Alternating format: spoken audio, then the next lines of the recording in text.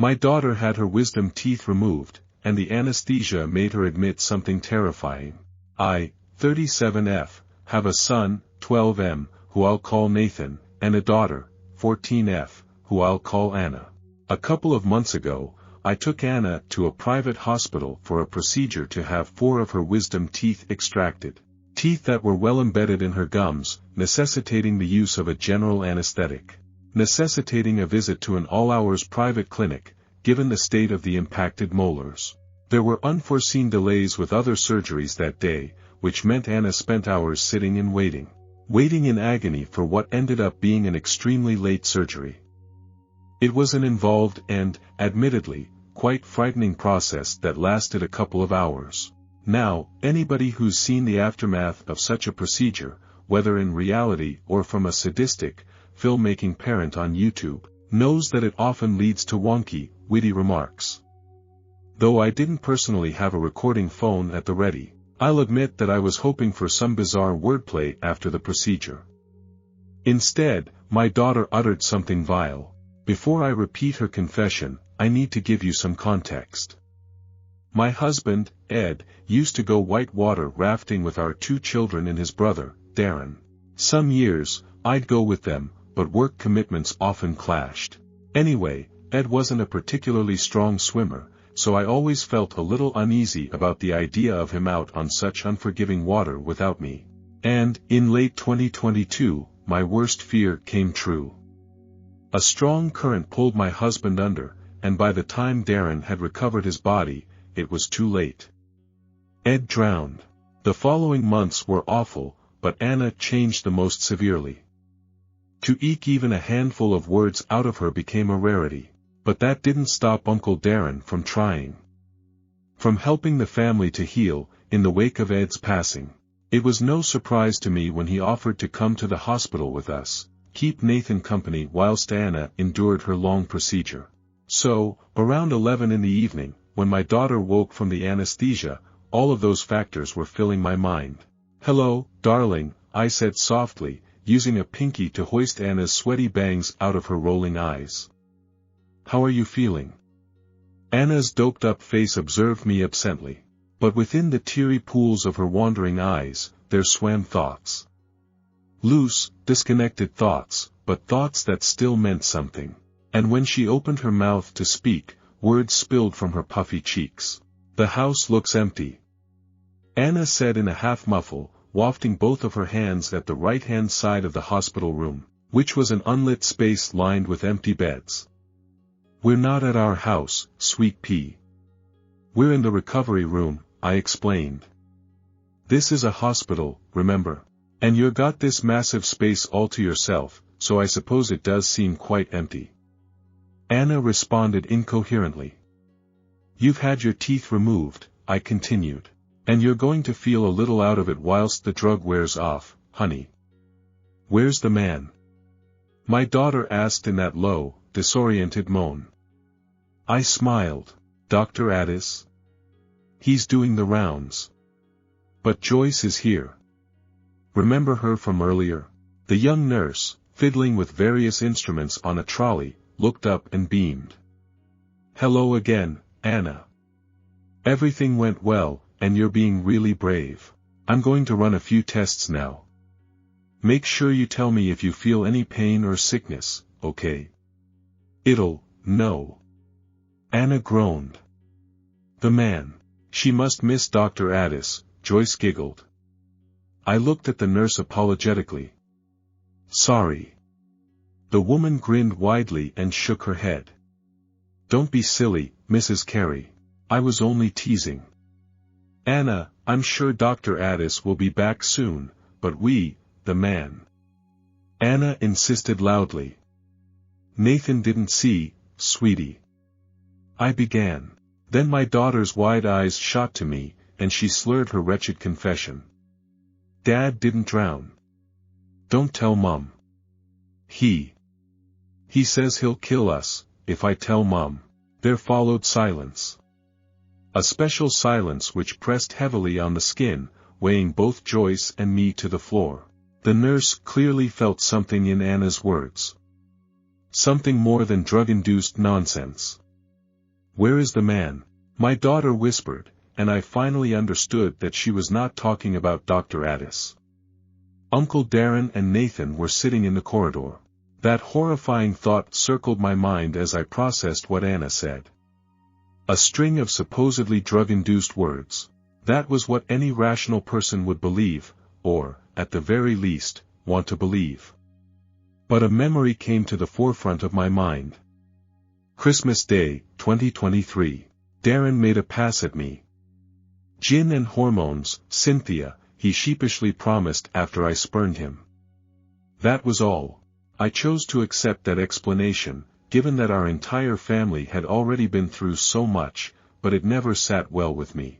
Even before Ed's death, something about Darren had never sat well with me.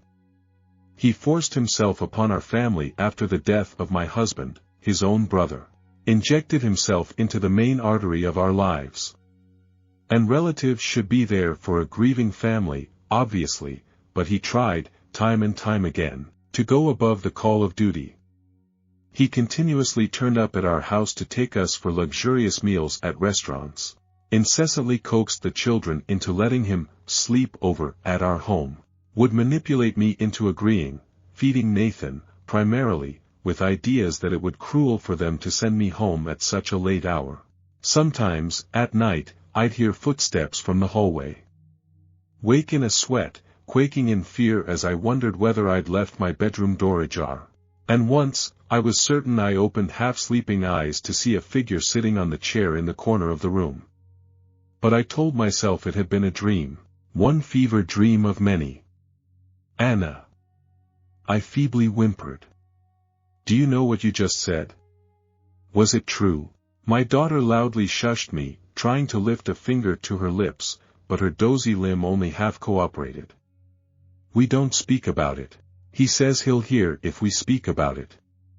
Says he's always listening, Mrs. Carey, the nurse croaked. Should I proceed? I shook my head. I don't know. I don't know what we should be doing right now.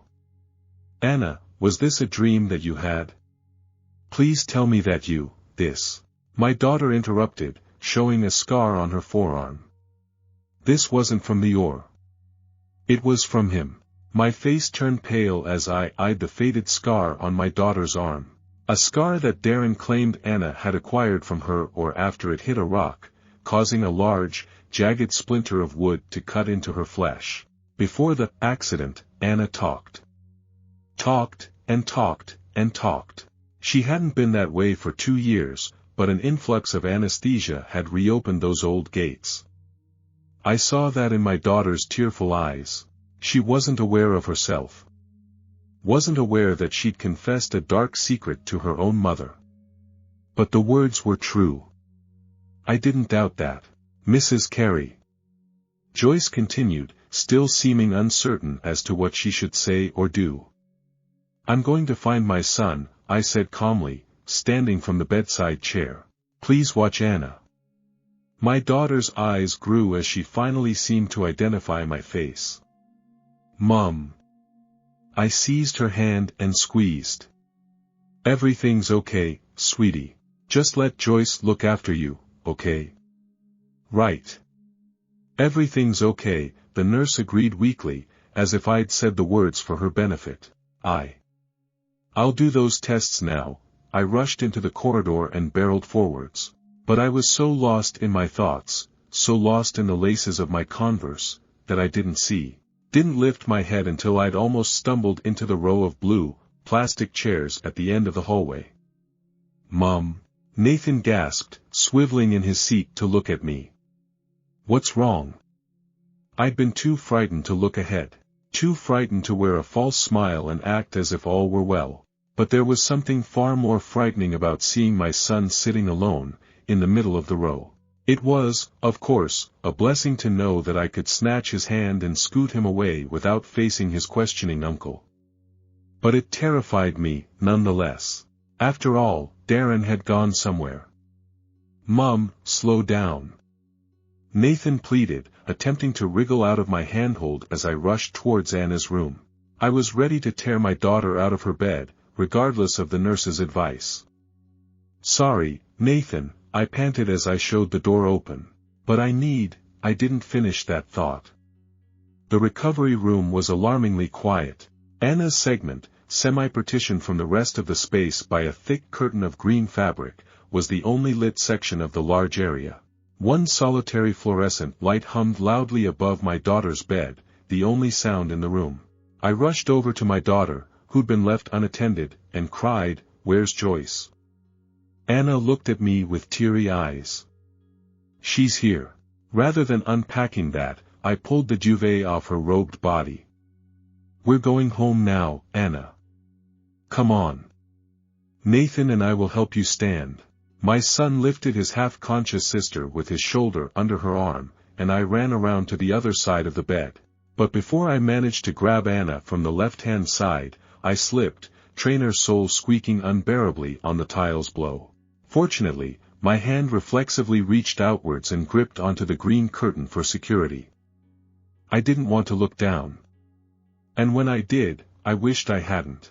There, starting to stain the lower half of my white Converse, was a pool of red, a spreading pool that flooded underneath the partitioning curtain. This wasn't pulled so far across before, I thought, rubbing the fabric between my unsteady fingers. Something I only noticed because my brain wanted a distraction from the horror of wading through a pool of red, a pool that seemed to swallow me, though it may not have been deep. May not have even resisted my feet. "Mom?" Nathan asked as he helped Anna stand on the other side of the bed. "What happened?" I answered not with words, but heavy breathing, and I lifted my stinging eyes to the curtain. Eyes that, if they'd been allowed, would have closed. But I had to do it, just as I had to look down. I knew what I would find, of course. I tore the curtain backwards to reveal, once again, the blackened side of the room, the 5 shadowy beds with unlit light fixtures above. I don't remember whether I screamed, as something in my terrified soul disconnected when I saw what lay on the neighboring bed. The lifeless body of Nurse Joyce. Her face and scrubs were drenched with thick layers of blood. Her mouth hung open in a final cry, and her eyes gone. Gone not in the sense that they had been clawed to ribbons, but in the sense that they had been plucked cleanly from their sockets. 2 deep, blood-filled cavities filled her skull. Her body was gutted, gushing what remained of the blood in her body onto the floor, adding to the growing puddle. I turned to my children, and I was thankful that Anna's vacant eyes were staring at the corner of the room. However, Nathan saw Joyce's body, in spite of my effort to stand in the way, and he began to cry. Began to buckle under the weight of supporting his sister. Fear had weakened his body. "Look at me, both of you," I cried, nearly slipping in the blood a second time as I rounded the edge of the bed. "Please," Nathan bawled as I tried to sling Anna's right arm over my shoulder, hoping to escort both of my children out of that nightmare, but my daughter shrugged me off. Before I said a word, Anna pointed a shaking finger at the far corner of the room. Pointed at something past the darkened beds. I think she might have tried to say something out of her tissue-filled mouth, some jumbled, muffled words. But she seemed even less coherent than before. And when I turned, I saw something worse than Joyce's body. There was just enough light to illuminate the vague outline of the room. The curtains drawn back to the wall, revealing the full stretch of the recovery area. The 4 empty beds, and a 5th bearing the nurse's mutilated corpse. It was all made slightly clearer thanks to the window at the end of the room. A long glass pane which allowed a smidge of moonlight inside, onto the far corner, near the 6th bed, towards which Anna was pointing. I saw the outline of an armchair, partially visible in that dark pit, and a dark, featureless head rising above the backrest. Somebody was sitting in the darkness. Watching us. He wriggled like a codfish as his lungs filled with water, came Darren's voice from the blackness. But I kept one of his ears above the surface, "Cynthia.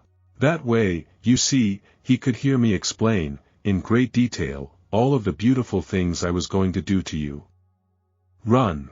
I shrieked at my children as the shape lunged forwards. There came the crying of my son, the door handle squeaking downwards, and shoe soles hurriedly beating against the floor. Loudening as something invisible charged towards me. There is no horror quite like knowing that something in the dark approaches. A horror that fixed me to the tiles, left to helplessly eye my oncoming fate. Darren hurled his body into me. A heavy-set man with a bulging gut and eyes to match. And I was stuck so rigidly within his animalistic gaze, which saw only prey before it, that I barely noticed the searing pain in my gut. But the agony came, of course, once the adrenaline started to wear off. It was always meant to be us, the man told me, his scentless breath stinging my eyes as he hovered an inch away from my face. Realization hit once the terror abated. The terror of trying and failing to smell his breath, inhuman breath neither stale nor rosy. But that was Darren, had always been Darren. He was nothing. Just an empty vessel. I'd always known that, somehow. I just never had any proof until that dreadful day. I realized, as my abdomen started to throb, that my brother-in-law had buried something in me. Sharp steel in my flesh, just shy of puncturing my lung. Then Darren lifted his free hand to my hair and brushed it off my ear, a practiced idea of what it means to be human, as he continued to twist the knife deeper, into my gut. Something he'd seen me do to Anna, I think. And that made me feel sicker. Reminded me that the creature before me was no person. Still, that awful concept propelled me. Motivated me, as Darren continued to talk, to plunge my quaking fingers into the back pocket of my jeans. "Don't worry about this," the man whispered, motioning at the blade in my belly. "I'll take you back to the van. Quietly. And I'll get you fixed up. Then I'll look after you, baby. I'll tend to you. Care for you, just as I have for the past 2 years. I will care for you so much better than my weak, pathetic excuse for a." Halfway through the man's long monologue, powered by the last dregs of adrenaline and blood in my fading body, I punched my makeshift weapon forwards, a set of keys that I wielded between my 2 middle fingers. And I did not choose a non-fatal mark. I intended to put the man down. The keys met Darren's jugular, and his flapping lips froze mid-sentence. Then my husband's killer released his gripping hand, leaving the knife in my gut, and moved it towards his bleeding neck.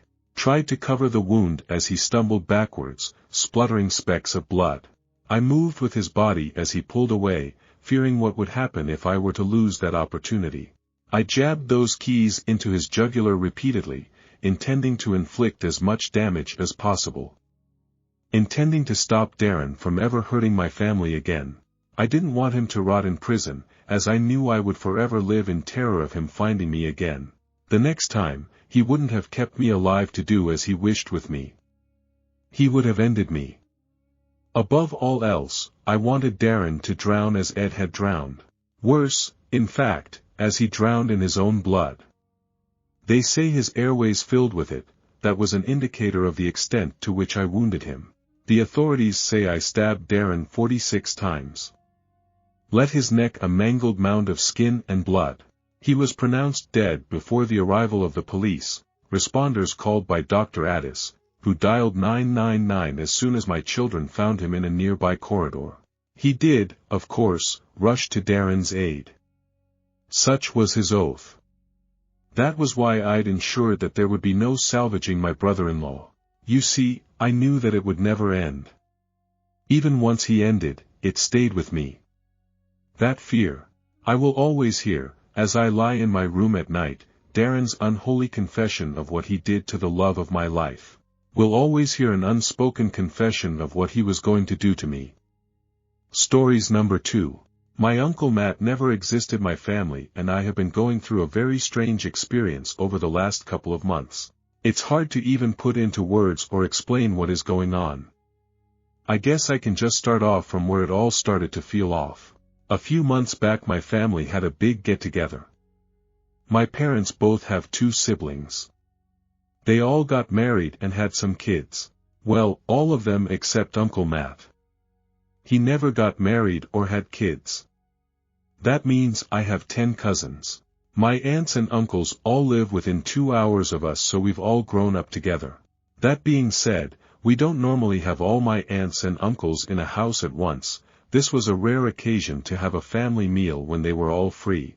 I will not be naming every single family member in this post because that seems like a lot of information, and honestly, you've already gotten more information about my family than you ever wanted, but I promise this context is important.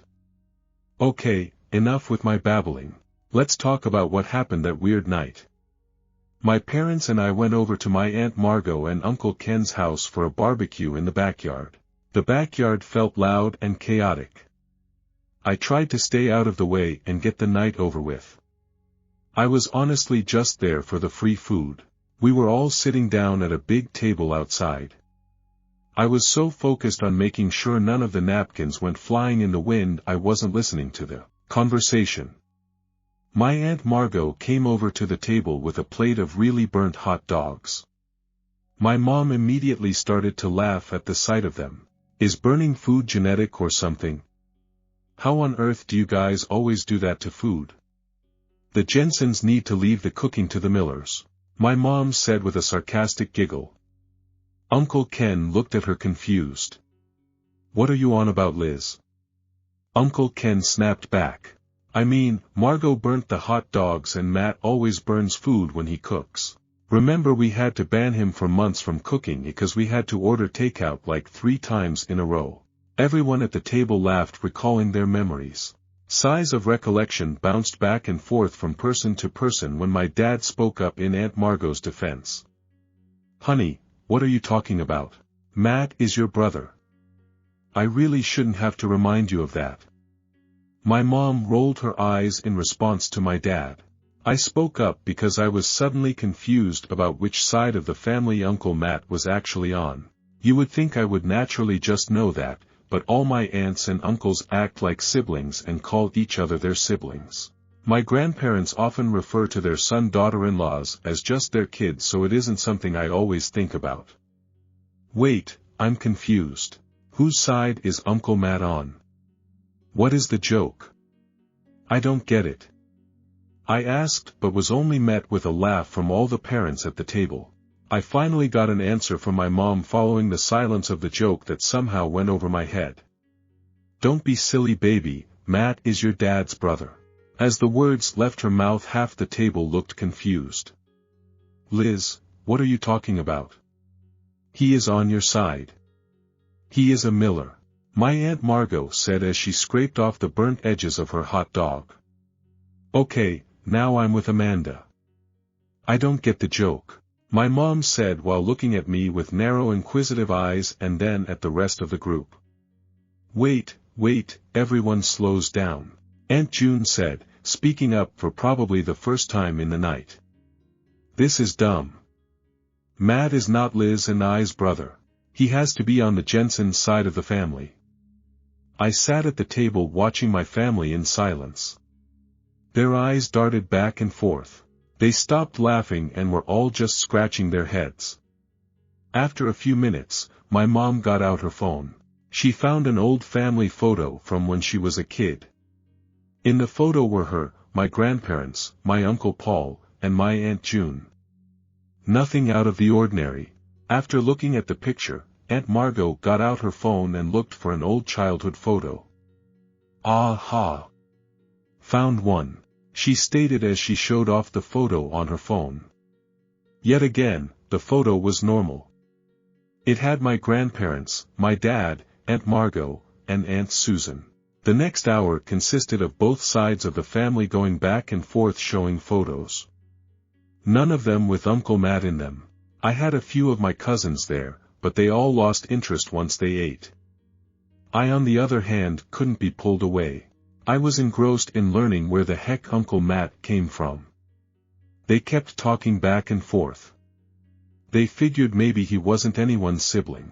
Maybe he was related by marriage or a second cousin twice removed that I just called Uncle Matt because that was the easiest thing to call him.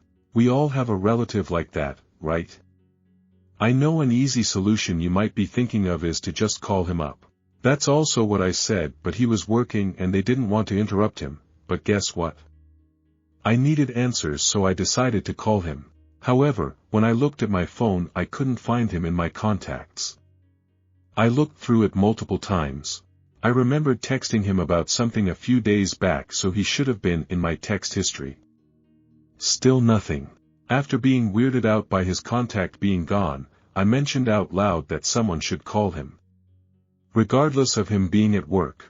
No one agreed with me, but once I told them his contact was missing from my phone, they all got curious and looked to see if he was missing for them too.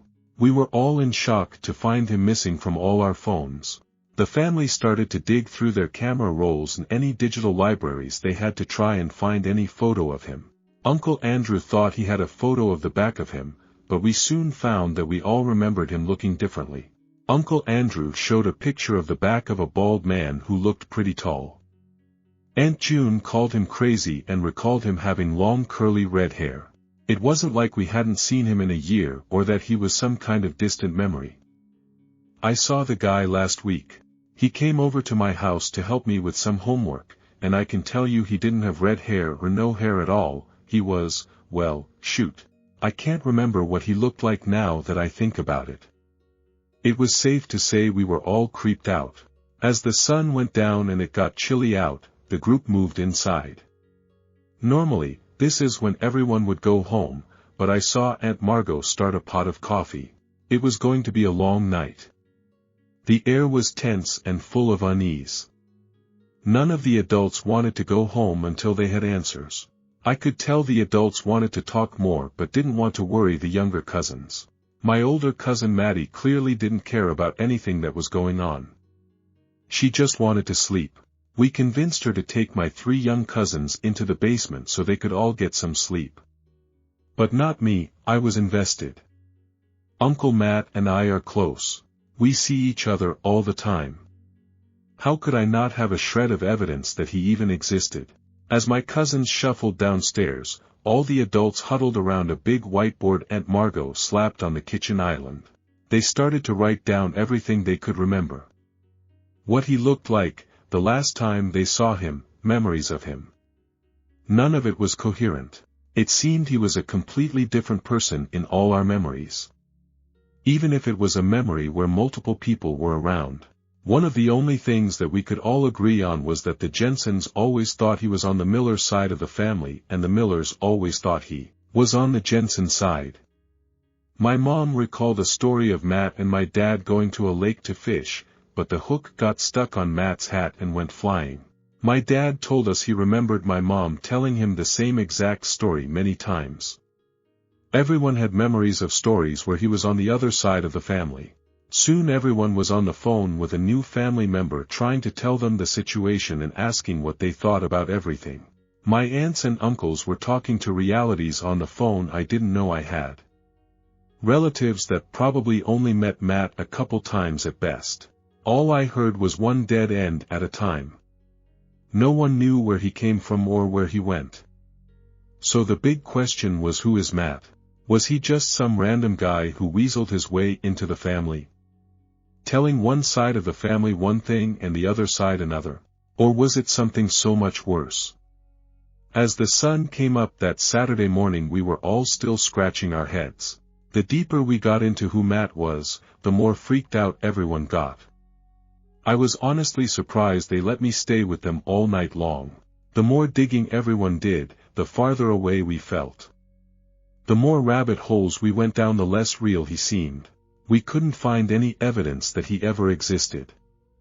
Some of us searched all over the internet for Matt Jensen, or Matt Miller, and a few of us searched for other last names in the family.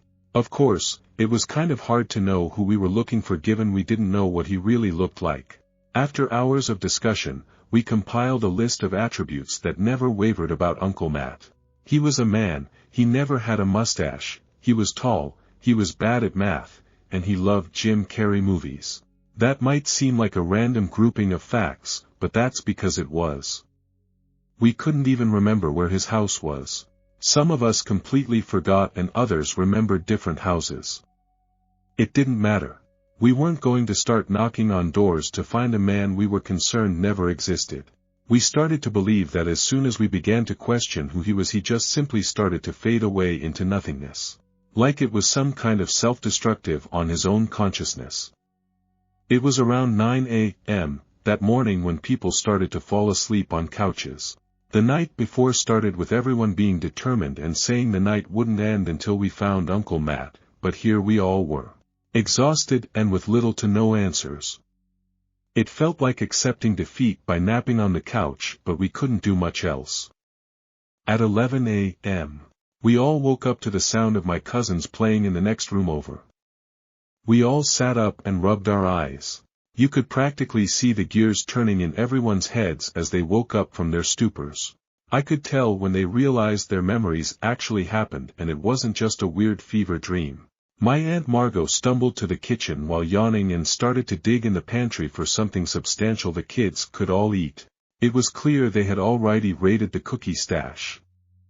As the adults had a quiet conversation, we heard something come from my cousin Cass that made us freeze.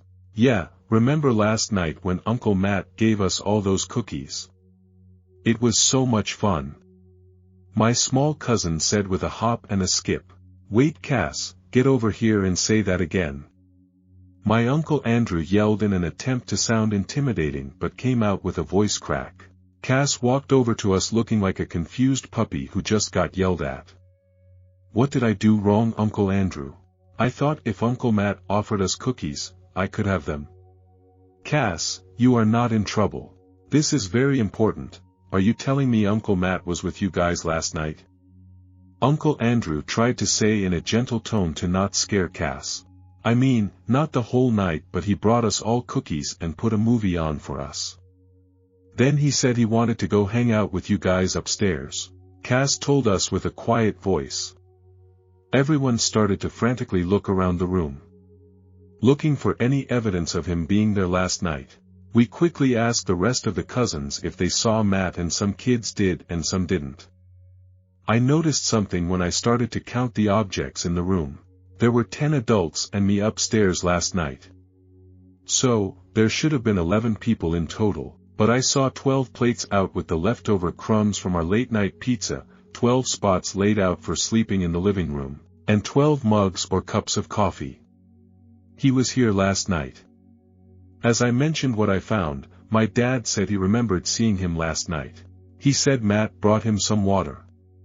Uncle Paul said he saw him go to the bathroom but couldn't remember him coming out. They mentioned how it felt like it never actually happened, but he managed to place the memory in them after the fact. How else would they see Uncle Matt right in front of them and not realize what was happening? I had a strange feeling that started to bubble up. I felt uneasy and restless. "Wait, something is off here," I said loudly to the room. "Everyone line up on the wall, I want to try something." For a second they all looked at me confused. They normally wouldn't let me boss them around like that, but they were desperate and tired. All the adults lined up against the wall. As I walked by then I counted out loud. Something strange happened. I counted 12 people including me. None of the kids were lined up. I wasn't counting myself twice. There was an extra person. Uncle Matt wasn't just here last night. He was with us in the room at that moment. Other members of the family even tried to count. We did it over and over again, even adding one of the kids to the mix, but every single time there was one extra person, but we still couldn't see him. How was he hiding in plain sight? Everyone ended up leaving my Aunt Margot's house that afternoon. We were all still extremely creeped out about the whole thing, but what could we do about it? Not much. It's not like Uncle Matt ever did anything violent. Mostly normal behavior except for a few memories of him that were kinda weird. One of us remembered seeing him in the kitchen, stacking and unstacking bowls for hours. Another person remembered him once packing for a vacation but his suitcase only had trash bags in it. And I have a memory of us sitting in front of a fireplace with him reading the instruction manual to a blender for a bedtime story. At least those were the kind of memories we had in the beginning. As the weeks went on, we started to remember things that got more and more concerning. He showed up in our houses in the middle of the night. Or buying us all hammers for Christmas. He once bought hundreds of dollars worth of knives and put them in my dad's car. Once we developed disturbing memories of him, we tried to tell the police. Of course, They couldn't find any evidence of his existence, so they couldn't help us. It didn't help our case that we couldn't even give them a last name. How on earth are they supposed to find a guy based on his name being Matt and no physical features? So who is Uncle Matt? I can say with 100% certainty, I have no clue. Is he a man? Is he an entity? Is he a figment of our imaginations? Or is he nothing at all? I don't know. And that's the worst part of all. He seems to always be around at family dinners. Most of the time I count the number of people, I end up with an extra person. He feels like a virus, always implanting a memory of himself being around, but in the moment I never see him. It seems to be a family joke at this point, always leaving out an extra plate for him or something. In my opinion, no one is taking this situation seriously. I know he hasn't hurt anyone, but why should we wait for something to happen? I swear I can feel it when he shows up. The hairs on the back of my neck stand up. My family has given up on trying to figure out who or what Uncle Matt is. But I haven't. It feels like they have all just forgotten the disturbing memories of him. I swear the deeper I dig to find him, the worse the memories get. Like he is rotting and festering in my memories. Right before my eyes. I'm starting to think it's his attempt to stop me from looking for him. The fact that he is punishing me for looking for him makes my concern grow more and more. Why is he suddenly running now that I am on to him? Why is he so afraid of me finding him? And what will happen once I do find him? I will find you, Uncle Matt. I will find out what you are. Stories number 3. For my 12th birthday, my dad surprised me with 2 real-life mermaids. I'm currently completely at a loss what to do. I, 21F, have just escaped my parents, after finding something horrifying in my dad's beach house. I've always loved mermaids. Yes, I was one of those kids obsessed with everything mermaid, whether that was TV shows, movies, books, any marine-related media, really, but mermaids especially. I loved everything about the sea, about water, until I almost drowned on my 5th birthday. So, with a newfound fear of even dipping my toes in the shallows, I became fascinated with fake water instead. Mom called it a mental illness. I can see where she was coming from, considering I asked for every pool or water-related game ever made. But I was just a kid. I preferred water to land, and even terrified of it, I still wanted to submerge myself in it, imagining a whole other world. I barely remember almost drowning, only the contorting fear twisting inside me and swallowing me up, the inability to speak, my voice cruelly torn away, my breath stolen as I sank further into the abyss, also known as the deep end of our neighbor's pool. Mom said I didn't realize it was that deep since I was used to our own pool. There I was, sitting on the edge with my legs swinging in a plate of birthday cake in my hands, when I had the bright idea to show the adults how cute I was. This is my mom's retelling, so it's probably exaggerated, but apparently, I dropped headfirst into the pool, cake and all, and sank straight to the bottom. Dad dove in after me, pulling me back to the surface, dragging me from the shallows. But it was too late. I was screaming, hysterical, backing away from the pool like it was filled with lava. The crazy thing is, I remember this exact feeling. I remember staggering back, the ice-cold breeze tickling my cheeks, feeling wrong compared to the warmth of the water that was supposed to protect me. The ice-cold concrete of my neighbor's patio felt wrong. Land felt wrong. The water, that had almost killed me, felt right, and I could never understand why. Instead of caressing me, this cruel underwater world had dragged me down, down, down, squeezing my lungs and stealing my air, crushing instead of cradling me.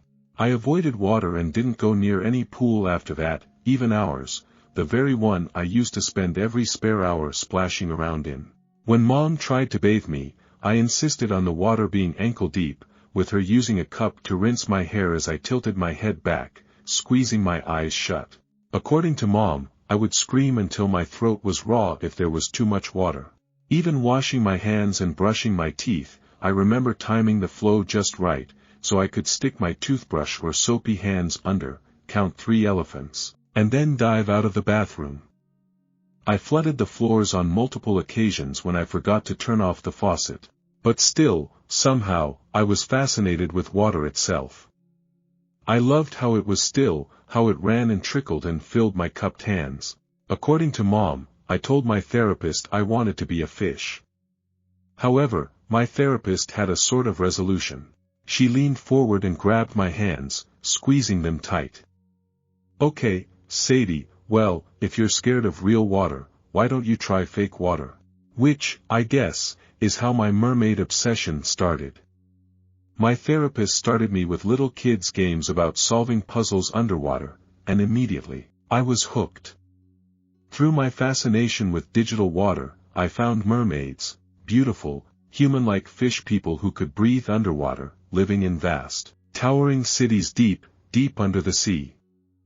I watched every Little Mermaid, binging mermaid-themed movies and TV shows. By the age of 9, I was fully convinced I was actually a mermaid, and touching water would magically transform my legs into a tail. It didn't, obviously, so I did what any supposedly mentally ill 9-year-old would do. I swallowed 2 teaspoons of salt mixed with tears of terror before sticking my head underwater for 10 seconds. Again, nothing happened. But I was starting to slowly overcome my fear of being submerged in water, so I lowered myself onto the stairs in the shallow end of our pool and forced myself to get used to it. I was still acclimating when my brother shoved my head under, quickly reminding me of that sensation, the squeezing of my chest, the inability to breathe, choking on bubbles exploding around me. After that, Dad insisted on teaching me how to swim. Like me, he'd always been fascinated with water, so he refused to have a child who couldn't swim. Before my older brother and I were even born, he enrolled us in lessons. Harvey was 5 years older than me, so he could already swim. Dad wanted to take me to the sea, though I was more comfortable in the pool.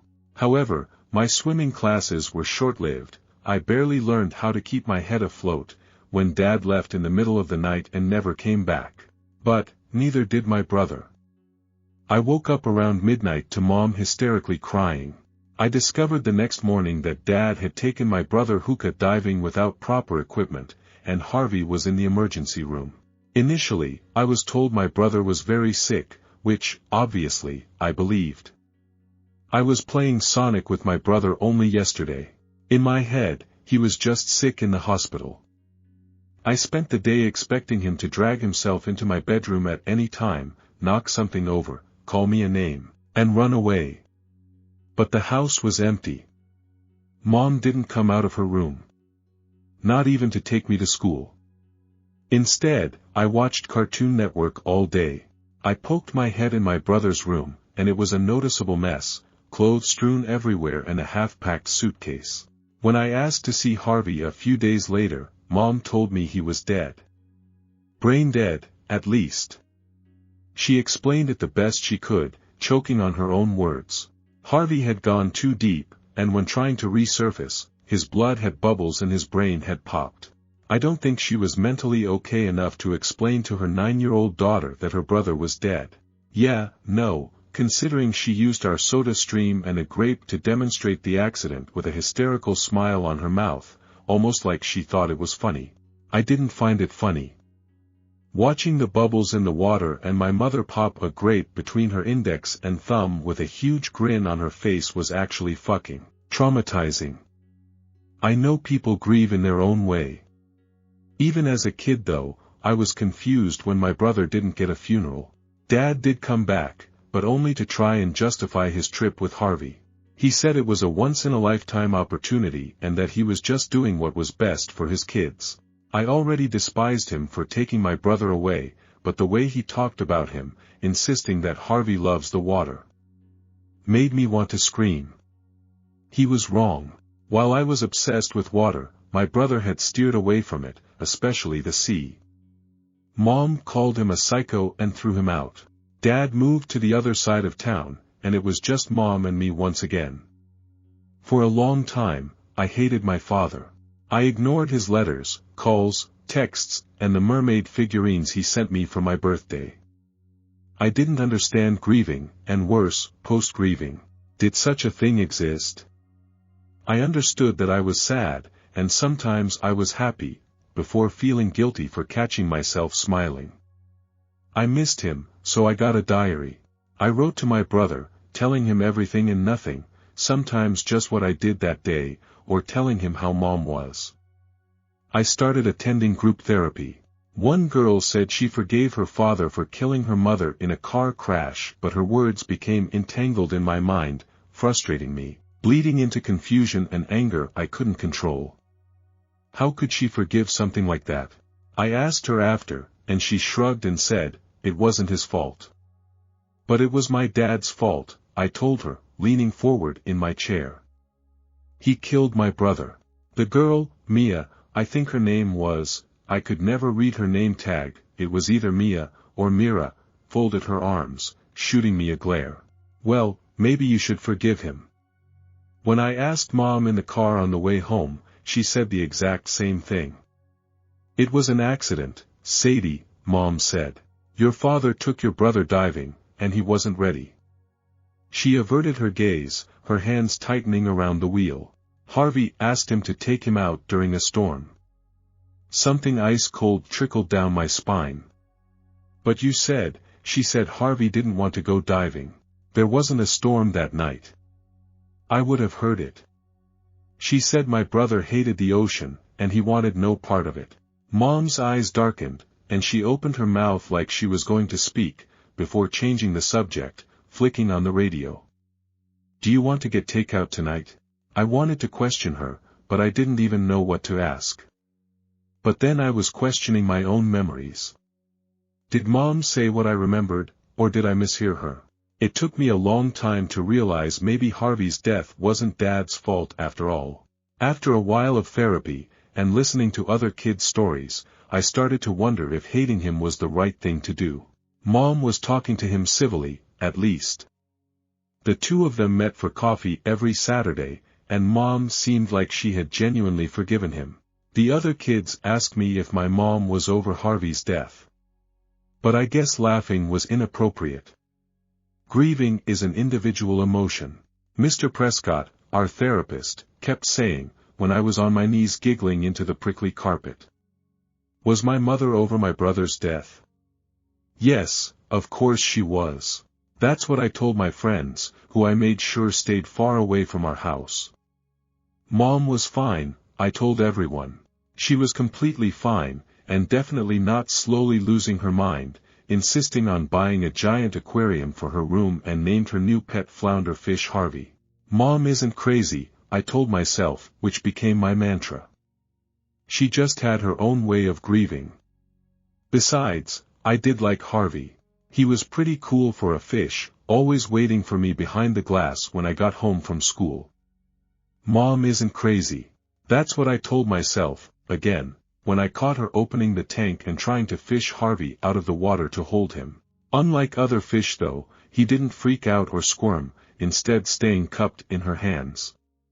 So, no, I finally admitted to my therapy class, bursting into tears. Mom definitely wasn't over my brother. I was 11 years old, and my mother was on the brink of a breakdown.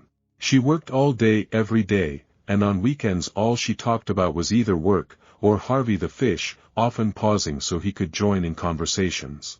Sometimes, she asked him, how's school? I had to quietly remind her that the fish wasn't actually my brother. I needed someone normal. I found normal in the family pool, enveloping myself in my comfort zone.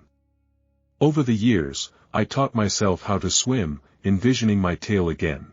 In my mind, I could swim away from my family, and never go back. Unfortunately, I was old enough to know mermaids weren't real. The only connection I did have with the ocean was with Harvey. Dad called every day inviting me to visit. I always declined. I wasn't interested in his shiny new life. Dad was an architect, and had designed his own house by the sea. I ignored him until my 12th birthday, when he sent a text which just said, "Happy birthday, pumpkin. I have a surprise for you, but you're going to have to come see it yourself. Our door is always open, Sadie. You're going to love them." I wasn't exactly ecstatic. Dad's new girlfriend, who was half his age, smelled like red tide when she came to visit, and I wasn't looking forward to the awkward conversation I would be having with my father. If I'm honest, though, part of me was intrigued by the photos Mom showed me. So, ignoring my therapist, who said, just give it a little more time, I rode my bike to his beach house after school. Dad's place teetered on the sea, designed to blend with the ocean itself. On the edge of a cliff, with grandiose pillars, which were way too much, lay my father's house, cut off from the rest of the town, and definitely showing off his wealth. I wasn't expecting it to be so modern. French doors leading me inside sported betta fish carvings, an axolotl in a 50-gallon tank greeting me with its trademark smile.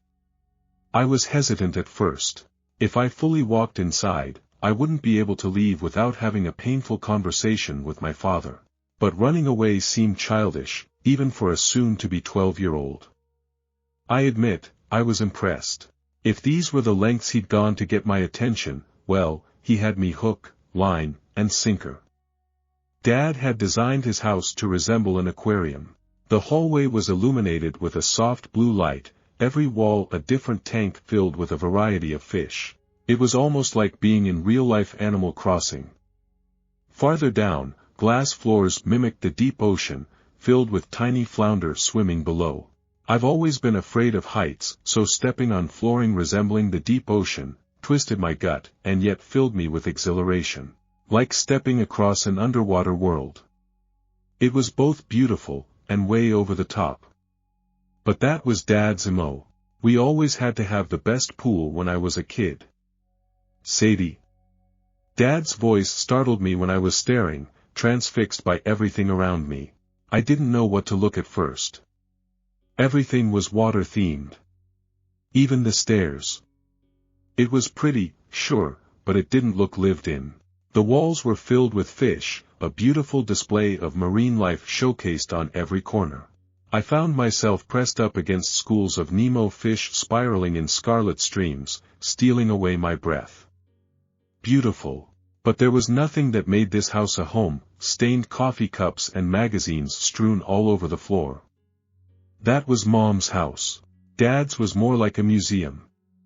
I was intrigued by the kitchen lit up in a bioluminescent glow, slowly inching towards it, when Dad's voice came again. This time, from underneath me. I'm in the basement, sweetie. I had half a mind to run.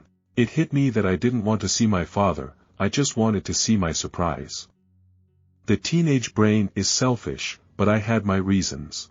Still, though, I found myself drawn to the basement, my sneakers making smacking noises down the steps. Unlike upstairs, the lower levels of Dad's house were yet to be renovated. Thinking of the Death Star, there was no stair rail. My hands grazed cold brick walls, before darkness became ocean blue, like walking on the seafloor. The low hum of a filtration system cut through the silence, my steps quickening. The basement was not what I was expecting, a simple room with one singular tank. The stink of seawater and bleach drowned my nose and throat, both clinical and otherworldly, forcing my legs further. Dad stood in front, grinning beneath a banner saying, "Happy 12th birthday." I was already taking steps forward, my body in control of my mind. The tank was darker than the others, tiny green lights at the bottom illuminating clear water. I could barely register Dad's words, my gaze glued to the glass. His voice sounded like ocean waves crashing against the shore, wading in and out of my ears. "I asked my friends for a favor," he said. "They specialize in marine research, and, well, during their last expedition, they found something incredible, Sadie." Dad's grin was contagious, and in 3 strides, I was pressing my face against the glass. I don't know what I was expecting. Was it a new species of fish? "They're shy." Dad hummed. "Just stay there, and they'll come over to you." I found my voice strangled in my throat, my skin prickling with goosebumps. They. Something warm expanded in my chest and a face appeared behind the glass, a beautiful girl with long dark hair haloing around her, tiny points on her ears and strange rugged skin. But it wasn't her face I was mesmerized by. Yes, she was hypnotizing, every part of her seemed to glow, wide green eyes and a glittering smile. I staggered back, a cry clawing at my throat, when I realized she didn't have legs. Instead, a long blue tail was molded to her torso, each scale intricate and sparkling. The skin below her breast was rugged, slits carved into her flesh. Gills. This couldn't be happening, I thought, dizzily. I was staring at a real-life mermaid. She was so pretty, graceful, gently tapping on the glass, playing an invisible piano with her fingers. I was joining in, laughing when the mermaid pressed her fingertips against mine, when movement came behind her, a shadow looming into view. It was a boy this time, dark brown hair billowing around him adorned with seaweed, a green tail in place of legs. There was a noticeable scar on his throat. It made me wonder if a fish had attacked him. The merman was different. Unlike his female companion, he wasn't smiling, instead folding his arms and refusing to meet my gaze. When he accidentally made eye contact, he turned and flicked his tail in my face, hiding behind the girl. Dad laughed. The male is quite standoffish. Don't worry, he's like that with everybody. He wasn't easy to catch. I could barely speak, staring at the girl, who waved, her smile broadening. Aha! I managed to choke out. I didn't notice my father wrapping his arms around me. His touch felt foreign and wrong, but also comforting. I hadn't hugged him in so long. I found myself missing him, and the conversation I wanted to have, all of those poisonous words in my throat, contorted into childish squeals of joy. They're yours, Sadie, Dad murmured into my hair. I have a deal where I can keep them here for observation, but they're officially yours. Mermaids. I said. Dad nodded. Well, the scientific name for them is HAB, or human-like aquatic beings, but yes, he chuckled, they are mermaids. Dad paused, striding over to the tank. I noticed the male mermaid flinch, almost immediately swimming over to the glass, tapping his fingers against the pane. I joined him, raising my fingers while watching his dark brown curls fly around him, bubbles escaping his mouth when he parted his lips in what I think was a greeting. The points in his ears reminded me of Faye, and I couldn't stop smiling. He looked so human, and yet these tiny details, like his ears, and narrow features, told me he belonged in the ocean. I had dreamed of being able to breathe underwater, and this boy was doing just that, staring at me with coffee brown eyes. When his head inclined slowly, I couldn't resist a giggle. I figured I looked pretty alien to him. Dad nudged me playfully. We haven't figured out their language yet. We know it's quite similar to whales, or even dolphins. It's rare when they do speak, but it's beautiful, Sadie. Dad's eyes were wide. It's almost like they're singing the melody of their world, the songs of their people. I prodded the glass, and the merman copied, his lips curling into a scowl. The female mermaid swam over, shoving him out of the way. She seemed more excited, following my fingers excitedly. What do you think you're going to call them? Dad hummed. I turned to him. They don't have names. He shrugged, and then Dad's expression was my father again, his eyes growing sad, like he remembered why I was here, and just like me, Dad didn't want to talk about my brother. Turning to face the mermaids, his smile faded. They were originally named Specimen 1 and 2, but I don't think those names suit them. I met the girl's eyes, and like a child, her smile broke out into a grin. While she was wide-eyed and smiley, the male mermaid folded his arms, carefully tracking me with his gaze, lip curled, like he could sense me thinking up names. I traced the glass, the seaweed entangled in the boy's hair almost resembling a crown. I half wondered, giddily, if the male was a prince. Phelan. I said, without thinking, and to my shock, he rolled his eyes. Dad cleared his throat. The male seems to have remarkably similar characteristics to a human male, he said, his paperwork suggests he copies human expressions. I moved on to the girl, who was playful, tapping her fingers against the glass. Era. The girl nodded excitedly, copying my smile. Dad was hesitant this time to touch me, instead clapping me on the shoulder. "I think she likes her name," he said, heading to the door. "Elle is making pasta, if you want to join us." "No pressure, sweetie." Dad left me with the mermaids, and admittedly, the first thing I did was jump up and down like a 12-year-old. I ate dinner with Dad and his girlfriend that night, and I waited to have the talk, but it never came. In fact, when I visited the following weekend, everything I wanted to tell him was suffocated by the beings in his basement. I spent hours with the two of them, talking to Era about everything from school to my worries about my mother. She would nod and try to listen, her eyes wide, like she could understand me. I figured that wasn't the case when I lied and told her an asteroid was going to destroy the planet, and she nodded excitedly, lips spreading into a grin. Sometimes, she copied me. When I laughed, she did too, or she tried to. I don't think it was easy for her under the water. I started missing therapy sessions to spend time with the mermaids, but it was only Era who engaged with me, always waiting for me when I arrived, sometimes asleep, curled up at the bottom of the tank. Phelan, meanwhile, completely ignored me, instead spending all of his time either scowling at me, or closer to the surface. I caught him trying to swim up several times, only to dive back down, returning to his little spot to continue brooding. As I got older, I expected the mermaids to age, too. But instead, they seemed to be physically frozen around what looked like the ages of early 20s, judging from their looks. I turned 13, and I spent every summer and weekend with them.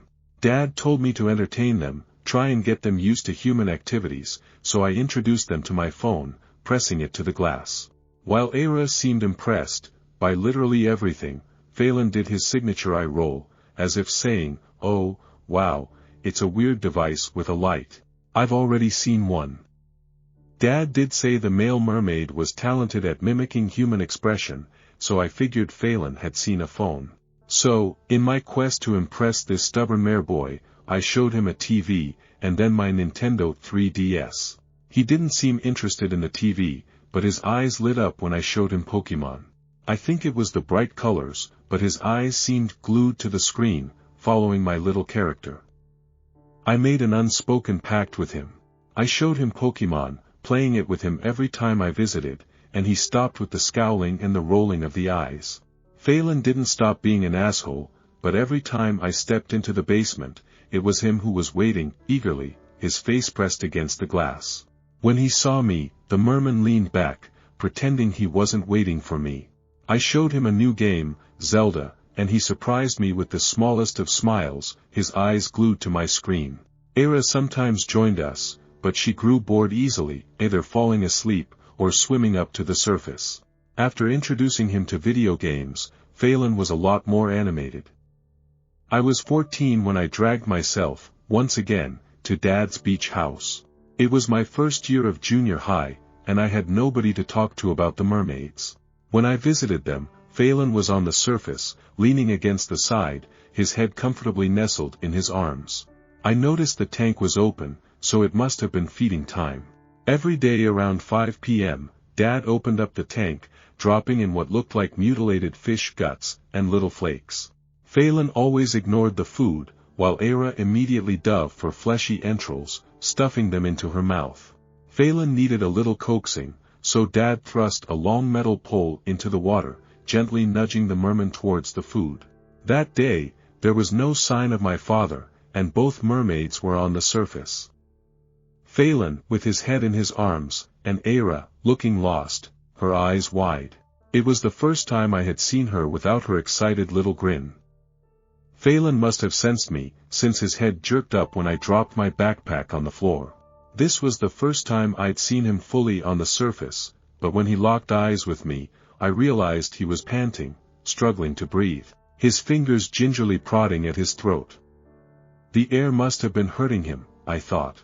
He wasn't used to our air, so why was he so insistent on staying on the surface? Stupid boy. I made my way over to the tank, and to my surprise, he swam over, sticking his head over the side. Phelan made a choking sound and I understood he was trying, and failing, to mimic our language. He tried again, his eyes strained, lips parting, but no words came out, only strange guttural noises I could almost mistake for words. This happened twice. The second time, the tank was half shut, but Phelan broke the surface when he saw me come in, parted his lips, and tried to speak, seemingly frustrated with his inability to mimic human speech. He tried again, and this time I could see he was visibly struggling to stay on the surface. Era, to my confusion, pulled him back under the water, and to me, pointed upwards. I did my best to communicate with her, just like Dad told me. I had to speak with my hands instead of my mouth. "You want me to open the tank?" I said, motioning upwards. "Sadie." Dad joined me, carrying a bucket full of entrails. He dumped the food in the tank and shut the lid all the way, flashing me a smile. "I know they're pretty to look at, but they're also dangerous." He nodded to Phelan, who ignored the food, instead pressed against the glass, glaring at my father. "These beings are carnivores, sweetie. I don't mean to scare you, but I don't think swimming with them would be a whole lot of fun." I found myself nodding, watching Sharp Red dilute the depths, Era snatching up tangled fish intestine. I watched her eat it, sharp incisors biting through a cloud of red obscuring my vision and spreading around her. The smile on her face no longer looked playful.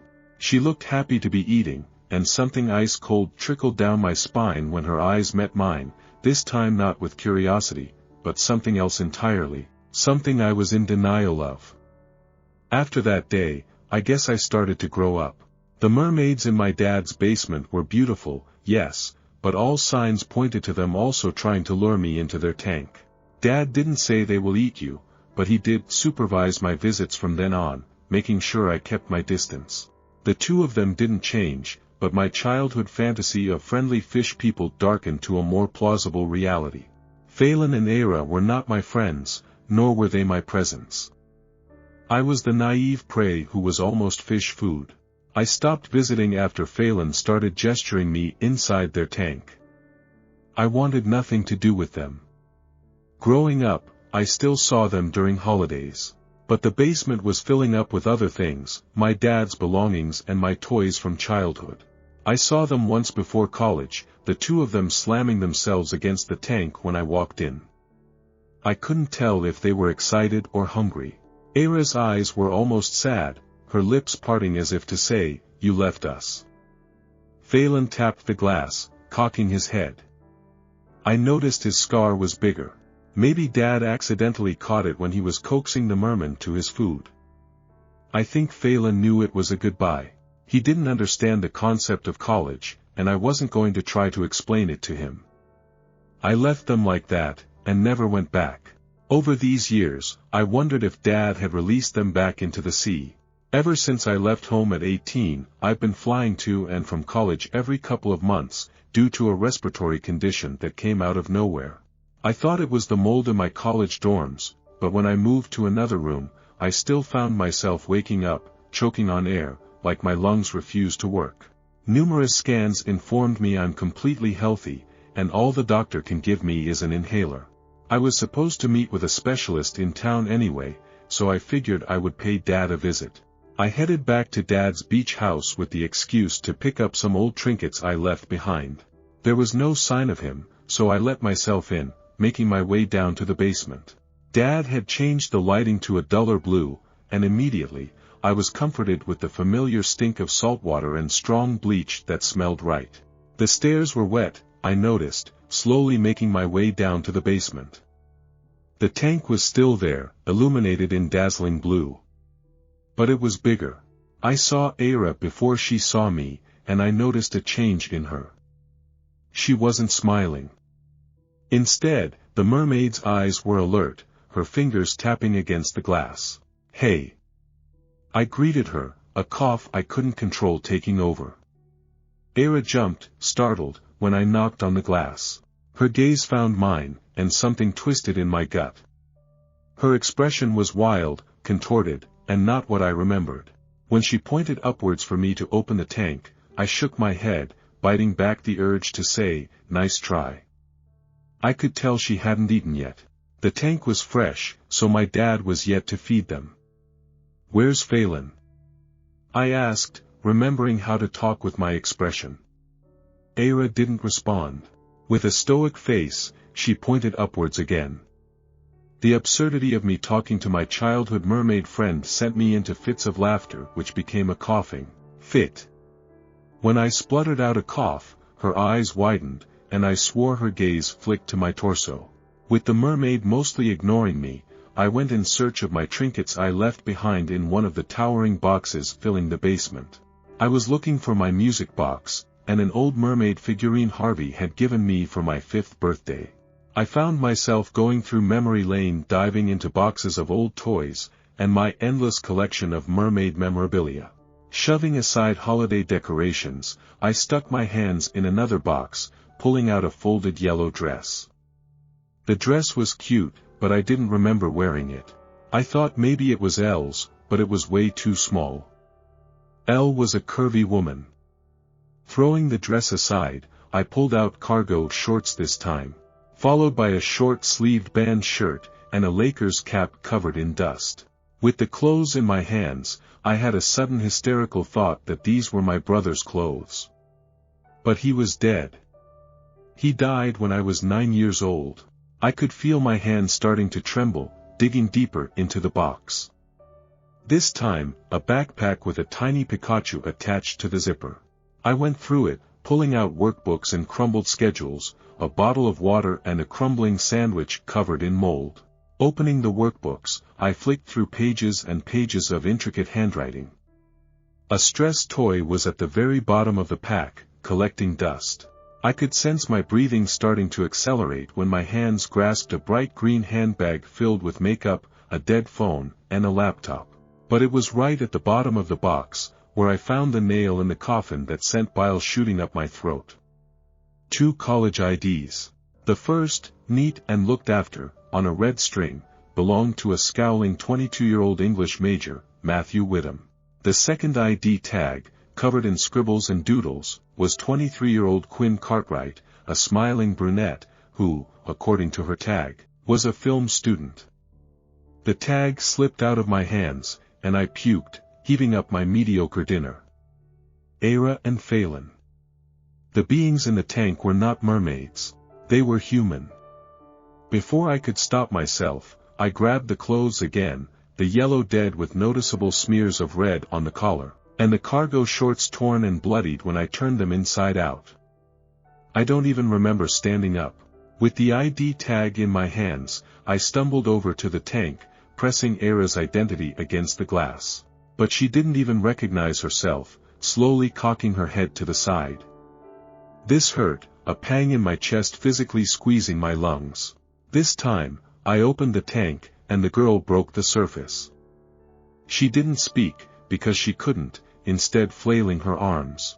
I thought back to the scar on Phelan's throat, and I felt sick to my stomach.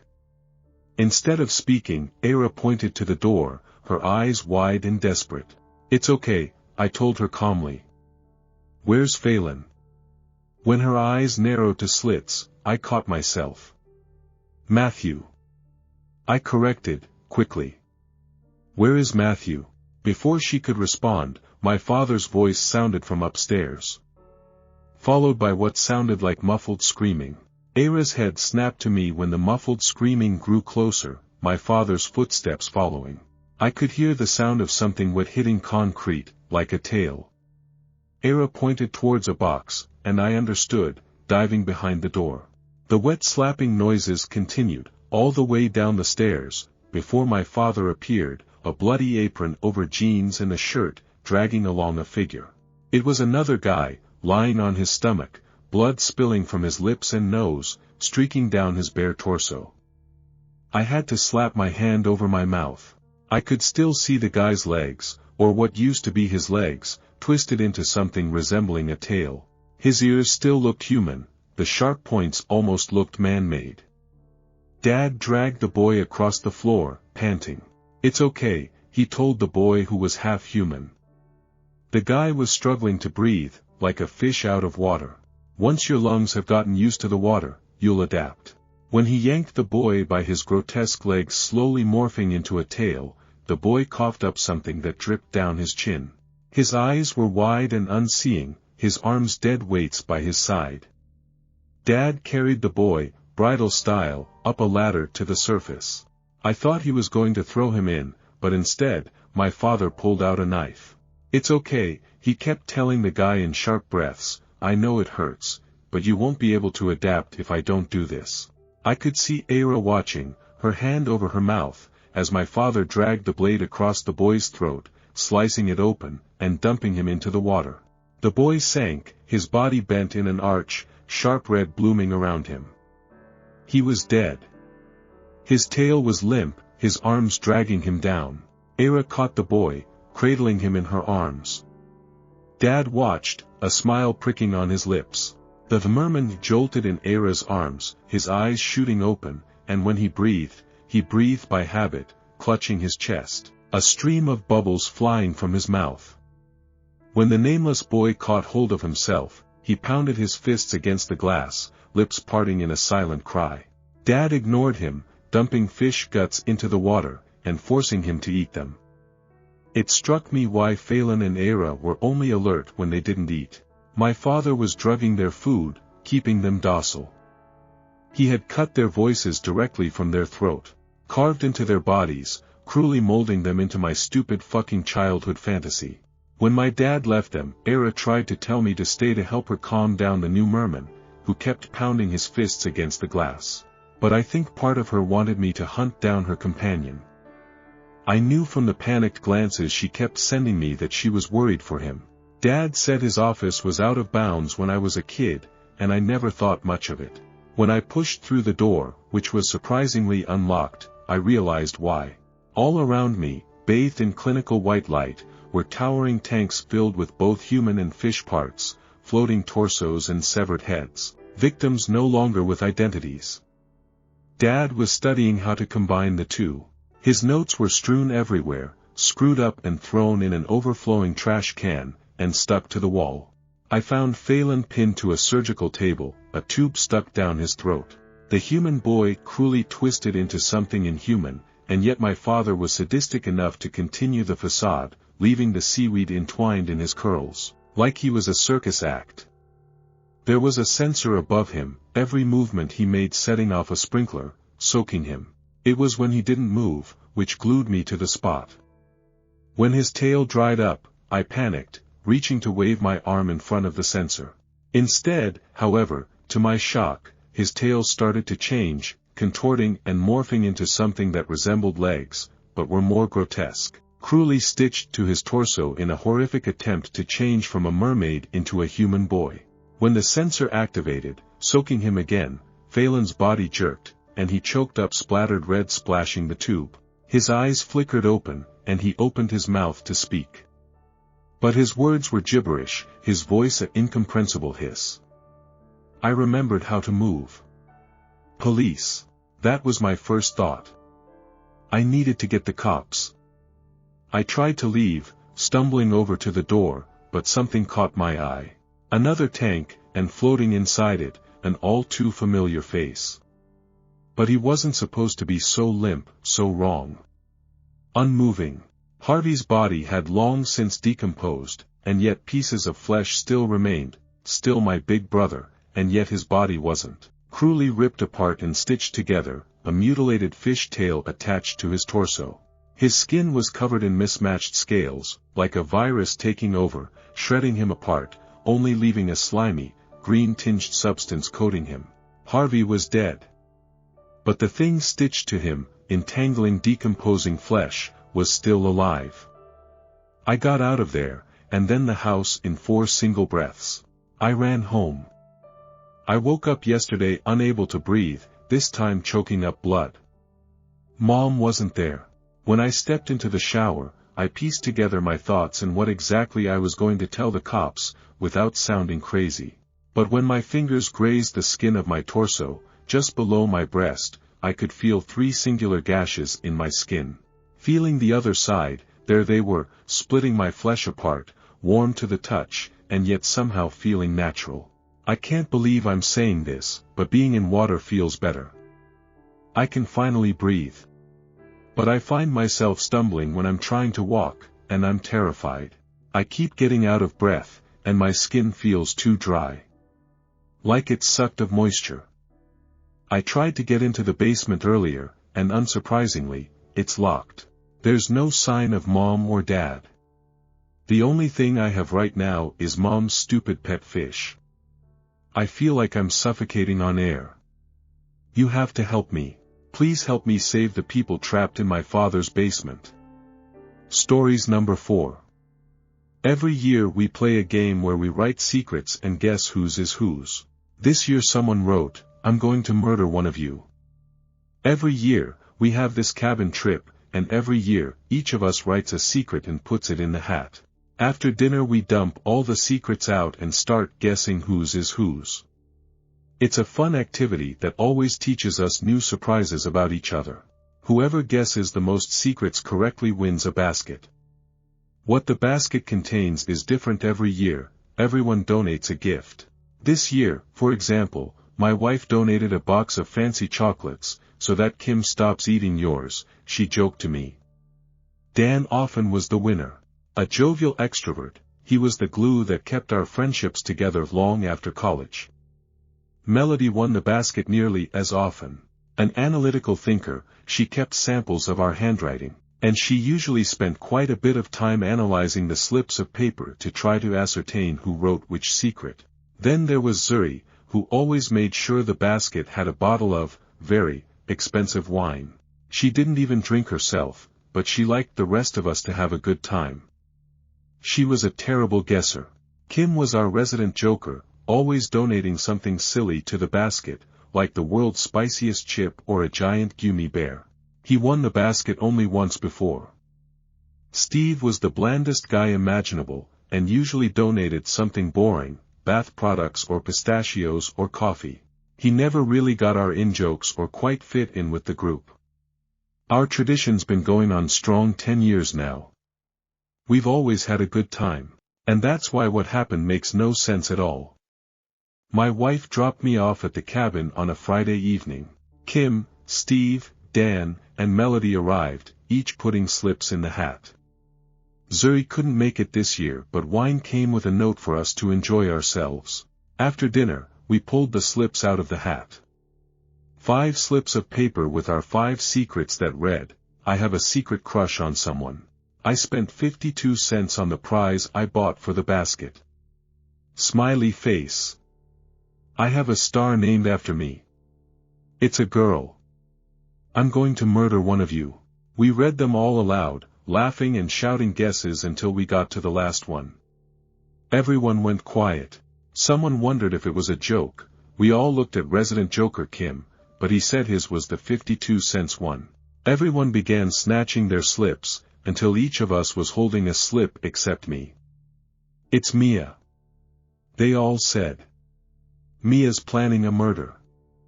"No, I'm not." I sputtered. I wrote, "I started a new diet." Who had swapped my secret for the murder one? To say that tensions were high would be an understatement. In the end, Dan suggested we skip the game and share the basket.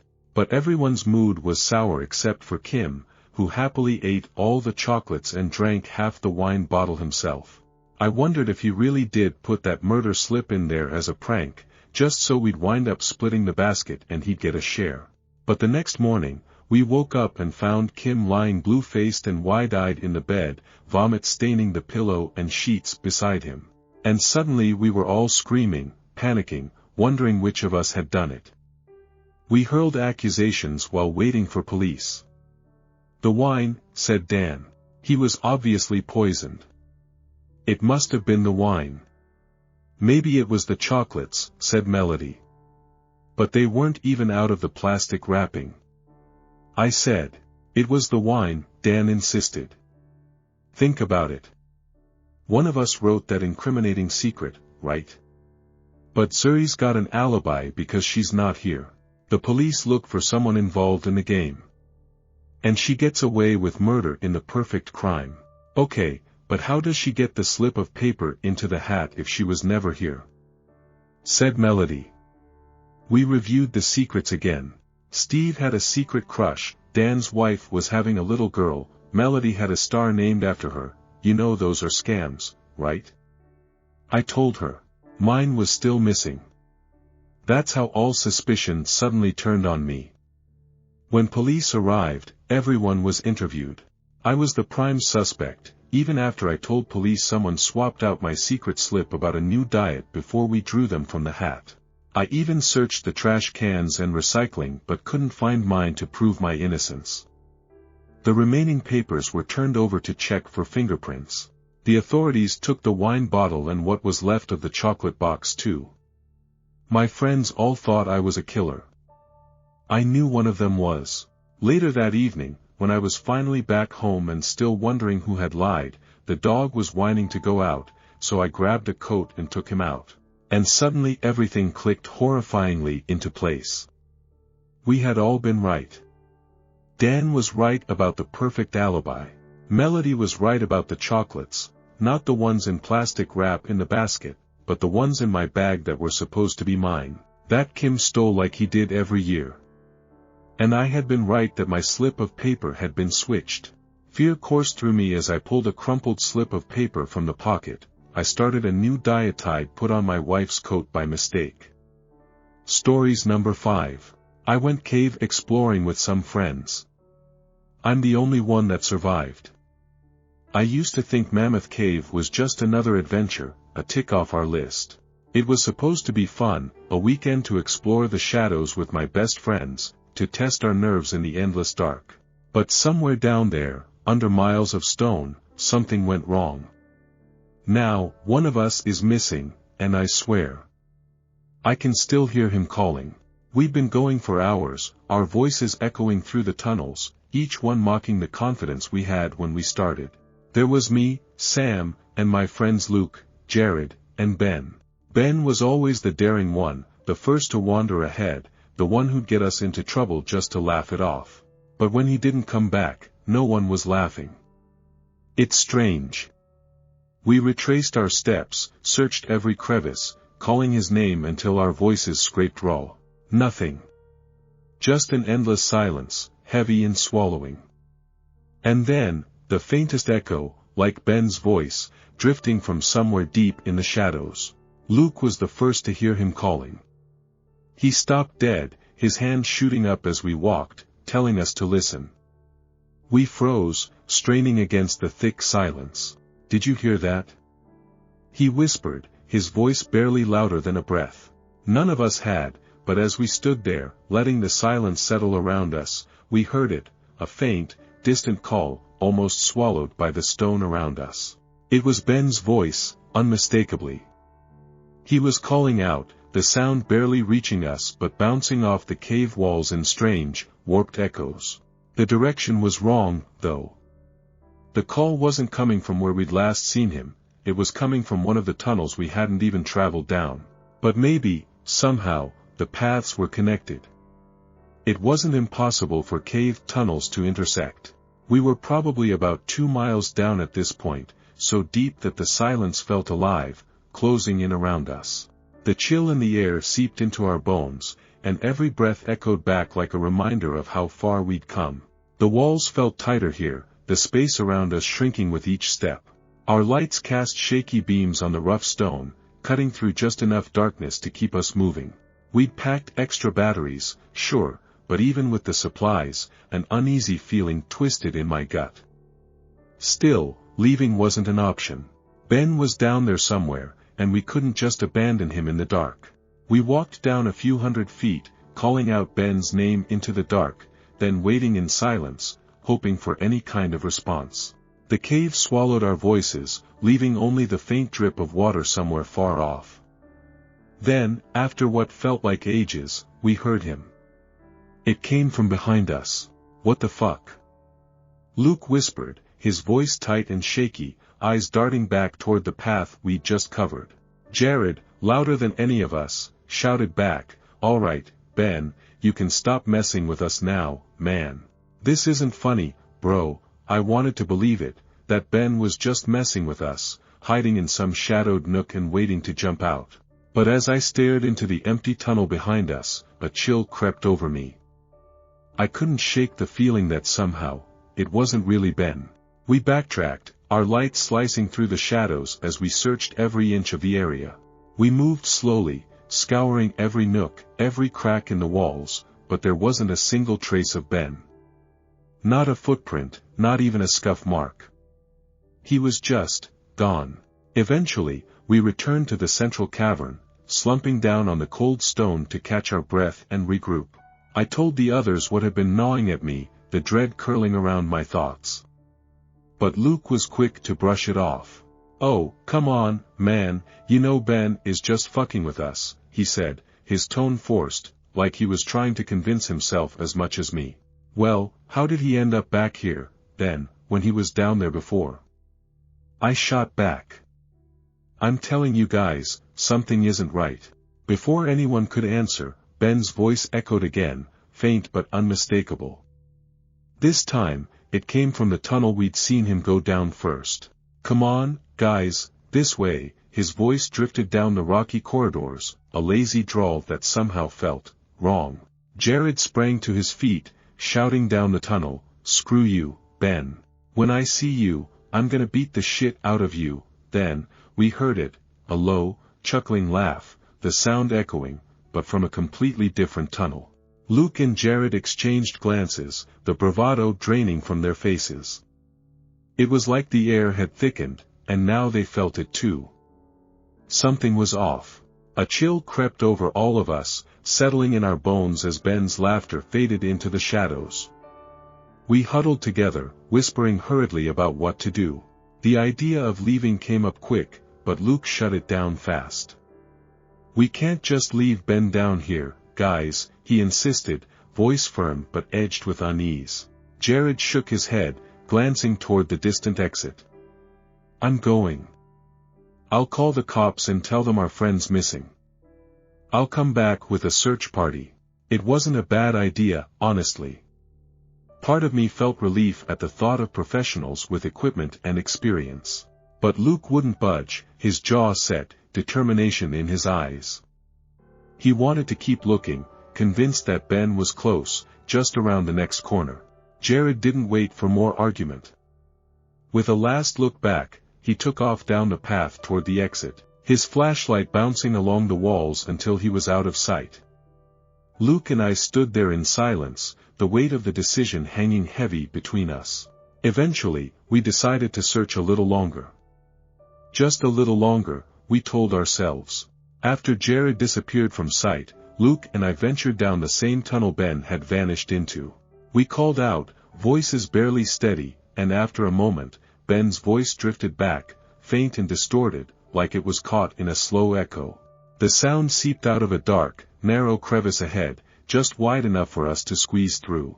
We moved cautiously, each step slower than the last, feeling a prickling sensation on our necks, like unseen eyes were watching us from the shadows. The path bent sharply to the right, creating the illusion that it might loop back toward one of the other tunnels. Luke forced a chuckle. "See? He's just messing with us." But as we rounded the corner, our lights caught something that made us stop dead. A jagged hole yawned open in the middle of the path, wide and deep, cutting off the tunnel. The space was too narrow to walk side by side, so I trailed behind Luke as he edged forward and aimed his flashlight down into the darkness below. Luke went silent, his light fixed on something I couldn't see. I waited, the quiet pressing in, until the tension grew unbearable. "What is it?" I whispered, trying to peer around him. When he turned to me, his face was drained of color, eyes wide, lips parted like he couldn't quite find the words. He swallowed, barely managing to get it out. "He's down there," Luke said, his voice trembling. My blood ran cold. "What do you mean?" I stammered, heart pounding against my ribs. "He's down there, Sam," Luke whispered, voice cracking. "Dead." The words hit me like a punch. I stood there, numb with disbelief, until Luke grabbed my arm, his grip almost painful. "We have to get out of here," he said, voice tight with terror. Without another word, we turned and started back, moving fast but steady, our lights casting frantic beams along the rough stone walls. As we reached the tunnel that led back to the central cavern, another voice echoed through the darkness. Guys, neither of us paused. We broke into a sprint, feet pounding against the ground, breaths ragged with panic. We didn't care where it was coming from, we just wanted out. In his haste, Luke stumbled over a jagged rock and fell hard, his flashlight skidding across the ground before shattering into pieces. I stopped, reaching down to pull him up, my light sweeping the walls as I moved. And that's when I saw it, a figure, pale and naked, crouched at the far end of the tunnel, watching us with hollow, empty eyes. It looked almost human, but something was horribly, horribly wrong. "Oh my God!" I muttered, my voice barely a whisper, trembling as I stared at the figure. Luke turned, catching sight of it, his face twisting in terror. He grabbed my arm, jolting me out of my daze. "Come on, Sam," he urged, pulling me forward. We didn't look back, rushing through the darkness, desperate to put as much distance as possible between us and whatever that thing was. Every shadow felt like it was closing in on us, every echo stretching our nerves tighter.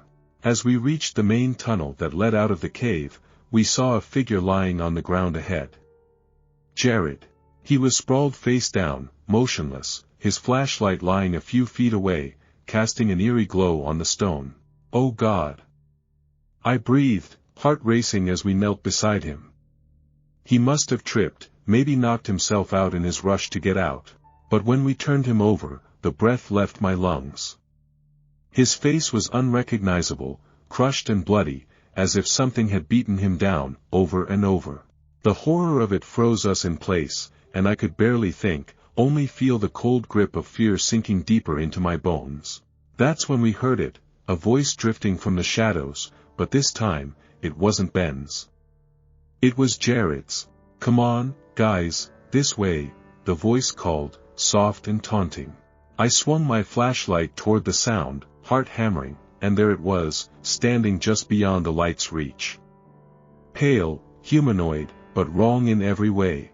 Its skin was chalky, almost luminescent under the beam, and its eyes, solid black, empty and endless. The thing stared at us for a moment, then turned, its movements jerky and unnatural, and ran down the tunnel, laughing in Jared's voice, a sick, twisted echo of the friend we'd known. "What the hell?" Luke whispered, voice barely audible over my own pounding heart. He grabbed my arm, his grip trembling. "We have to get out of here, man." I didn't need any convincing. We bolted, feet slamming against the stone, the darkness stretching ahead of us like a maw, ready to swallow us whole. As we ran, the creature's footsteps echoed close behind, its pace relentless. My heart pounded, my breaths coming in ragged gasps as we pushed forward. Suddenly, Luke stumbled and fell, hitting the ground hard. I skidded to a stop, spinning around, and that's when I saw it. The creature had caught up to him, gripping his leg and starting to drag him back into the shadows. Luke clawed at the ground, his face contorted in terror. Without thinking, I shone my flashlight directly on it, and as the beam hit, the creature shrank back, raising its long, bony arms to shield its huge black eyes. It couldn't stand the light, that much was clear. I stepped toward Luke, light fixed on the creature as it hissed and retreated, slipping back into the pitch-black depths of the cave. We backed away slowly, both of us trembling, the silence around us settling like a heavy weight. We kept moving, trying to keep our steps steady, though every nerve in our bodies screamed to run.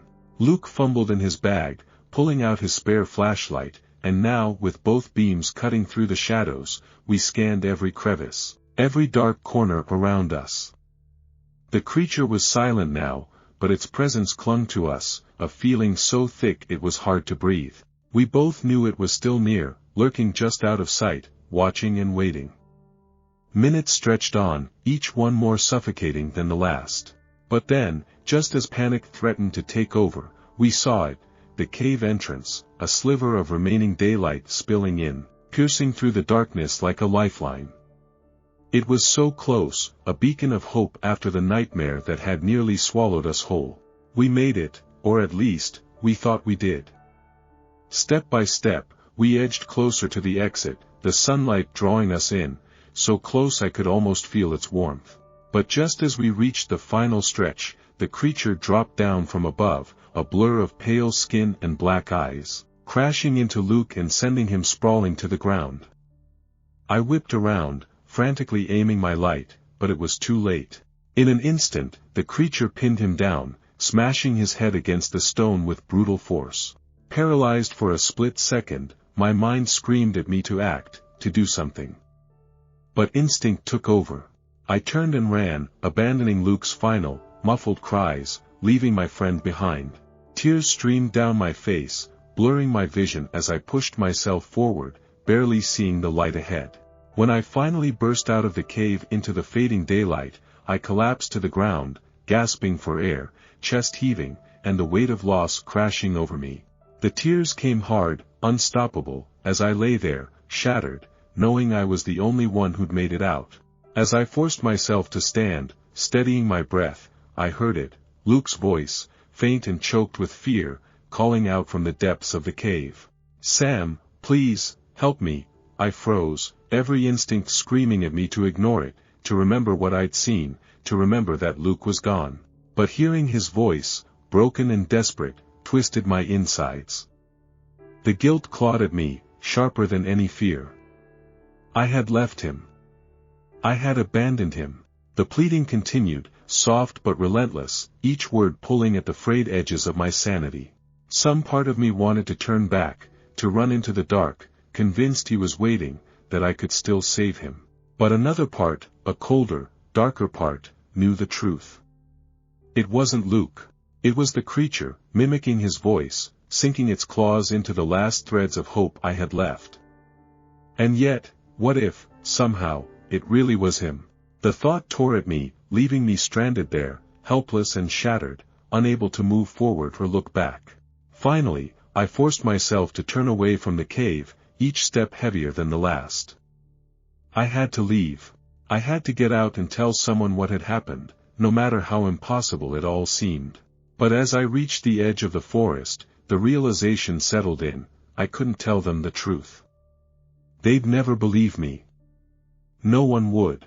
I could already picture the looks of doubt, the whispers, the judgment. So I rehearsed the lie as I stumbled into town, every word twisting in my throat. I told them we were stalked by someone in the cave. That he'd ambushed us, attacked Jared and Luke. I described a faceless killer lurking in the dark, hunting us down one by one. It was easier that way, easier than trying to explain the unexplainable. They listened, and they wrote it all down, but even as I spoke, a chill ran through me. In the back of my mind, Luke's voice still echoed, pleading, calling me back into the dark. The cops didn't let it go. They pressed me for hours, asking the same questions over and over, watching my every reaction. Soon enough, they began talking to my friends and family, probing into my relationship with the group. I could see it in their eyes, they suspected me. I was the last one out, the only one who'd made it back, and my story didn't add up. They searched the cave for days, combing through every passage, every cavern. Eventually, they found Ben's body, crumpled at the bottom of that pit, limbs twisted at unnatural angles. But Luke and Jared, they were gone. Their remains were never recovered. And now, when I close my eyes, I still see the darkness of that cave, hear the echo of their voices, distant and pleading. No one believes me. And maybe, after all this, I'm not sure I even believe myself. The only thing I know for certain is that I'll never step foot in another cave for as long as I live. The thought alone makes my skin crawl, my heart race. The darkness isn't just unsettling to me now, it's a living, breathing terror, wrapping itself around every corner, every shadow. I'm afraid of the dark in ways I never imagined, paranoia gnawing at me every time I turn off a light. Even here, in my own home, I can feel it, the creature's gaze, lurking just beyond the glow of my lamp, hidden in the pockets of darkness, patient and unyielding. It's waiting for me. I can feel it, lurking, watching, waiting for that one moment when I'm left alone in the dark. And I know, deep down, that it won't stop until it pulls me back into the shadows, just like it did with them. Stories number 6. My son keeps telling me about the man with no eyes in his room. It started just after we moved in. Nothing dramatic at first, just my 4-year-old Liam talking about the man with no eyes. "Mommy, he was in my room again," he said over breakfast, pushing his Cheerios around. I did what any mom would do, told him it was just a dream. But Liam wouldn't let it go. "No, he's real. He stands in the corner and watches me. Even without eyes, he sees everything." Every morning brought another story about the man. I kept telling myself it was just the stress of moving, that kids get weird about new houses. The price had been surprisingly low, but in this market, I hadn't questioned our luck. But then one morning, Liam said something that made my skin crawl. He told me his name, Liam whispered, clutching his dinosaur. "He says he's called Michael. He says he's lonely here. He wants someone to watch with him." Michael. The name stopped me cold. The previous owner had been Michael, just another name buried in the paperwork I'd barely glanced at. The realtor had mentioned he'd moved out suddenly, leaving most of his furniture behind. But hearing that name from Liam's mouth felt wrong. Things got worse. Liam stopped sleeping through the night. He'd wake up crying, saying Michael was getting closer. First the corner, then the foot of his bed, then right next to his pillow. He started talking about the watching game, how Michael wanted him to watch things with him, all the time, never blinking, never stopping. One night, I couldn't take it anymore. I waited outside his door after bedtime, listening. At 3 a.m., I heard him. "Please, please don't come closer. I don't want to play the watching game anymore." His voice was so small. I burst in and hit the lights. Liam was huddled against his headboard, tears running down his face, staring at the corner by his toy chest. "He's still there," he whimpered, grabbing my nightgown. "He doesn't like the light, but he's still there. I can see where his eyes should be. He says if I keep watching with him, I'll see everything too." I called the realtor the next morning. To hell with the mortgage, we needed out. She seemed unsurprised, almost like she'd been expecting my call. We packed in a rush, throwing everything into boxes. As we drove away, I felt like I could breathe again. Then Liam looked out the window. "Mommy. Michael says he's sad you're leaving. He says he liked it better when he wasn't alone. He needs someone to watch with." Days later, I couldn't help myself. I waited until Liam was playing with his blocks and looked up our old house. The first result made my heart stop, a news article from just 6 months ago about Michael Andrews, the previous owner. Police had found him in the crawl space after neighbors complained about a smell. They'd ruled it a suicide, but the details were strange. He'd been a night security guard at an art gallery, and his final log entry mentioned learning to see everything and watching without eyes. They found him surrounded by photographs of people sleeping, watching, always watching. His body was mutilated, especially his eyes. In his final note, he wrote about achieving true sight and needing to share it with others. I slammed the laptop shut, but the damage was done. I must have made some sound, because Liam looked up at me then. His smile was different. "Wrong. Michael says we're his new family now," Liam whispered, still smiling that awful smile. "He followed us here because he needs us to learn to watch like he does. He says once you start watching, you can never stop." That night, I caught Liam staring at me while I slept. His eyes were wide, unblinking. Watching. Always watching.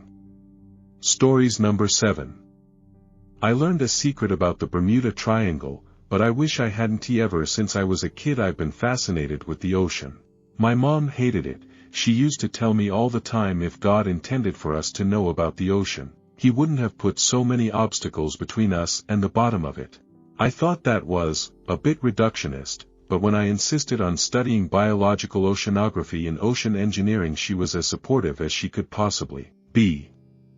College was the best time in my life.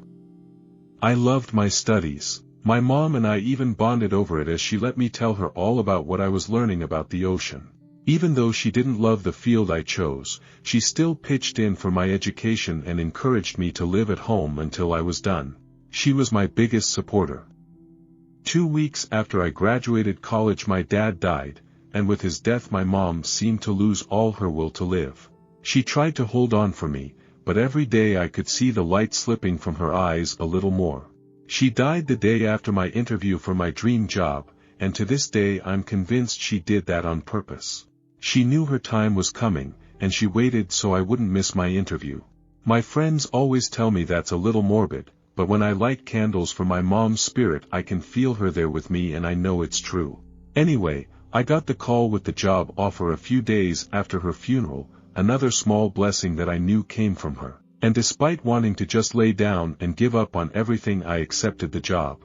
I was still heartbroken about losing both of my parents within a few months of each other, but the job was everything I had dreamed and more. After a few years I was given the opportunity to join a team that was researching previously unexplored parts of the ocean. I got assigned to the coolest place ever, the Bermuda Triangle. I know, we all grew up hearing stories about the Bermuda Triangle and most of them can be explained by science and weather patterns. But the stories that can't be explained by science, unfortunately, I can offer you an explanation for. Turns out my mom was right. Sometimes obstacles are there for a reason. The first few weeks of our research expedition were exciting. We had a place we were staying in Cape Hatteras, North Carolina, but since that's still a good 640 miles from our research site we also had a fairly nice boat we were staying on, and the team got funds for a submarine. I won't bore you with all the scientific details of our expedition, but after about 2 months we were granted permission to send 4 people into the Bermuda Triangle, in a submarine. Our team lead decided she would select 3 people to go with her, and out of our 11-person team, we knew there would be a lot of disappointed people. She said she would give us her decision individually, to avoid the awkwardness for everyone who wasn't selected. I was a bundle of nerves for the whole week it took her to decide, but on a bright beautiful Sunday morning Marnie found me in my bunk and told me I had been selected. To be honest, a part of me knew deep down that I was going to be picked. There was no way all of these things would have lined up so perfectly, just for me to be left behind while someone else went on the submarine trip. As it turns out, we would all be better off if someone else had been selected. 3 days later we were ready to take the submarine down to the ocean floor. The people in our group were myself, Marnie, an older man named Jacob, a guy about my age named Evan, and the 90-person crew running the submarine.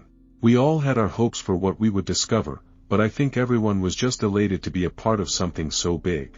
The first few days in the submarine were mostly spent getting our bearings, charting, mapping, and getting used to being so deep underwater. After that, we were able to use some pretty high-tech equipment that looked a lot like the suits astronauts wear to actually leave the submarine. I still lay awake at night and think about what that was like. The ocean was dark, it reminded me of fog actually, the way you can see up to a certain point before it all blurs into one meaningless color. Only instead of fog, we were in an inky darkness all the time.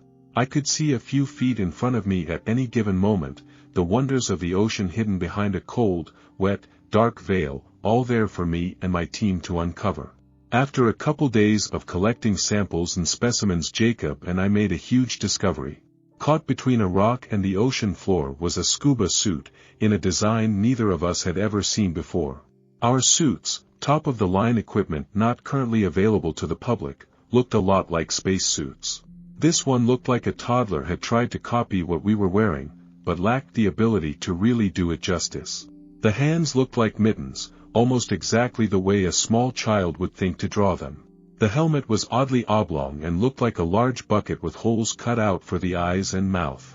The eye and mouth holes were covered with glass, and the top of the helmet was rounded instead of flat like a bucket would be, giving it an odd misshapen appearance.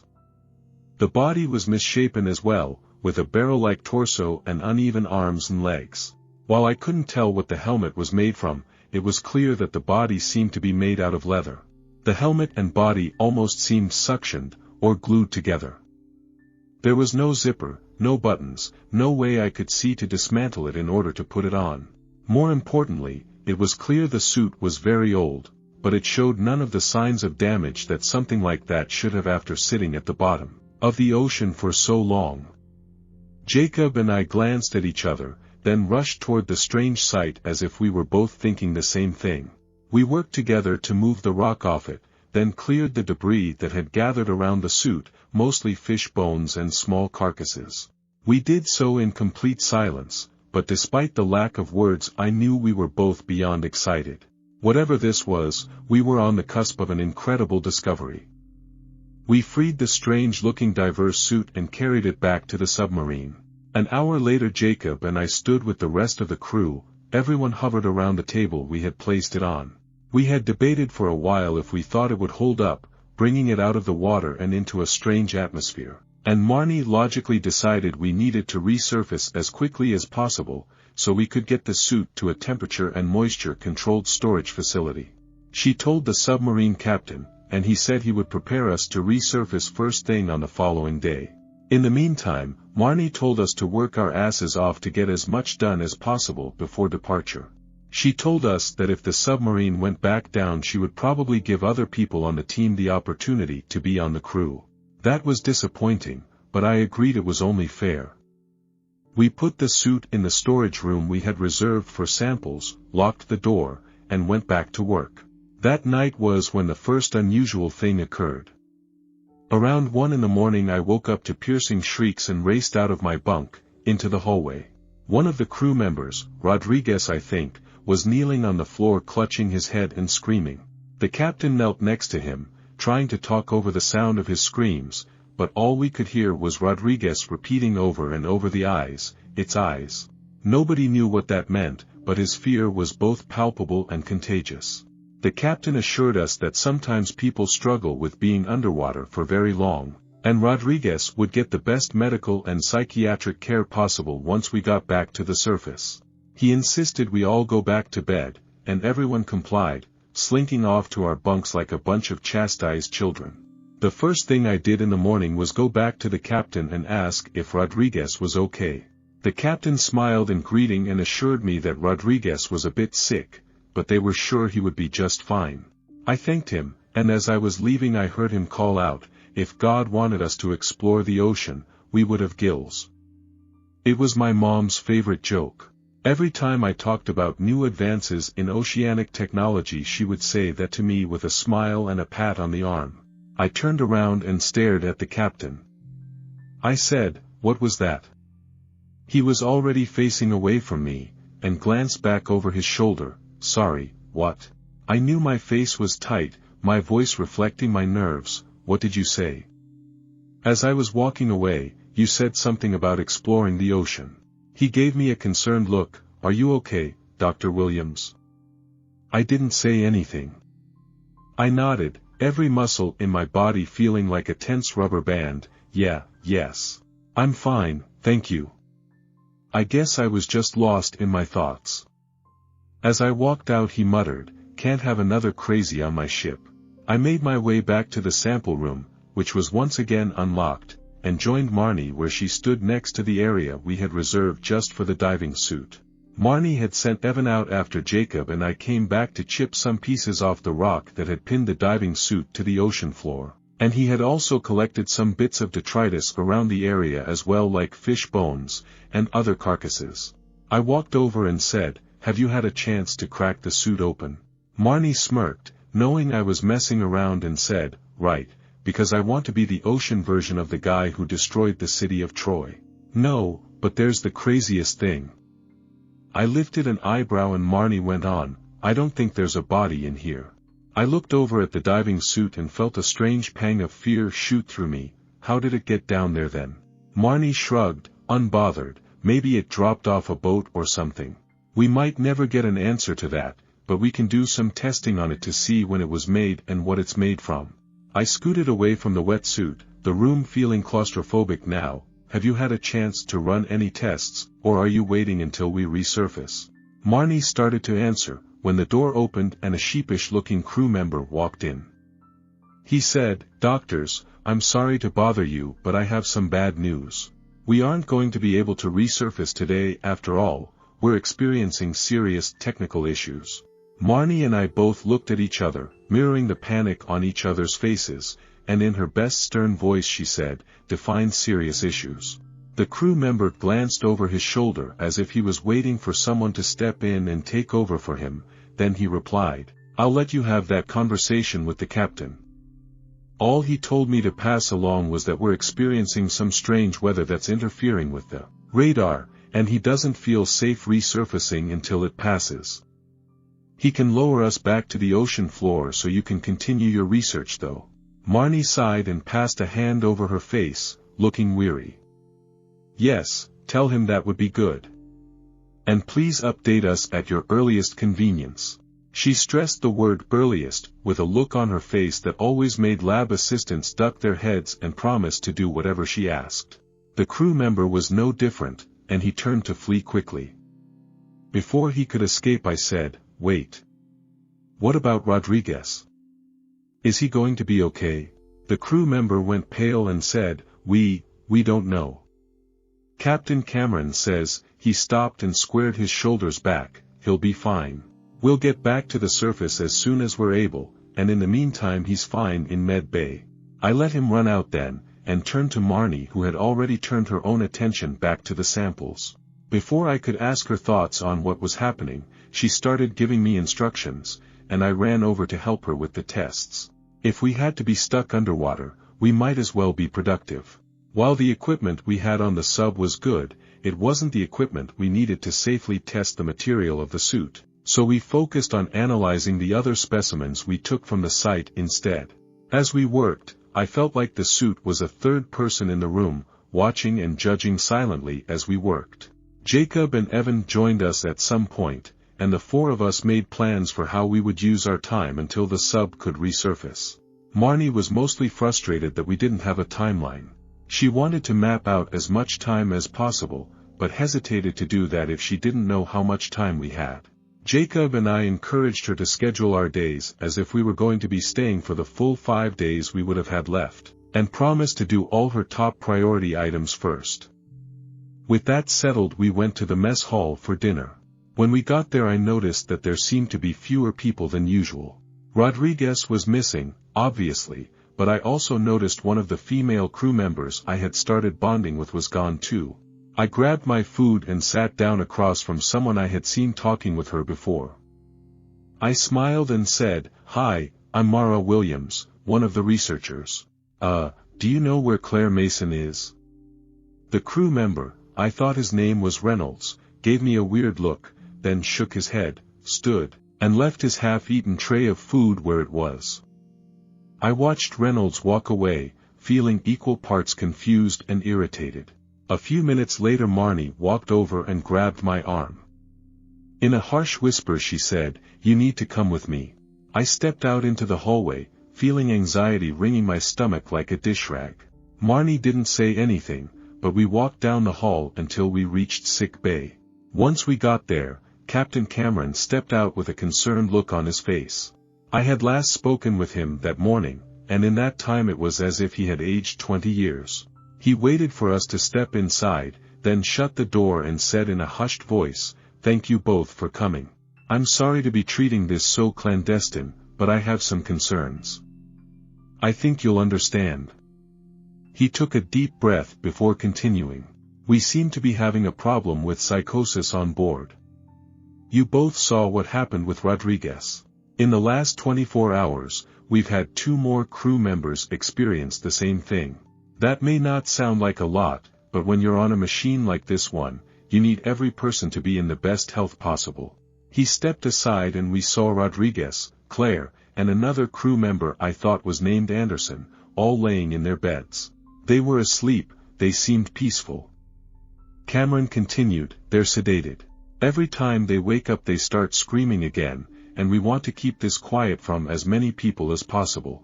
I told the crew we believe there's a bout of mono going around, and to be cautious and stay out of sick bay. It's not a good solution, but it's what we have right now. I need you two to see if you can figure out what's going on." Marnie lifted an eyebrow and put one hand on her hip. "We're not equipped for that, Captain. Neither of us have a degree in medicine or psychology. Don't you have a doctor on board?"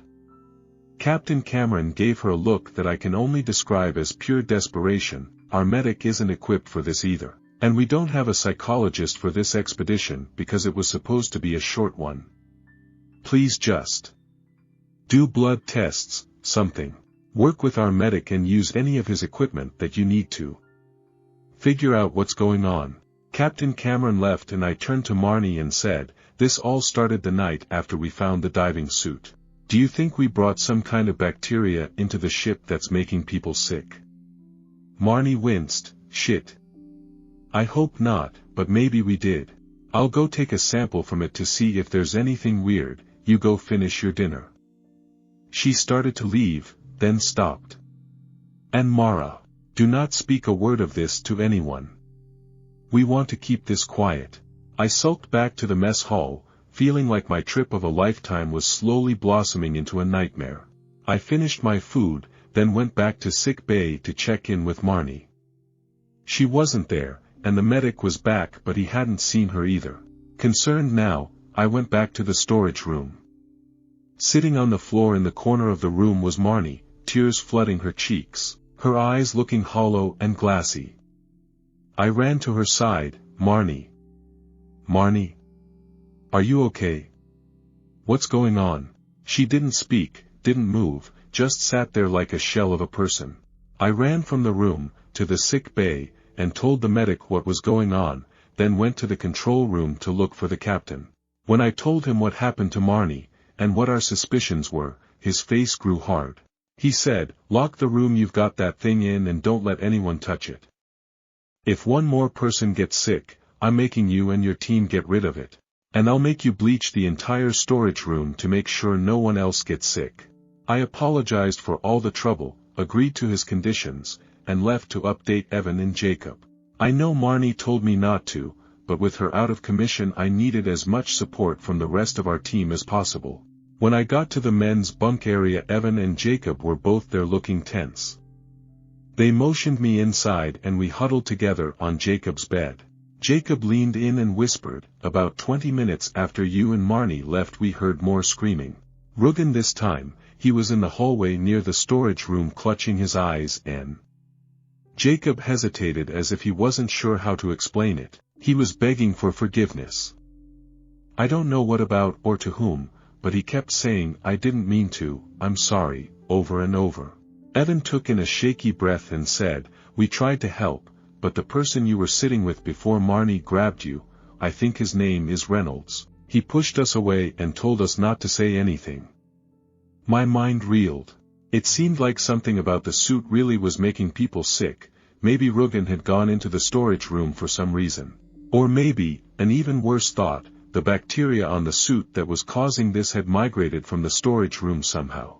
An image popped into my head of invisible bacteria crawling along the floor, lit by a blacklight showing it moving in waves towards new victims. I looked up at my two teammates and said, Cameron, Marnie, and I think the diving suit we found might have something to do with all this. Like maybe there's some kind of bacteria on it causing all this. And with Marnie in sick bay now too, I think we may be right. We all stared at each other for a long time before Jacob said, this is bad. Evan and I nodded our agreement. Then Evan asked, well now what do we do? We can't get rid of the suit, who knows what kind of discoveries we can make with it. And he cast his face down, and this discovery could put all of our names on the map, you know. We could be something. Jacob put a fatherly hand on Evan's arm. Safety is far more important, Evan. Don't sacrifice lives to have your name on a plaque in some museum. He turned back to me and said, I think we need to put the diving suit back in the ocean, Mara. Some things weren't meant to be found. I looked back and forth between Evan and Jacob, feeling the weight of being the tiebreaker resting on me like an anchor. Finally, I made the worst mistake of my life. I said, I think we should try to stop whatever this is before we put the diving suit back.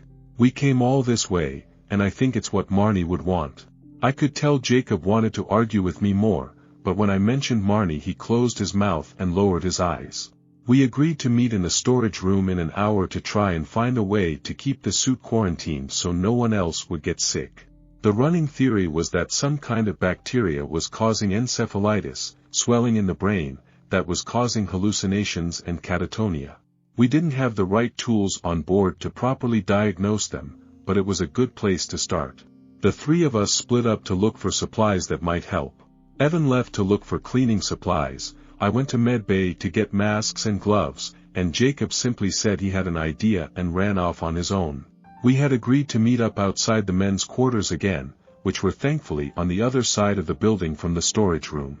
A little after 9 I rejoined Jacob in the hallway. When he saw me he sighed and said, "I knew it. I have a bad feeling." I lifted an eyebrow, "What do you mean?" He gestured around us vaguely, "Evan isn't here. I haven't seen him since we parted ways, and finding cleaning supplies shouldn't have taken very long." I shook my head and handed him the gloves and mask, "Throw these on and let's go check." Jacob sighed again, "I had hoped to stay away from that area until we can deal with this, but all right. Let's go." We walked to the storage room together, and when we got there Jacob pulled me gently away from the door so he could enter first. When we walked in, neither of us were surprised to see Evan laying on the floor, hands over his head, sobbing. Jacob and I walked over and dragged Evan to his feet, and carried him to sick bay. When we got there we found a horrible sight. Somehow, in the last hour, 10 more crew members had gotten sick. We had started with a smaller crew, around 90 crew members, 30 people per shift, 3 shifts if I remembered correctly. Since we were a smaller sub we didn't need as many people. We were now down 15 people, including Marnie and Evan. We were quickly turning into a skeleton crew, and while I didn't know very much about submarines, I had a feeling that was really bad. After we dropped Evan off, Jacob and I went to find Captain Cameron. We opened the sick bay door and before I could process what I was seeing, Jacob had pushed me to the floor and slammed the door shut. Walking down the hallway was the diving suit. It slumped and lurched as though only one part of it at a time was able to hold itself up. We watched through the port window in the door as a crew member came around the corner and ran into the diving suit. The man smirked, as though he thought someone was playing a prank on him, and looked into the eyes of the mask. His face fell, his eyes widened, and he began sobbing. I tried. "I'm sorry, I didn't mean to let her drown, I was only a kid," he continued to sob, curling up into a ball on the floor as the diving suit continued to move.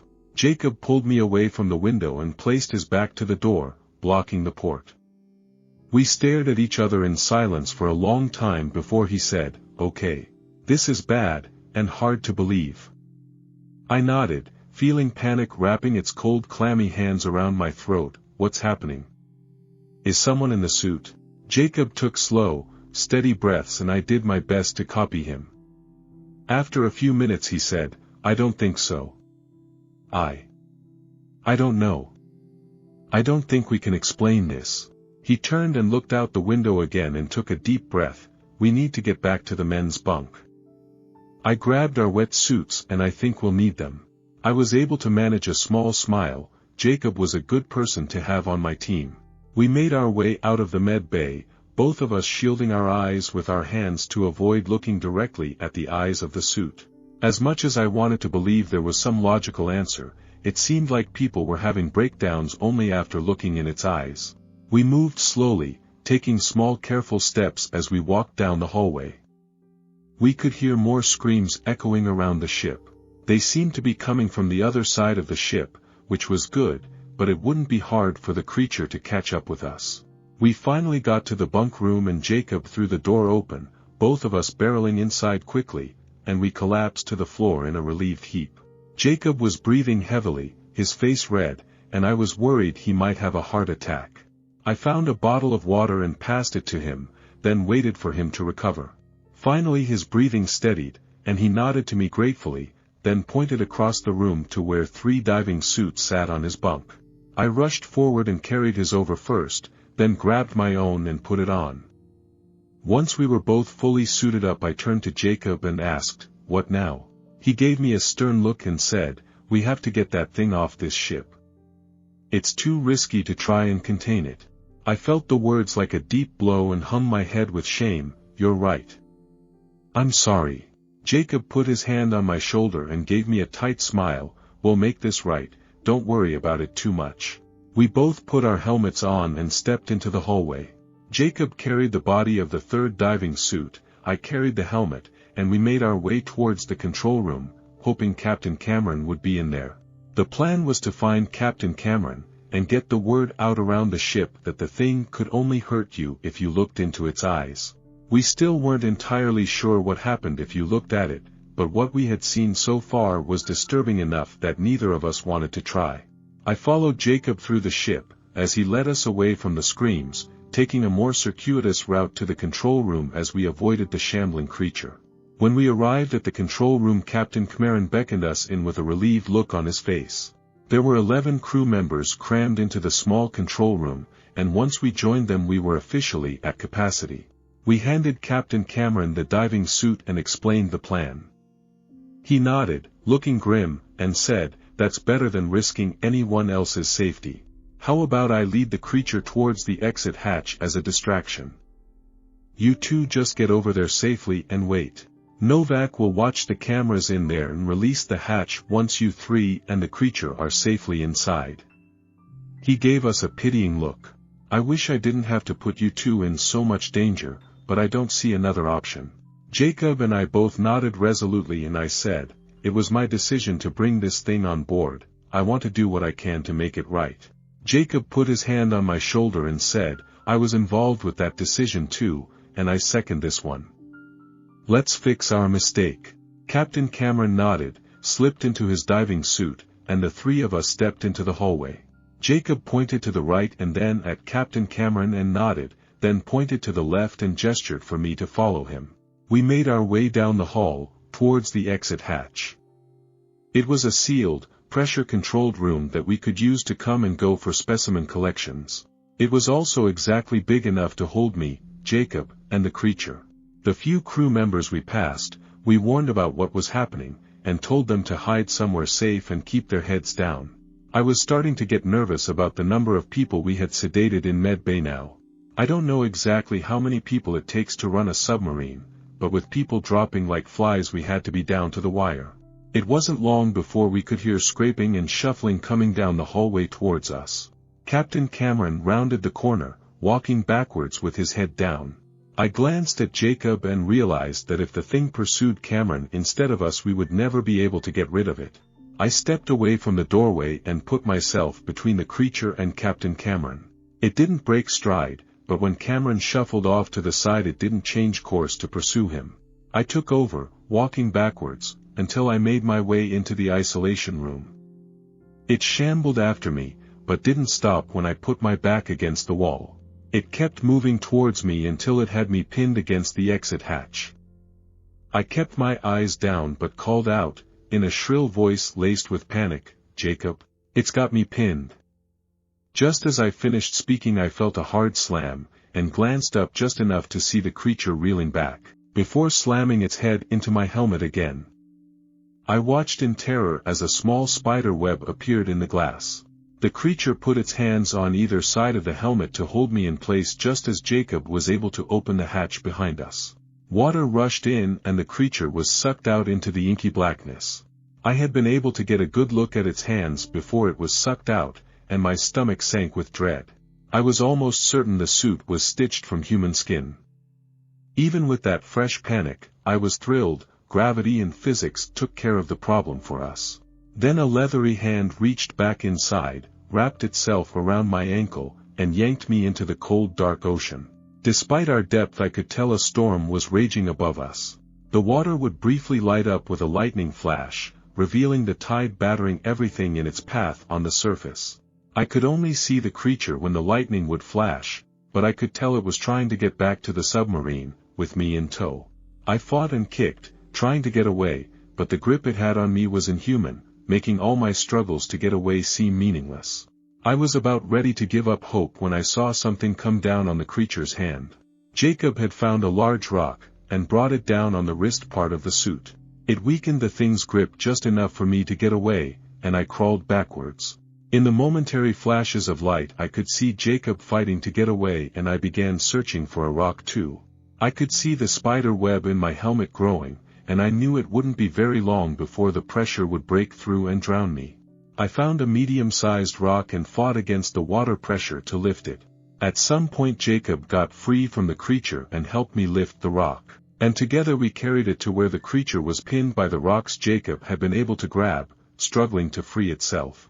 We dropped the rock on its sternum as the lightning flashed, illuminating the thing's eyes, just as I looked at them. Instantly I was transported somewhere else. It was a sunny day in November, unusually warm and bright, and I walked down a hospital hallway. I was moving slowly, even though the nurses had called to tell me to hurry. I had been scared. I knew my mom was close and I wasn't ready to say goodbye. I think part of me had hoped that if I never got to the room, I would never have to see her die. In a sense I was right. I didn't have to watch her die, because she had already passed when I got to the room. The nurse said if I had only been 1 minute earlier I might have been able to say goodbye. In the memory I sank to my knees in the doorway of my mom's room and began weeping. I felt a hand on my shoulder and turned around, expecting to see a doctor, but instead I found myself looking right into the face of the diving suit. When we made eye contact I was plunged again into a memory. This time I found myself kneeling at my dad's graveside as my mom sobbed beside me. It was the moment I had known I would lose my mom as well, one of the most painful days of my life. Again I felt a hand on my shoulder, but this time I looked down, saw the human leather glove, and closed my eyes tight. I felt the creature turn me around, could feel its face inches from mine, but I refused to open my eyes. I could feel its rage radiating out from it as the hands moved from my shoulders to my sternum, and began tearing my chest cavity open.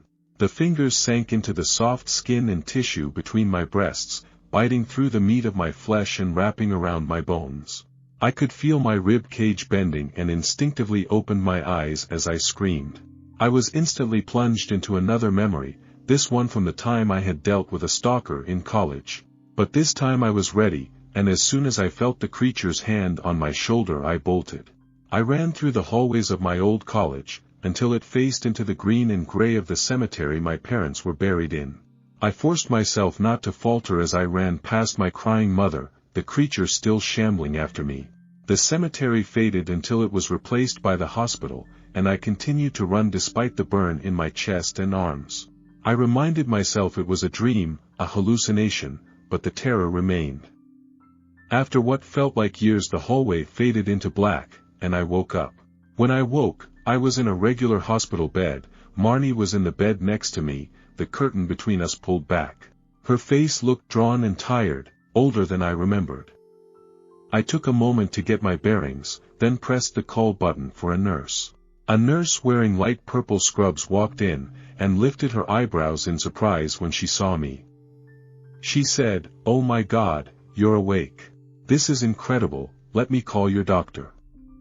She rushed over and did something on the computer next to me, took my vitals, then ran from the room. She entered a few minutes later with a doctor in tow. They fussed over me for a while and gave me a little information, but I got the real story from Captain Cameron when he arrived. Captain Cameron, or Nate as he told me to call him, told me what had happened. He said that Jacob and I had just managed to pin the creature when I had fallen to my knees and begun sobbing.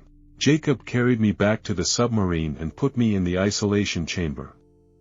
When they opened it, I was there and catatonic, but Jacob wasn't. They weren't sure exactly what happened to him. They think he got grabbed by the creature, or maybe it was starting to get free and he ran back to stop it. Either way, Jacob had sacrificed his life to save mine. They hadn't been able to recover him. As soon as the creature was securely trapped, the storm had calmed and what was left of the crew had taken the submarine back to the surface. It was a hard journey. Apparently the storm had been a rough one, and on a skeleton crew it was extra hard. Apparently by the time we had gotten the creature off the ship, a total of 41 crewmates had been affected by it. Those of us who had been affected by the creature were taken to the hospital, and according to Nate, only a few of us woke up. I was among the first group to wake up, and even now almost 6 years later 8 of those people are still catatonic. I take responsibility for every single one of them. Marnie woke up eventually, and even though she said she didn't blame me for what happened I was still removed from her team. That's okay, I'm not as interested in the ocean as I used to be. It turns out, the ocean hides some secrets for a reason. Stories number 8. I inherited my grandmother's lakeside house, but she never properly warned me. My grandmother, when she was alive, lived on an old farm on the side of a hill in a remote village in northern Sweden, right next to a beautiful lake surrounded by mountains. Whenever we were there, we would spend all day swimming or fishing for perch and crayfish. Grandmother was however always very assertive that we must never get out on the lake during the night, though she never gave us any reason. I always assumed she worried that something would happen while no one was around to help. Of course, time passes, and last year so did my grandmother. My grandfather died when I was very young, so my grandmother's passing left the house empty, and neither my mother nor any of her siblings were interested in moving out to the middle of nowhere. I, on the other hand, work remotely most of the time, and even though I don't really expect to work the land, the solitude sounded quite appealing. Along with the house itself, I inherited furniture, a tractor, some old farming equipment, and, of course, the small wooden rowing boat we would use whenever we were visiting. I have a single neighbor, a strange old man named Leonard, who lives in a small cottage further up the hill across the road from me. He mostly likes to keep to himself, but I have offered to let him use the boat if he wants to do some fishing, and to help out with clearing snow during the winter. One night after I had finally settled in, and was mostly unpacked, I stood by the window in my bedroom looking out over the lake. The moon was peeking out over the mountain opposite, and cast a beautiful glow on the still water. Suddenly, I was reminded of my grandmother's warnings not to go out on the lake during the night. Curiosity got the better of me, and I made my way down to the boathouse. As I made my way down to the lake, I heard footsteps, and a voice calling out behind me. Startled, I turned around to see Leonard. He seemed flustered and asked me, almost accusingly, why I was going down to the boathouse at this hour. Confused, and a little annoyed at his sudden intrusion, I told him that I felt like taking the boat out for a little midnight trip since this was such a beautiful night. He insisted that going out on the lake during the night was unsafe. Had my grandmother not warned me? In hindsight, I feel extremely childish about this, but his insistence just made me more motivated. I told him that I was fully aware of the risks of taking a boat out at night, but that I was a grown adult and capable of making my own decisions. Leonard grumbled, and I could tell that he was still very agitated, but he relented and with a grunt and a dismissive wave, started making his way back up the hill. I pushed my boat out on the water and jumped in. The water was very still, and the combination of the moonlight, and almost complete absence of any sounds made for an incredibly soothing experience. I settled around the middle of the lake, perhaps 300 meters from the shore. At this point, I could see most of the houses in the village, and the neighboring village. Looking over toward my house, I suddenly realized that Leonard's cottage was entirely dark. He usually had some lights on in the windows, so that was certainly odd, but I could only assume that he had blown a fuse. Around me, the stillness of the water was disturbed by bubbles. Before I knew it, the water was filled with frenzied activity, and with a lurch, the boat suddenly started moving back toward the shore. I was moving significantly faster than my rowing had taken me out onto the lake, and I was holding on for dear life. I worried I would crash into the boathouse, but whatever pushed my boat along navigated it safely back to the spot where I would normally keep it moored, and it slid softly back onto land.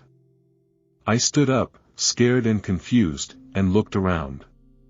3 dark and bloated silhouettes emerged from the water.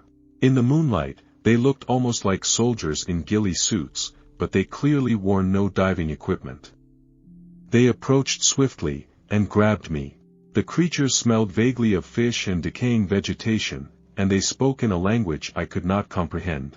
I managed to make out a single word that was repeated multiple times, Mermalgard. They dragged me inside the boathouse. One of them looked me dead into the eyes and covered my mouth as it made a gargled hushing sound. Its face was clearly not human, with bulging eyes without eyelids, 2 slits in place of a nose and no visible ears. I realized it was in fact not wearing anything.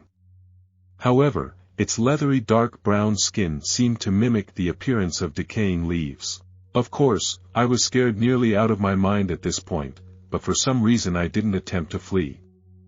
The creature seemed almost as scared as I was. So, I complied and kept quiet. They turned off the lights and settled down around me. We waited in there for what felt like an eternity, but was most likely only a couple of minutes. The silence outside was suddenly broken by a loud splash and the sound of wood splintering. I could hear that something was emerging from the lake, followed by heavy, damp footsteps. From what I could tell, it seemed to be moving up the hill as the footsteps were getting more and more distant. As I sat in that boathouse, my senses tuned to max by all of the adrenaline coursing through my body, the sounds of breaking glass and splintering wood reached us. Eventually the footsteps returned, and whatever had come after us out of the lake made its way back into the water. A couple of minutes later, the three creatures that brought me into the boathouse quietly exchanged a few words. The one that had hushed me earlier gestured that I was free to leave, and then they left. I could hear them going back into the water. I fell back against the wall and slid down to the floor as my adrenaline abated and the fear truly set in. I didn't move from that spot until the following morning. My house looked like a crime scene. The front door, along with its frame, had been torn out of the wall and lay several meters away on my lawn. Most of my windows and furniture was in pieces, and pools of water dotted the floor throughout the house. Leonard clearly knew more about the creatures that live in the lake. I resented that he hadn't been more forceful in stopping me from going out with the boat. However, logically I knew I wouldn't have believed him if he had started going on about monsters, and what was he supposed to do? Nevertheless, I marched over to his cottage and banged on the door until he eventually opened it. He seemed both surprised and relieved that I was standing there, and he offered me a cup of coffee and an explanation. The lake is inhabited by a creature known as Mermalgard and creatures known as the Vatnora. Generally, they live together in peace, but they have very different opinions on us humans. Leonard and my grandmother used to spend time with the Vatnora, and they understood some of their language. Their word for human roughly translates as foolish ones. They say that humanity are not mature and they mostly settle with observing us. Mermalgard is an ancient creature that sleeps during the day and hunts at night. He is resentful of humanity for settling around his lake, eating his fish, and disturbing the darkness of the night with artificial lights. I still live in my grandmother's old house. Leonard has promised to introduce me to the Vatnora, in their own time. I feel an obligation to thank them, and to protect others from Mermalgard.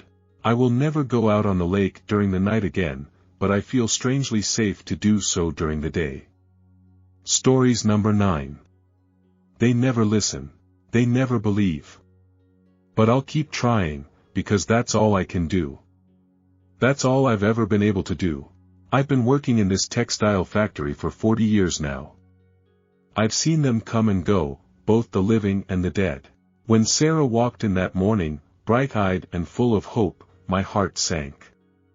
They always look like that at first. They never listen. They never believe. Something about her reminded me of myself, decades ago, before I learned the true nature of this place. The memories flood back whenever a new face appears. Emily in '92, she had that same determined walk, head held high despite the whispers from the old-timers. She lasted 3 weeks before the cutting machine claimed her.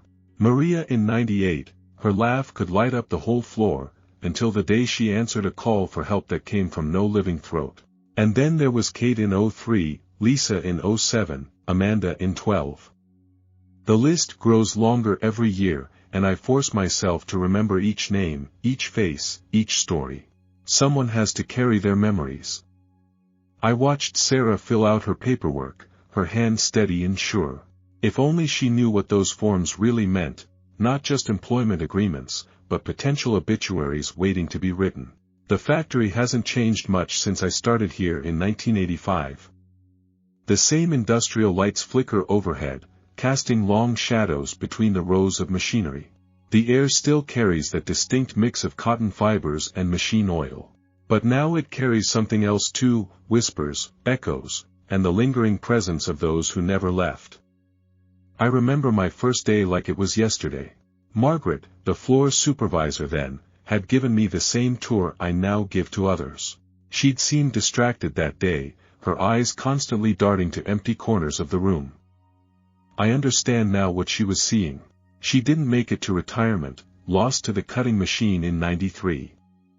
Sometimes I still hear her counting inventory in the storage room. I try to warn them all, in my own way. During Sarah's lunch break, I pulled her aside. My hands were shaking, they always do now, after what I've seen. There are things you need to know about this place, I told her, watching her young face for any sign of understanding. When you hear someone asking for help with their machine, don't go. Never go alone. Always verify with at least 2 other people that someone needs help. The voices, they're not always who they claim to be. I remember giving the same warning to Jennifer in '05. She laughed it off. 3 days later, we found her by the spinning wheel. The ghost that called her had worn my voice. Sarah nodded politely, but I could see the skepticism in her eyes. They all have that look at first, that mixture of concern and pity for the old woman who's spent too many years among the machines. Some think I've inhaled too much cotton dust. Others assume the isolation has gotten to me. If only it were that simple. Back in '97, I tried to document everything. I kept detailed records of every incident, every pattern I noticed. The way the machines would run at slightly different speeds just before someone died. The cold spots that would appear in new places. The voices that sounded just a little too perfect, too familiar. Management found my notebooks during a routine locker inspection. They sent me to 3 different psychiatrists. I learned to keep my observations to myself after that. I watched Sarah during her first week, noting how quickly she picked up the work. She had good instincts around the machines, respected their power. But she was also kind, too kind. When Lucy from packaging called out sick, Sarah volunteered to cover part of her shift. She didn't know that Lucy had died in '01, and sometimes her ghost still punches in for the night shift. I was in the break room when it happened. My sandwich sat untouched as I heard the commotion, running footsteps, a machine's terrible grinding, then silence. I knew before I even got up. They'd used my voice again. I ran to the spinning room, my arthritis forgotten in the moment. But I was too late. I'm always too late. The spinning wheel was still humming, threads tangled in impossible ways. Sarah's body lay motionless beside it, her hand still reaching out to where she thought I had been standing, asking for help with a jammed mechanism. The worst part is always the aftermath. The police investigations, the safety inspections, the grief counselors. They never find anything wrong with the machines. They never question why it's always the same machines, the same circumstances. The reports always read operator error or failure to follow safety protocols. But how do you report that a ghost asked for help? How do you explain that the voice calling out in distress wasn't human at all? Sometimes I wonder if I'm part of the curse too. Doomed to watch, to warn, but never to save. 40 years of the same story, different faces. The ghosts never take me, perhaps that's my real punishment. The next morning, I stood in my usual spot, watching them cover Sarah's body. The machines hummed their eternal song, and I could already see her ghost forming in the corners of my vision, another shadow among shadows, another voice that would call out for help. In 40 years, I've learned to recognize the different types of ghost shine. The fresh ones glow brighter, still clinging to their last moments. Sarah's had that same desperate gleam I've seen too many times before. They all start the same way, confused, angry, desperate to understand what happened. Some fade with time, becoming mere whispers in the darkness. Others grow stronger, learning to mimic voices, to manipulate the machines. I return to my station, as I always do. The only living soul among the machines and their ghostly operators. Sometimes, in the quiet moments between shifts, I catch glimpses of all of them, Emily, Maria, Jennifer, and now Sarah. They watch me with hollow eyes, perhaps wondering why I survived while they didn't. There was a time, years ago, when I tried to quit. I made it as far as the parking lot before the weight of responsibility pulled me back. Who would warn the new ones if I left? Who would remember their names, their stories? Who would know to look for the signs, to question the familiar voices calling out in the night shift? So I stayed, becoming as much a fixture of this place as the ghosts themselves. Tomorrow, someone new will walk through those doors. And I'll try again, knowing it probably won't make a difference. Because that's my curse, to keep trying, to keep warning, to keep remembering. It's the least I can do for all the souls trapped in this place of endless shifts and eternal overtime. The factory stands as it always has, a monument to progress and productivity, its windows gleaming in the morning sun. But I know its true nature now. It's not just a factory, it's a gathering place for the lost, a repository of voices that never quite fade away. And I remain its sole living witness, keeper of its dark secrets, guardian of its growing collection of shadows. As the afternoon shift begins, I hear Sarah's voice for the first time since her death, calling out from near the spinning wheel. It's perfect, too perfect, just like all the others. I close my eyes and whisper a quiet prayer for whoever walks through those doors tomorrow. They never listen. They never believe. But I'll keep trying, because that's all I can do. That's all I've ever been able to do. Stories number 10. We discovered a rainforest on an unexplored mountain, and something discovered us. The second worst mistake was arriving. The worst mistake was leaving. There's a certain arrogance to human exploration. Driving the flag into the dirt first, as if that means a damn thing. Of course, I'm not entirely cynical. Charting the world is about more than greed and glory, it's about overcoming that ancient fear of the unknown. Mapping every plot of land so there are no more hidden crevices to keep us up at night. Nonetheless, our endeavors are selfish. And we have, for many centuries, blindly considered ourselves superior. When discovering new land, we've never considered a haunting possibility. That something other than man may have already staked a claim. Temper your expectations, Dr. Crenshaw, our expedition leader, warned loudly as we scaled the cliff face of a 1,000-meter-tall mountain. I grunted whilst finding handholds and footholds in unreliable nooks. We were ascending no ordinary mountain. The rock-formed skyscraper jutted from the dirt like a square, or perhaps a squircle, poking out of a sorting cube's hole. It was a flat-topped mound rising almost unnaturally out of the ground-level forest. A misshapen mountain sprouting bushy trees, like hairs from its level head. That old-growth rainforest, we hoped, would be untouched. We wanted to discover it before anyone else. It was an Inselberg, meaning island mountain. Such natural formations, which tower above flat land, are difficult to climb, on account of their near-vertical sides. That was why we doubted any early humans would have managed to reach the top of the berg. We were ecstatic to be the first explorers to tread on that sky-high soil. An undiscovered piece of land is a rarity in the 21st century.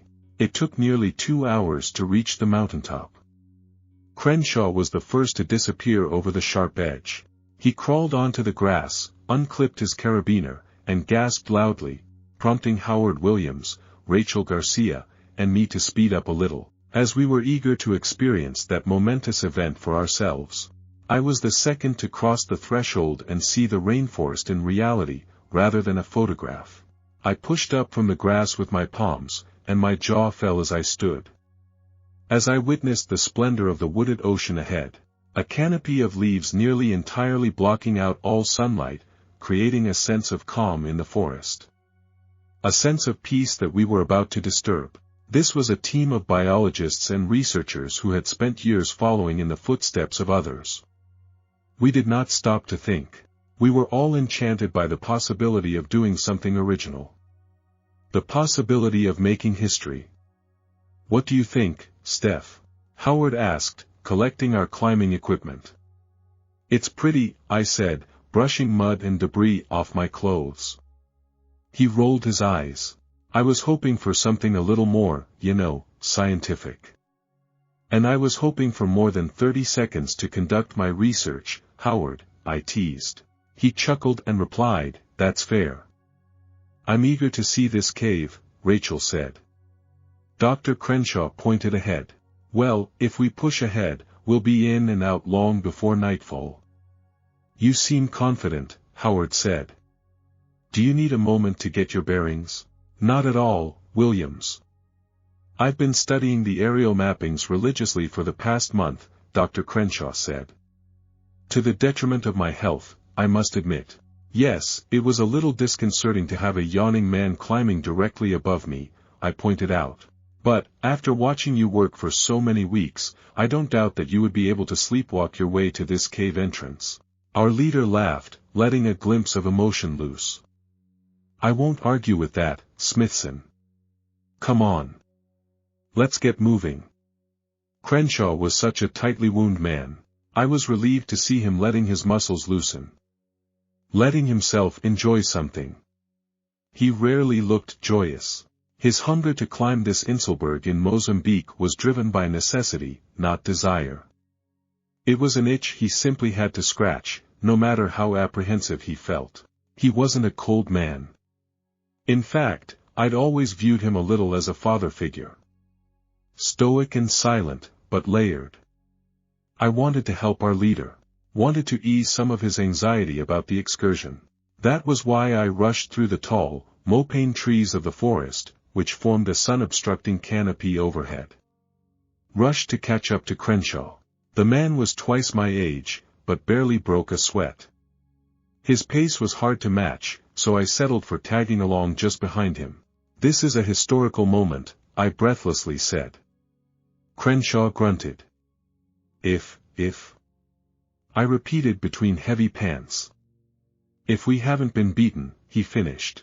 I shook my head. "We haven't been beaten. I'm sure of it. We were the first to locate this forest with the aerial." "I'm not talking about recorded history," Dr. Crenshaw interrupted. "At some point, long ago, man may well have walked here." "How?" I asked. "The sides are so steep. So difficult to climb even with modern gear. Sometimes," the man began, slowing his stride, "things are difficult to see, Smithson." And then he stopped, causing me to almost bump into his back. "Careful, Steph," Rachel said, almost colliding with me. "What's the hold-up, slowpoke?" "We found it," Dr. Crenshaw whispered.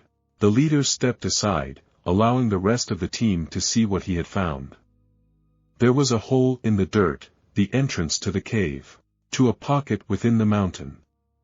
"I'll unload the gear," Howard said, starting to unzip his rucksack.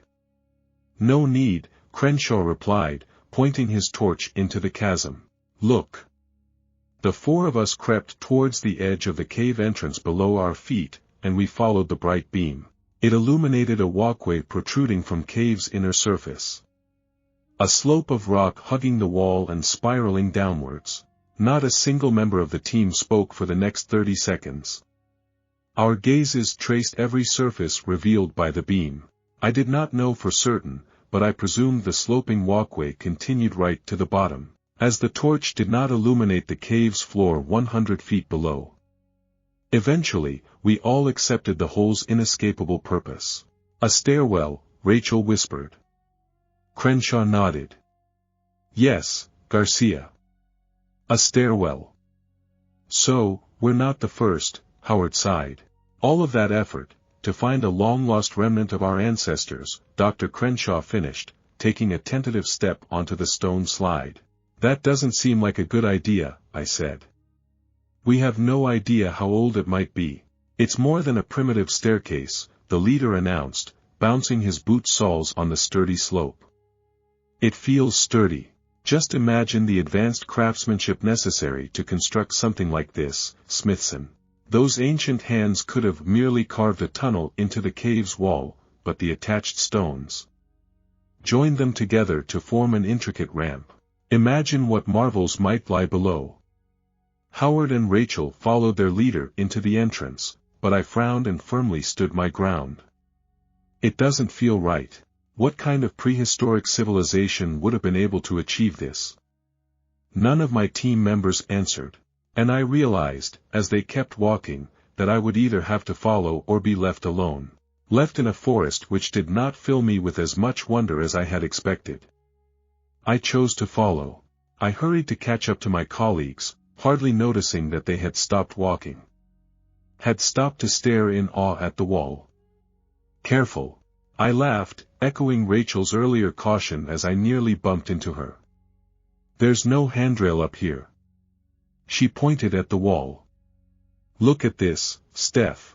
I followed the light of Crenshaw's torch to several lines of markings on the cave wall. The four of us moved closer to the symbols, with incremental waddles, as there was little room on the 3 feet wide slope. But moving nearer did nothing to answer burning questions. The marks, falling somewhere between drawings and hieroglyphs, became less discernible the closer I looked. It was as if the shapes were shifting, endlessly restructuring. I told myself, of course, that it's just a trick of the light. I felt silly, as I'd explored countless cave systems across the planet, and I'd never been afraid of the dark before. Never been afraid of the unexplained. But there was a secret in that place I knew we weren't meant to learn. Something in my mind, or perhaps my very body, rejected the cave. Reacted violently, screeching at me to drag the four of us out of there. Some small part of me, however, wouldn't cooperate. You're the expert, Howard said to Crenshaw. What is this? It's beautiful, the leader answered in a faint whisper. There was a detached expression on his face, an absent, unwilling nature to the way in which he raised a shaky hand towards the wall. Crenshaw was always detached, of course, but never like this. He was always lost in thought, but there no longer seemed to be anything behind the man's teary eyes. Get a hold of yourself, I berated myself. This is once-in-a-lifetime opportunity for your career. Do not fumble it. We should record this, Rachel timidly suggested as our leader brushed his fingertips against the etchings. Dr. Crenshaw, I don't think we should do that. We wouldn't want to damage it. Damage it? Howard asked, before laughing. It's a stone etching that's lasted for millennia. It'll survive the human touch. He didn't feel it, but Rachel did. I did. Dr. Crenshaw. I started. Then came a sharp cry of pain from our fearless leader's mouth, and the rest of us jolted in shock. We steadied ourselves quickly, thankfully, managing not to plummet over the side of the slope. And Crenshaw's hand retracted, whipped backwards with what sounded like the crack of bones, except the awful noise came from the wall itself. Crenshaw! Howard cried. Are you okay? Yes, the man murmured. He lifted his index finger into the light of his torch, revealing a thin trickle of red spilling down the back of his hand. How did you do that? Howard asked. Did you cut it on something? I started to take off my rucksack. I've got the first aid kit. Dr. Crenshaw shook his head and shone the torch beam onto the wall again. That won't be necessary. Only I seem to see it, as the man quickly drew his torch away, but my photographic memory always serves me well. There had, undoubtedly, been a difference in the drawing. One of the shapes had vanished. The squiggles, or glyphs, meant nothing to me, but I could see each of them clearly in my mind. There had been, amongst the rows of etchings, a trapezium bearing 2 small dots within. It was missing from the end of the final line, from the spot on the wall that I was certain Crenshaw had touched with his outstretched forefinger. But I have no idea why I didn't tell the others that. No idea why I let them continue to follow the slope down into the cave. No idea, most importantly, why I followed. Things were off-center in that place. We were off-center. My eyes scanned the walls erratically as we descended deeper and deeper. The lack of any further etchings only made me fear that they had been there, but vanished. Then my skin started to itch, and it was only adrenaline that stopped me from scratching. Half an hour later, we reached it. The end of the stairwell. The floor of the cave. And once he'd stepped off the stone slope, Dr. Crenshaw turned to cast his light onto the team. Everybody was uncharacteristically quiet, and I didn't like it. I didn't like that, as we followed the sloping staircase, I'd noticed Howard and Rachel scratching at their skin too. Red, nail-carved streaks marked their napes. "I need to stop," Rachel mumbled, swaying on her feet. In response to her request, strangely, Dr. Crenshaw faced away from us. He swung his torch to face the large, black tunnel ahead. The true cave. By my estimations, this tunnel can only be, at most, 30 acres long, the leader grumbled. At a brisk pace, we could reach the end in half an hour. We must soldier onwards, Garcia. I crossed the cave's floor over to Rachel, her shuddering form barely visible with Crenshaw's torch facing the other way. The man was just standing still, staring into the dark mouth of the cave. Its real mouth. Not the stairwell we'd followed. By the time I reached my colleague, she had turned pale. Even in the scarce light, that much was clear. Her rows of teeth were knocking against one another, and when I placed the back of my hand against her brow, her skin iced mine. Left me with the hot sting of touching something below freezing. Of course, that seemed impossible, given the cave's stifling temperature. I was sweating. I didn't understand how Rachel could be cold. "Dr. Crenshaw," I barked as our leader eyeballed the black abyss ahead. "We need to get Rachel out of here now. She requires medical attention." "Aren't you a woman of medicine?" Crenshaw muttered quietly. I clenched my fists. "I'm a biologist, Dr. Crenshaw. You know that. But I don't know what's happening to her." Rachel was starting to squat and shrink into herself, so I guided her down to the ground. "Cold," she whimpered as I started to take off my rucksack. Inside, I found my spare coat and a jumper, then I knelt down and proceeded to wrap my colleague in both. Howard, meanwhile, strolled towards Crenshaw with a huff and snatched the torch of his hand. The leader did not protest. He continued to stare directly ahead whilst Howard walked over to us. Then the man handed the torch to me. "Could have done with an extra light whilst we were walking down the death slope," I said. "I wanted both of my hands free," Howard said, before offering a weak smile. "Not my fault you always forget the most basic things." I sighed, then said, "Sorry. I didn't mean to snap." "This is just, I know," Howard interrupted, kneeling beside me to inspect our frozen colleague. "What's happening, Rachel? Talk to us." "My stomach," she whispered, clutching her abdomen with unsteady fingers. "It's burning." "Burning?" I asked, frowning. "You're cold to the touch. I feel." Rachel began, trailing off.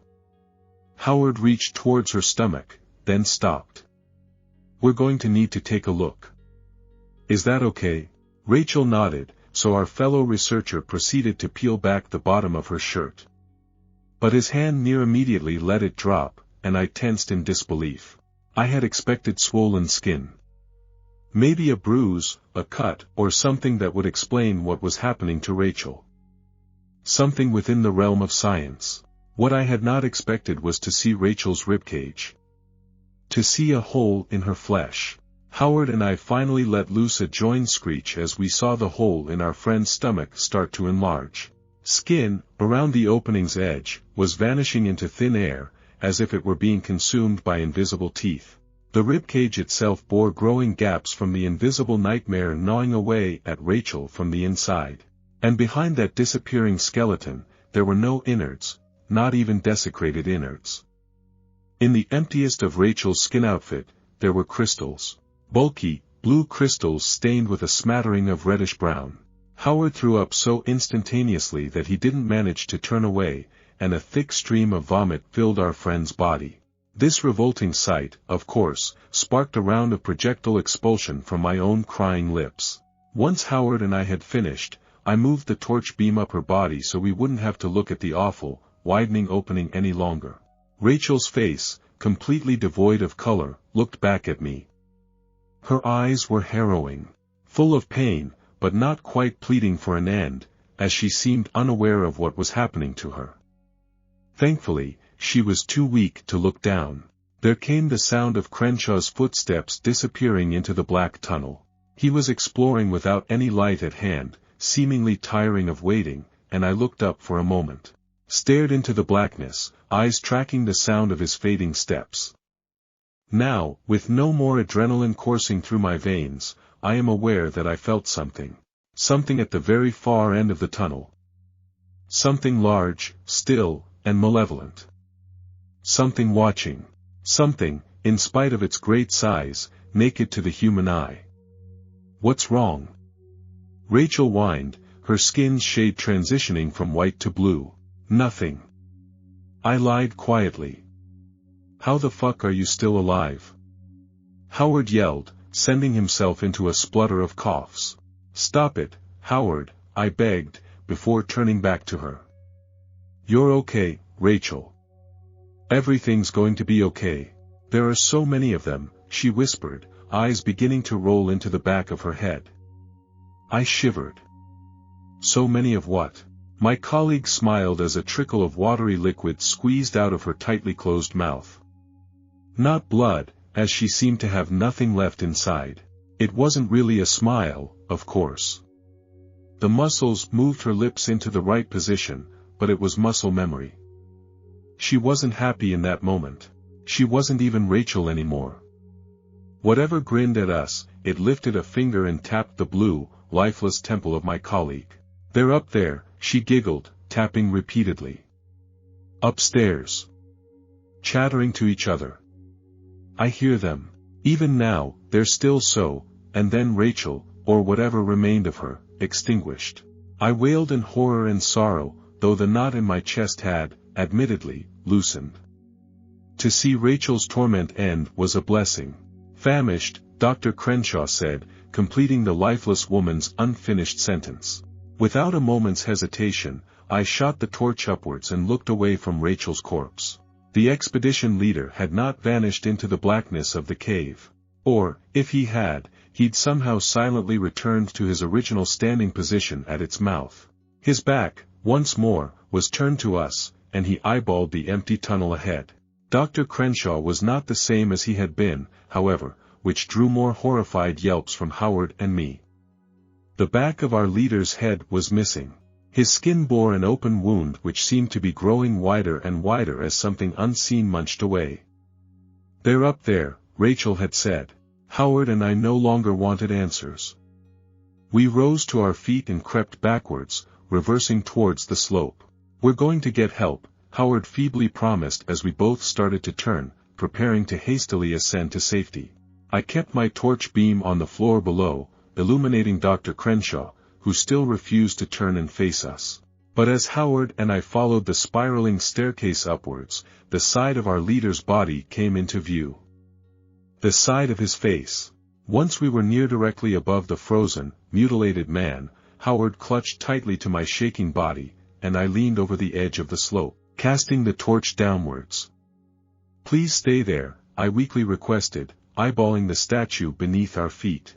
Terrifyingly, I did not feel fear for Dr. Crenshaw, but for my fleeing colleague and me. A feeling justified by the project leader's head snapping backwards. I nearly slipped over the edge, saved only by Howard's firm grip, as Crenshaw's face cranked upwards. Only there was no face left at all. They are too small to be seen, the man whispered without a mouth, without vocal cords. We enter their home, and they enter ours. Dr. Crenshaw's eyes, glazed and aimless like those we'd seen on Rachel, sat above a stretching opening in his face, what had once been his face. His mouth and nose had been consumed by that unstoppable, unseen mass. Then, when the wound eventually swallowed his eyeballs, Howard and I watched each of those tearful spheres turn into red and white mist. Mist swallowed, like everything else, by thin air. Only holes remained, cutting a tunnel from the front to the back of Crenshaw's head. The beam of my torch bored straight through to the other side for a drawn-out second, then the man's body crumpled into a lifeless, near-skinless mound, much like Rachel. The two corpses would, in little time at all, become nothing more than mounds of bloody clothes. Then came skittering from the cave's bowels. A cacophony of overlapping skittering noises, which sounded to me like an untold number of feet. Tiny moving, relatively to their mass, at an unfathomable speed. Howard and I saw nothing of the sort, of course. They are too small to be seen. But the cave floor, 10 feet under our watching point on the staircase, started to darken, as if some mass of enormity were approaching, battalions of things only visible once they had collected in immeasurable numbers. Scientific curiosity did not get the best of us. We did not wait to see the unknown things up close. Howard and I rushed up the spiral staircase. Rushed at such speed that we nearly tripped over the sides, falling to our deaths. We ran until we were winded, then we kept running. Even as the skittering started to sound along the walls, pursuing us towards the stairwell's exit. But they did not follow us out of the top. Did not follow us into the rainforest. We made it. We had collapsed, lungs deflated and bodies crying in pain, but we made it. That was why it took me a few minutes to notice. Notice what was out of place. I was still processing all that had happened. Howard wasn't breathing. I crawled over to his body, barely able to speak, and sobbed when I found him in the mud. I don't know how he managed to run up the staircase. There was nothing left of him in the dirt but bones and a few remaining strips of skin on his skull. Tears soaking my skin, I unclipped Howard's rucksack from the back of his half-body, and the man haunted me one final time by twisting onto his back, twisting to face me. I didn't move him. He moved himself. Moved of his own accord. The rest is little more than blurry blotches in my memory. A blur of physical and mental anguish. I'm amazed that I'm here to tell this tale at all. That, in my state, I succeeded in scaling down the Inselberg's vertical side. That I made it to the airport, flew back to Paris, and collapsed in my bed. Precisely 90 hours and 100 missed calls later, the adrenaline seems to have evacuated my system. It was only tonight that I found myself gripped by a fresh horror. I woke, in the middle of the night, to the return of that unfixable itch. It was barely a tickle in the cave. Now, I'm burning alive. But I'm so cold. I keep scratching. And with every fresh scratch, clumps of skin come away. Wounds form, and they grow on their own. I am being consumed from the inside out. Eaten by things too small to see. I don't know how those things escaped, but they did. Don't know how I survived so long whilst the others perished so quickly. How I made it down the mountain, onto a plane, and back to France. Except I do know. I know because I hear the chattering voices in my head. The voices which serve that thing back in the cave. The thing which watched me from the dark. They did not kill me quickly because they wanted me to make it back to the world of mankind. Wanted me to transport them out of their cave. They needed a host. And now they are the explorers. Discovering our world. Our home. A place that, for whatever reason, they weren't able to reach until I entered their den and carried them free. We enter their home, and they enter ours. If I'd known, I would have remained in that isolated sky forest to die. But it's too late. You see, I noticed it on the plane, but I thought I'd lost my mind. Thought I'd simply been affected by the trauma of what I experienced at the bottom of the stairwell. But I wasn't imagining things. The passengers started scratching their flesh. By the end of the flight, every last person on that flight was clawing irritably at their skin. It's out in the world now. You're not safe. Nobody's safe because they're too small to see. Too small, and too quick. Forgive us for what we did. I am sorry. Stories number 11. We've been working on board a secret space station for the past 2 weeks. I don't think we're alone out here. Captain, do you have a moment? Henderson asked quietly, concern clearly present in his eyes. It's Levi. He's not doing too hot. I sighed, still not sure what to make of the situation. He'd been out of it for the past 24 hours, and Mission Control hadn't yet been informed regarding his status. Let's talk to him again, I suggested. I glanced out through the window, staring down at Earth's brilliant, blue shine below. We were more than 500 kilometers up in the atmosphere, and should a medical emergency arise, we weren't equipped to handle it, but notifying our superiors would mean a premature end to our journey. It wasn't a choice I would make lightly. With no one back on Earth even aware of our covert mission, we couldn't afford a do-over. We pushed our way through the station, floating around corners towards our bedchambers at the station's rear end. Levi had been confined to his room since he started displaying symptoms, but in spite of his poor mental state, he had not yet made an attempt to leave his room. He sat against the wall, sobbing quietly, not taking the time to acknowledge our presence. "Levi, how are you holding up?" I asked as comfortingly as I could. "We have to find her. She has to be out there." "She's not gone," he mumbled to himself. "Find whom?" I asked. "Why are you pretending like you don't know?" he went on.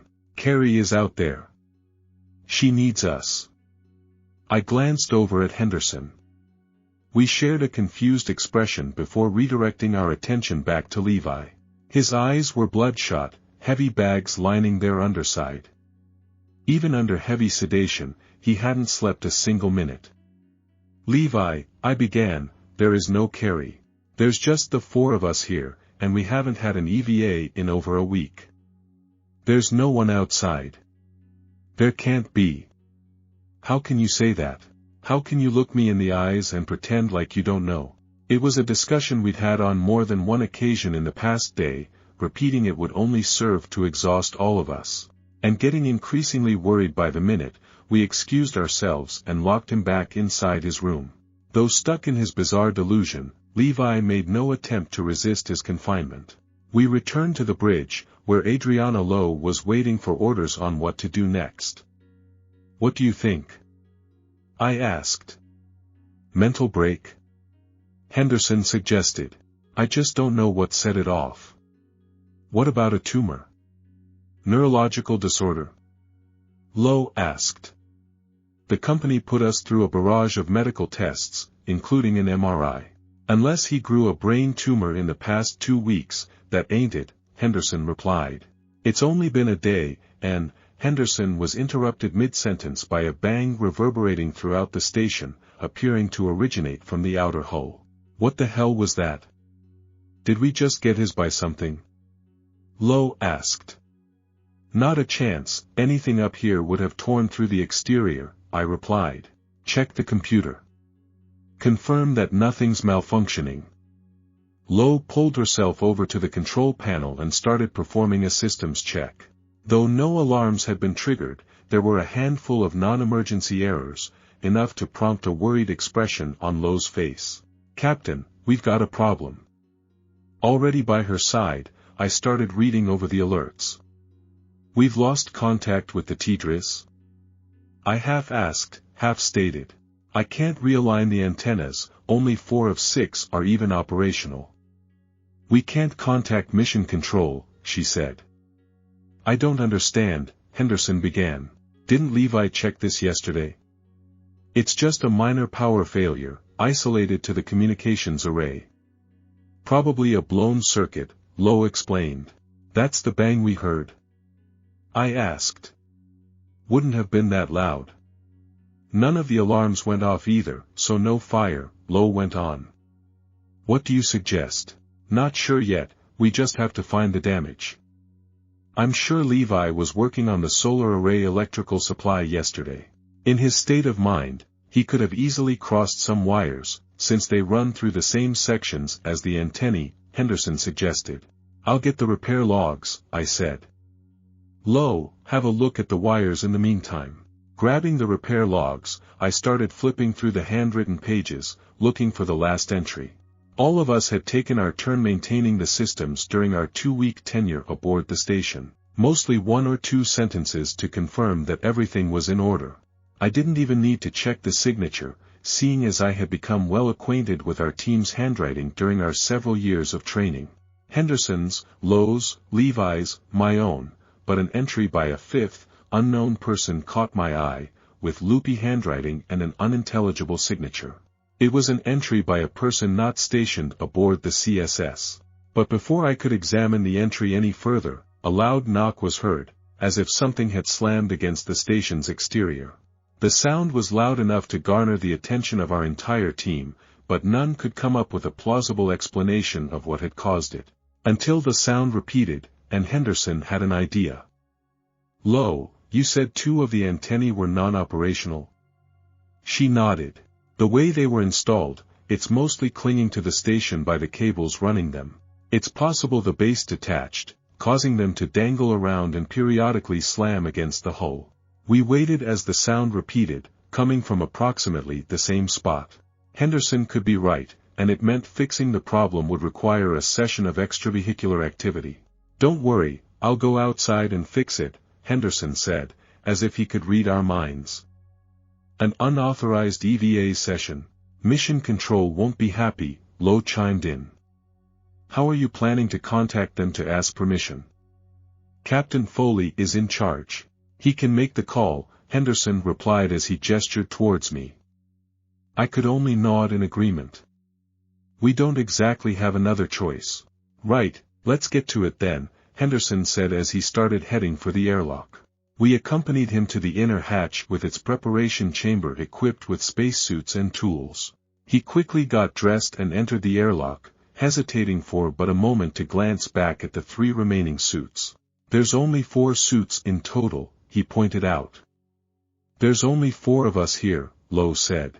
"Still, 5 bedchambers, even if the station isn't manned to max capacity, there should be 1 suit per bed." "I can't remember there being more than 4, I said. "Does it matter?" "I'm not sure," Henderson said, but he ultimately decided it wasn't worth the time it took to discuss it. He closed the inner hatch to the airlock behind him and attached himself to the EVA safety line. If he was right about the antenna, it wouldn't be a hard task to reattach it to its base. He quickly climbed to the top side of the station and called in via radio to relay his findings. "I see 2 broken antennae," he said. "But they're just broken and bent, not detached from the base." "Can you clarify?"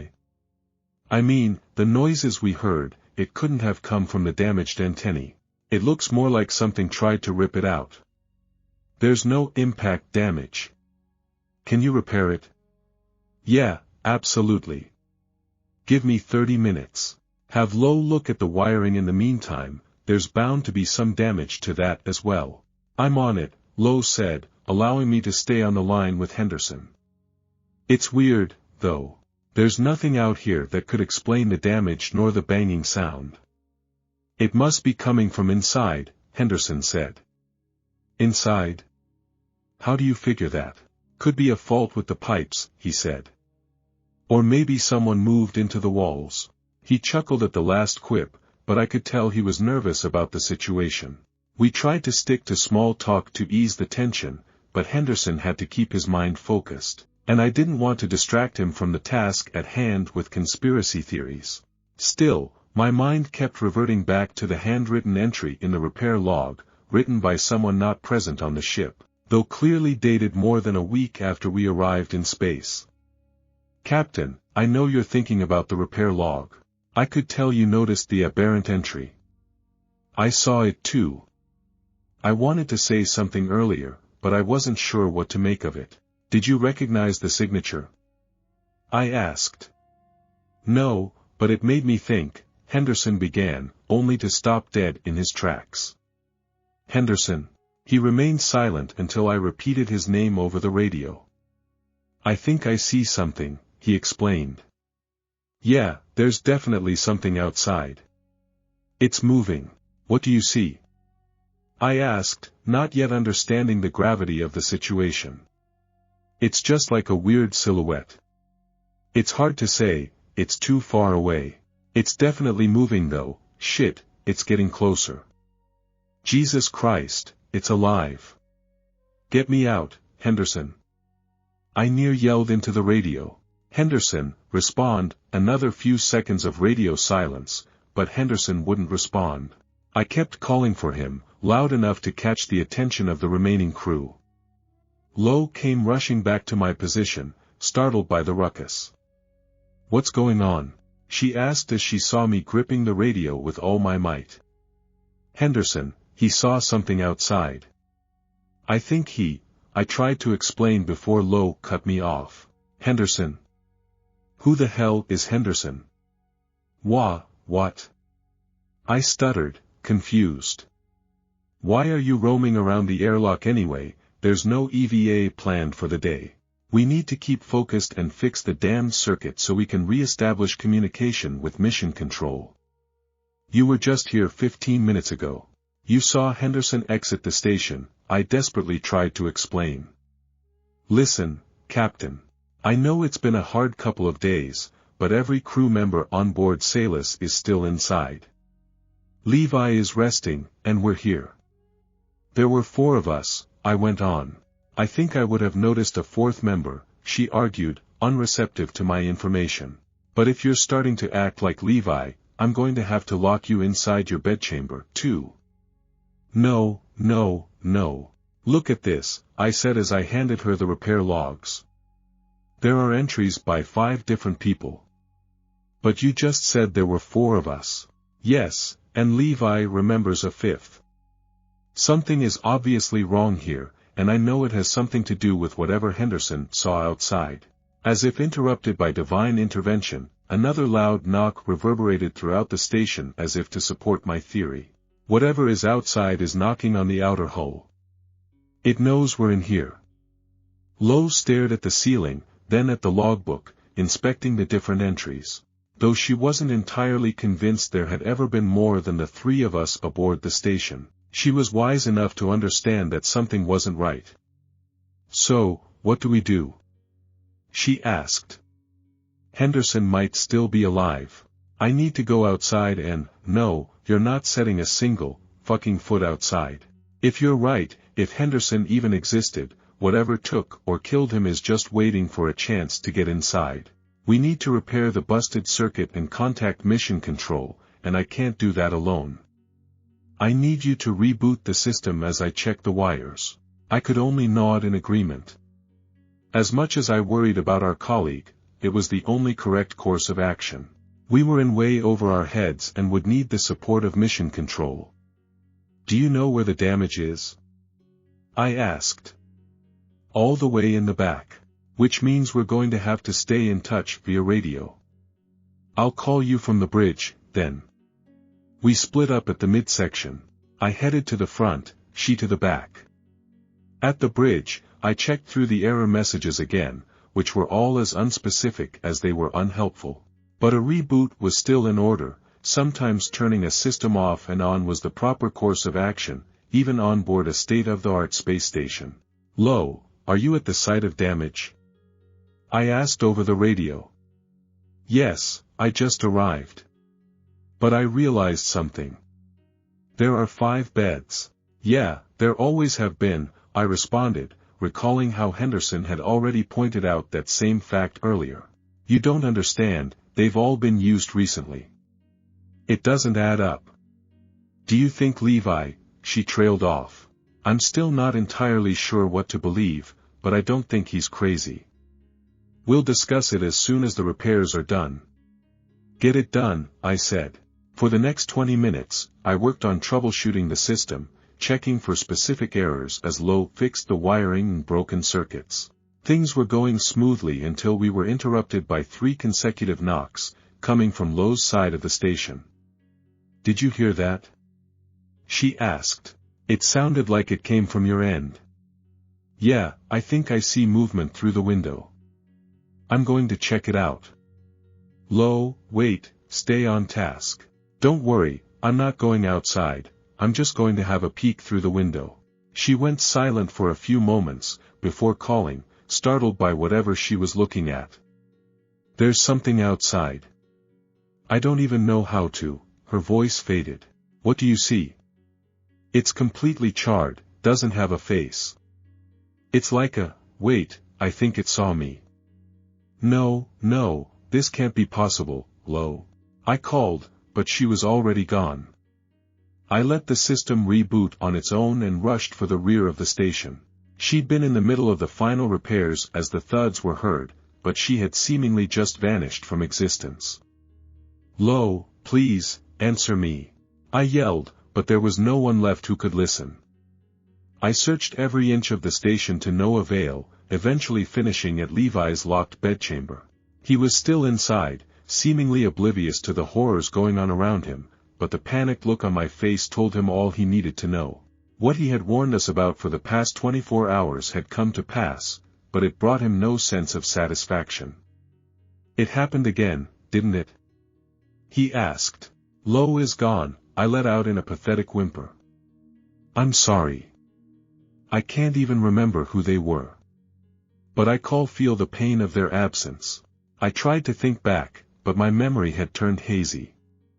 Though I could remember Lo vanishing mere minutes ago, I could only distantly remember the man who vanished during his EVA session. I couldn't even recall his name without straining my mind. If you get distracted for even a second, you'll forget them. What about, I paused to think, unable to readily recall the loss he'd told us about. What about Carrie? I feel her slip from my mind as soon as I let myself get distracted. But I won't forget her. I can't, he whimpered. That thing outside, it's not going to give up. It's going to get us all. What is it, the thing? I asked. I don't know, but I think that once you've seen it, it's already too late.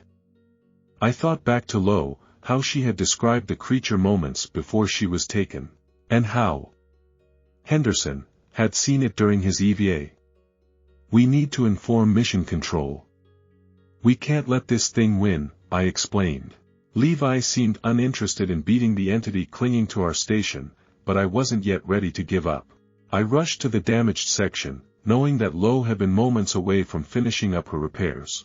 What remained was a quick fix, and no sooner had it been completed, than another 3 knocks reverberated through the station. I tried my best to ignore it, not daring to check outside the windows. It didn't matter, we had re-established contact with Earth, with our home. Then, I noticed Levi heading for the airlock. Before I could even register what he was about to do, he locked himself inside without donning an EVA suit. "Levi, what are you doing?" I asked as I pulled myself towards the inner hatch. "I'm finishing things on my own terms." "No, don't do this. Come on, please.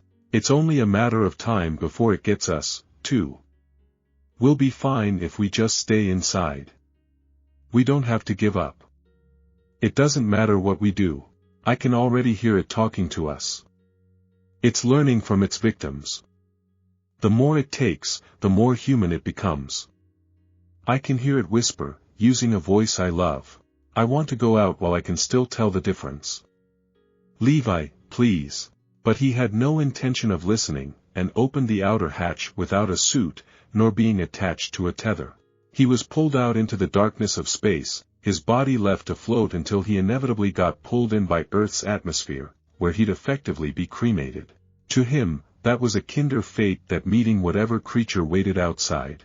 Letting the shock wash over me for no more than 10 seconds, I rushed to the bridge, where I could finally establish contact with Mission Control.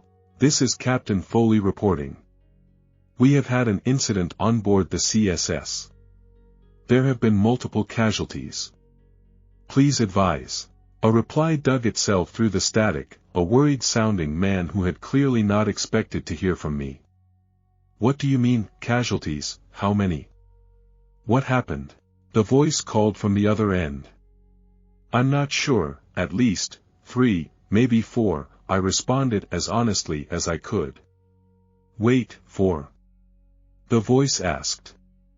"Are you alone?" "Yes. Are you secure? What happened up there?" The voice asked, pressing for as much information as possible. "It's Fermi event," I said. "I'm not exactly sure what we're dealing with." "A Fermi event?" he asked. "Are you certain?"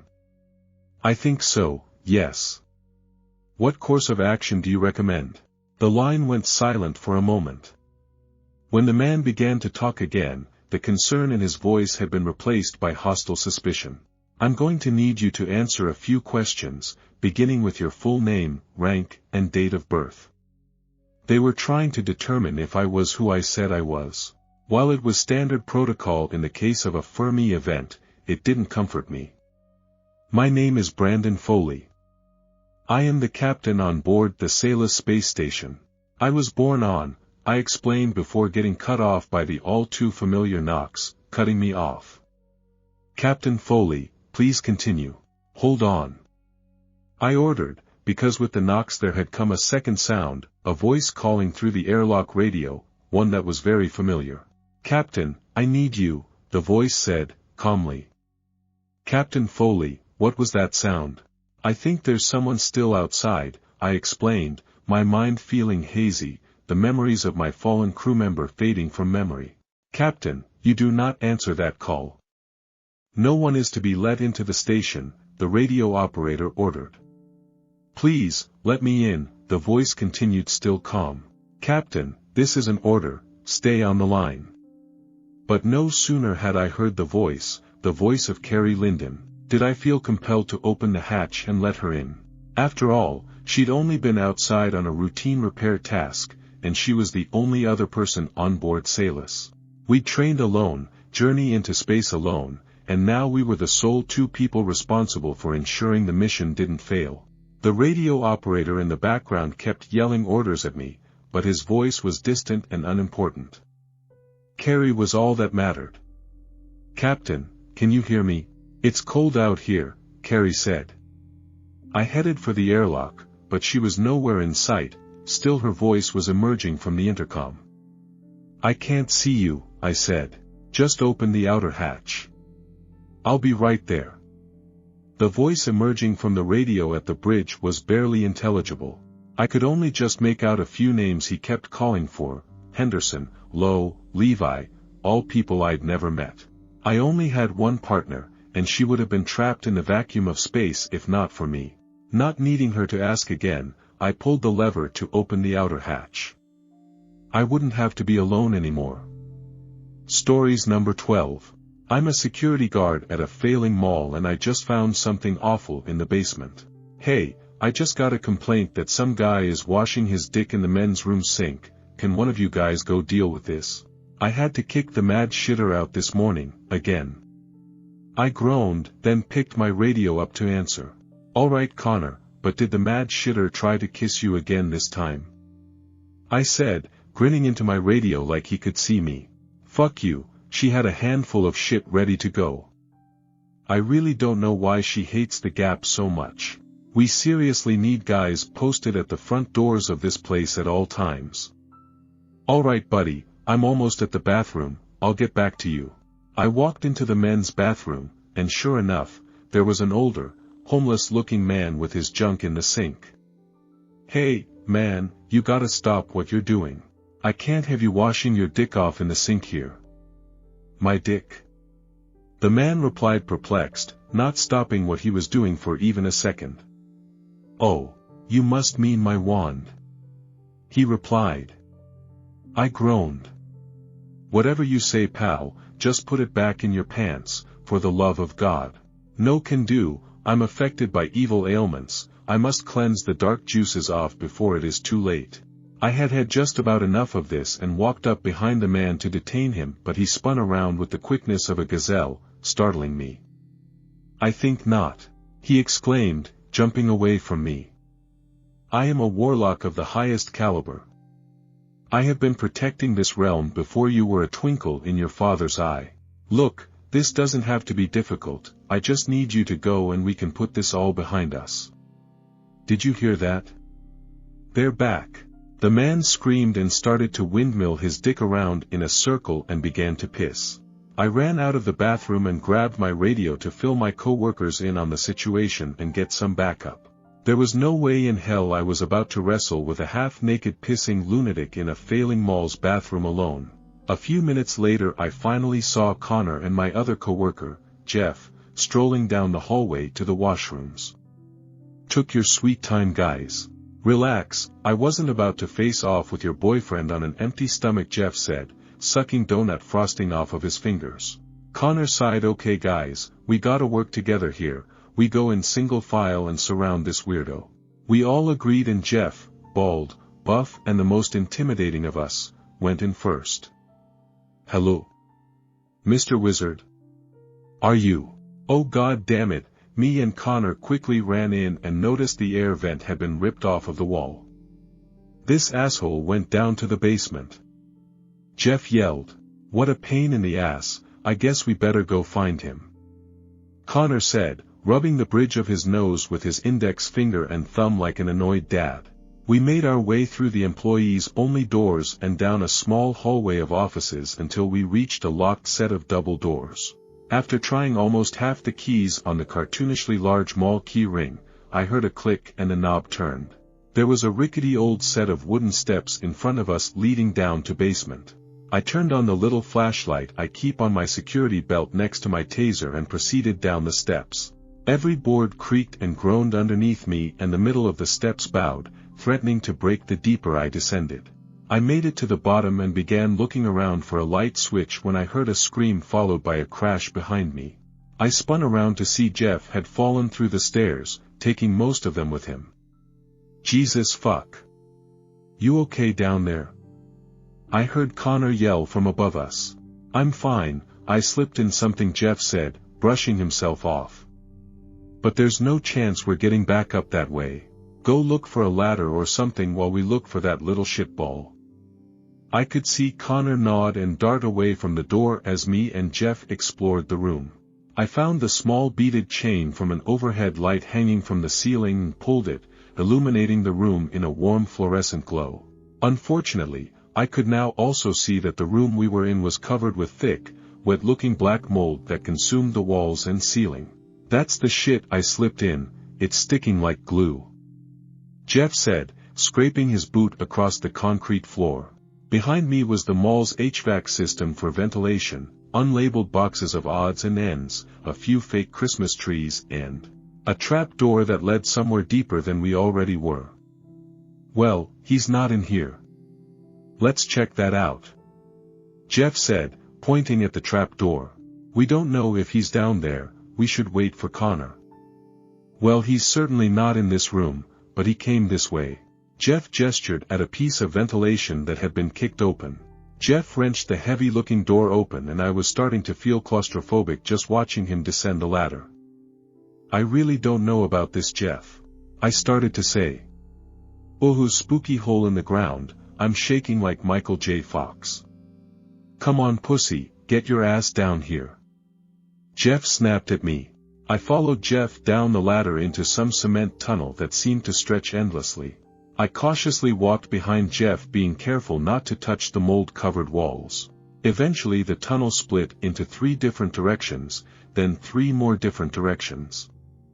What is this? I asked. City's old. People used to use these underground tunnels to connect businesses together. Made it easy for city repairmen to get from place to place faster or some shit. Jeff replied.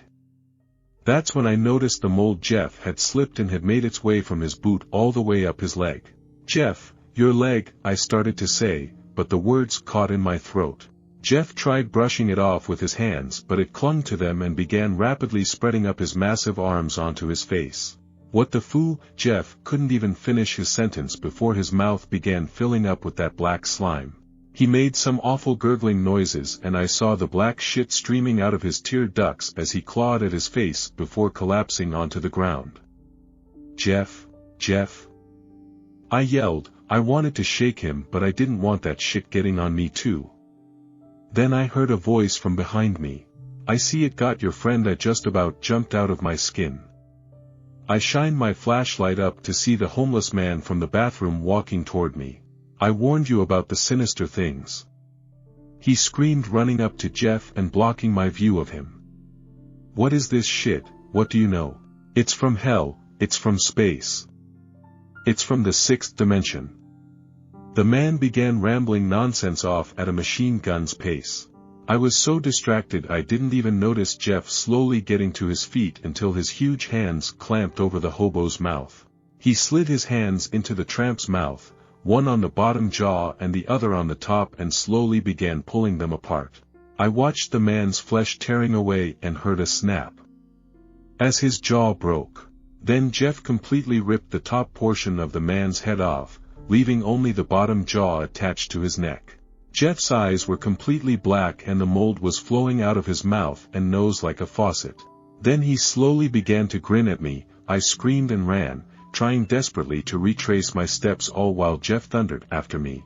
Eventually I found the ladder and climbed it back into the basement. I struggled to close the heavy steel door, but I got a surge of adrenaline as I heard footsteps climbing the metal rings of the ladder and slammed it shut behind me. I stacked some heavy boxes on top of the door, but I can still hear Jeff punching at it. I don't know when, but at some point, I got some of that mold on myself too. If I don't move, it seems to slow down the spread of it, but it's still slowly making its way up my body. I hope Connor gets back soon. I've been yelling but nobody's even come to check. If he takes too long, I'm afraid of what might happen to him. What I might do to him. Stories number 13. My parents never explained why we had to play the game of silence. My parents never explained why we had to play the game of silence.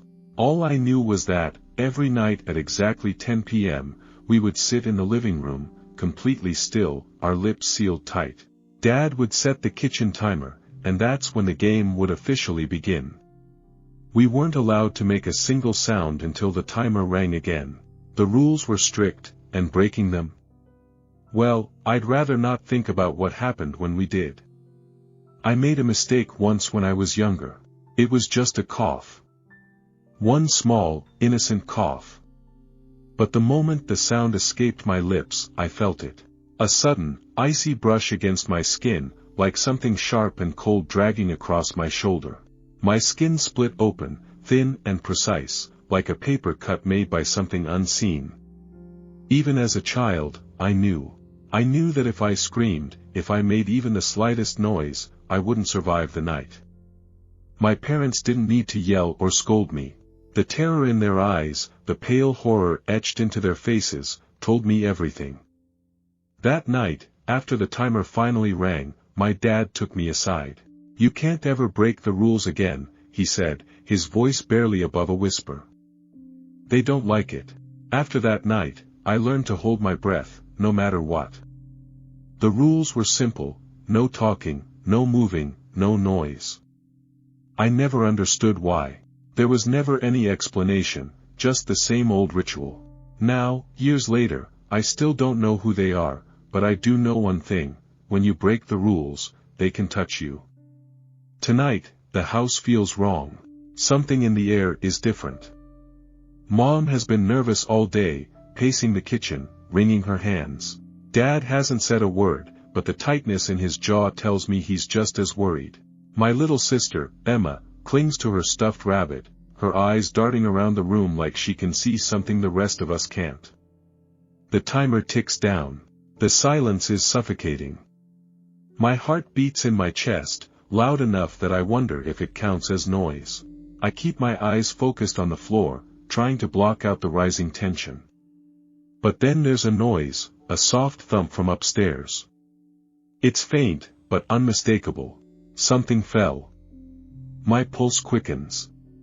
Dad's grip tightens on the armrest. We all know what happens now. Nothing happens at first. We sit frozen, waiting. Then, the footsteps start, slow and deliberate. They come from upstairs, moving toward us. Mom's breath hitches.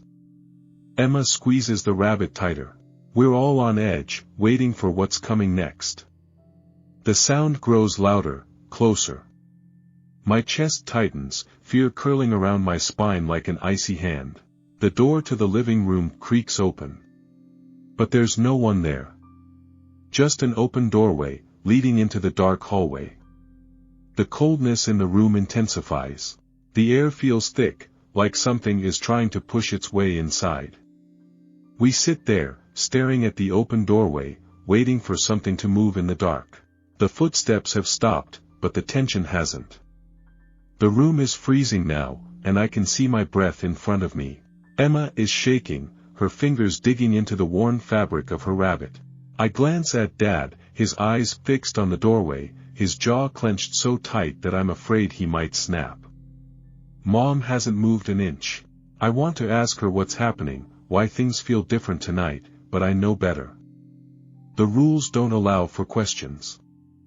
Then, a sound breaks the silence. It's faint, like a whisper carried on the wind. I can't make out the words, but I know it isn't good. The voices, whatever they are back. I know from experience that you don't want to hear what they have to say. Mom tenses, her eyes wide. She's heard it too. Dad slowly shakes his head, as if telling us to ignore it, to stay quiet. We've been through this before. We know the drill. But something feels wrong tonight. The air is heavier than usual, the shadows in the hallway darker. It's like the house itself is changing, warping. I feel a knot of fear twist in my stomach. The timer on the kitchen counter ticks loudly, counting down the seconds until we're free. But it feels like an eternity away. I can barely stand the tension anymore, and I'm not sure how much longer Emma can hold out. Suddenly, there's another noise. This time, it's a low scraping sound, like something being dragged across the floor. It's coming from upstairs again. My heart skips a beat. I don't dare look at Emma. I know she's barely holding it together. The scraping sound stops, replaced by a soft knock on the wall. 3 taps, slow and rhythmic. Then another 3 taps, a little louder this time. It's coming closer, moving down the stairs. Mom's breathing grows rapid, her eyes darting toward Dad. But Dad doesn't move. His hands grip the armrest of his chair so tightly that his knuckles turn white. He's afraid too, but he's trying to hide it. It isn't working. Then, without warning, Emma stands up. My heart leaps into my throat. She drops the rabbit on the floor, her small body trembling as she takes a step toward the hallway. Emma! I want to shout, but I can't. I bite my lip so hard I taste blood. She's sleepwalking. She does this sometimes, but not like this, not during the game. Mom moves to stop her, but Dad holds up his hand, stopping her in her tracks. His eyes are wide, and there's something in his expression that sends a chill down my spine. He's not stopping Emma. He's letting her go. I don't understand. Why isn't he stopping her? Emma takes another step toward the dark hallway, her eyes half closed. She's not awake. She doesn't know what she's doing. The shadows in the hallway seem to shift, reaching out for her. My heart is pounding in my ears, and I want to scream, but I can't. Just as Emma reaches the threshold of the door, something happens. The scraping sound returns, but this time it's fast and frantic. It rushes toward us, and Emma freezes, her tiny frame standing at the edge of the darkness. The whispers grow louder, more insistent. They seem to wrap around her, calling her name. Mom can't take it anymore. She jumps up, rushing toward Emma, but Dad grabs her arm, pulling her back with a strength I didn't know he had. No, he whispers, his voice strained. Let her go. Let her go. The words don't make sense. What is he doing? Why is he letting her walk into the dark? Emma takes one more step, and suddenly, the door to the hallway slams shut. The whole house shakes, and the lights flicker. The cold air vanishes in an instant, replaced by a suffocating stillness. The timer rings, breaking the silence. The game is over. But Emma's gone. The timer rang, signaling the end of the game, but my sister had vanished, taken into the darkness beyond the door. My mind raced, trying to make sense of what had just happened. I turned to my parents, expecting them to react, to rush toward the door, to find Emma. But they sat there, frozen, their faces pale, eyes wide with that same deep-rooted terror I'd seen before. It was as if they were waiting for something. Where is she? I whispered, my voice trembling. Why aren't you doing anything? Mom finally moved, slowly shaking her head. "We can't," she said softly, her voice barely audible. "The game is over." I couldn't believe what I was hearing. Emma was gone, and they were just sitting there. I stood up, my body shaking with fear and anger. "We have to find her," I shouted, louder than I should have, but I didn't care anymore. "My little sister is out there." Dad's voice was firm when he spoke, though his eyes betrayed his fear. "It's too late," he said. "The game has its rules." "Rules?" I repeated, incredulous. "What about Emma?" "We can't just leave her, we can't go after her," Mom said, her eyes filling with tears. "Not now." The fear in their eyes, the trembling in their voices, it wasn't just fear of losing Emma. It was something else, something much worse. They knew something I didn't, something they weren't telling me. I couldn't stand it anymore. I ran toward the door, throwing it open and stepping into the hallway. The air was colder, denser, as if the house itself had changed. The shadows seemed darker, thicker. I called out for Emma, but there was no answer. As I crept through the hallway, my footsteps echoed unnervingly. The house felt larger, more expansive than before, the walls stretching out into places that hadn't existed before. It was like the game had taken over completely, twisting the space around me. Then I heard it, a faint sound, almost like a sob. It was coming from upstairs. Without thinking, I rushed toward the stairs, my heart racing. I had to find her. I had to bring her back. Each step creaked under my weight, the air growing colder with every breath I took. I reached the top of the stairs and paused, listening. The sound was closer now. It was Emma. I was sure of it. I followed the sound down the hallway toward her bedroom door. It was cracked open, just a sliver of light spilling out. I pushed it open slowly, stepping inside. And then I saw her. Emma stood in the center of the room, her back to me. Her rabbit lay discarded on the floor, and she was whispering something, too low for me to make out. Relief flooded through me. She was here. She was safe. "Emma?" I called softly, stepping closer. She didn't respond. She just kept whispering, her voice steady and calm. I moved closer, but something felt wrong. The air in the room was thick with tension, and the shadows along the walls seemed to pulse as if alive. "Emma?" I said again, louder this time. She stopped whispering. Slowly, she turned to face me. What I saw made my blood run cold. It was Emma, but something was different. Her eyes were vacant, distant, like she was somewhere far away. Her skin was pale, almost translucent in the dim light. Then I saw it, a faint line across her neck, as if something had gently traced the same cold cut I had felt years ago. "Emma?" I took a step back, my heart pounding in my chest. She smiled, a small, eerie smile that didn't reach her eyes. "You should have stayed quiet," she said softly.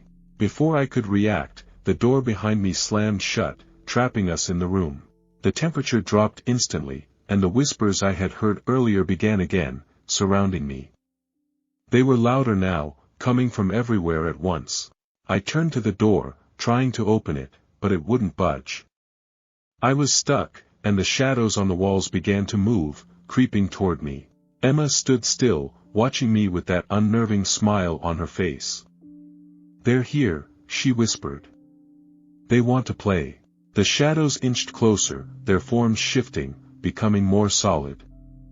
They moved toward me slowly, deliberately, as if savoring the moment. I pressed myself against the door, panic surging through me. "Emma, please," I begged. "We have to get out of here." But Emma just shook her head, that same empty smile on her face. "It's too late," she said. "The game is never really over." The shadows were almost upon me, their cold presence wrapping around me like a vice. My skin prickled, the same sensation I had felt years ago, the invisible fingers tracing across my neck. I was trapped, and I knew that if I made a sound, it would all be over. Then, I heard a loud crash from downstairs. My parents had finally moved. "Emma!" Mom screamed from the bottom of the stairs. Her voice broke through the eerie silence in the room. I took the opportunity to shove past Emma, running toward the door. I slammed my shoulder against it, and it finally gave way. I rushed down the stairs, my legs trembling as I reached the bottom. My parents were standing there, wide-eyed and terrified.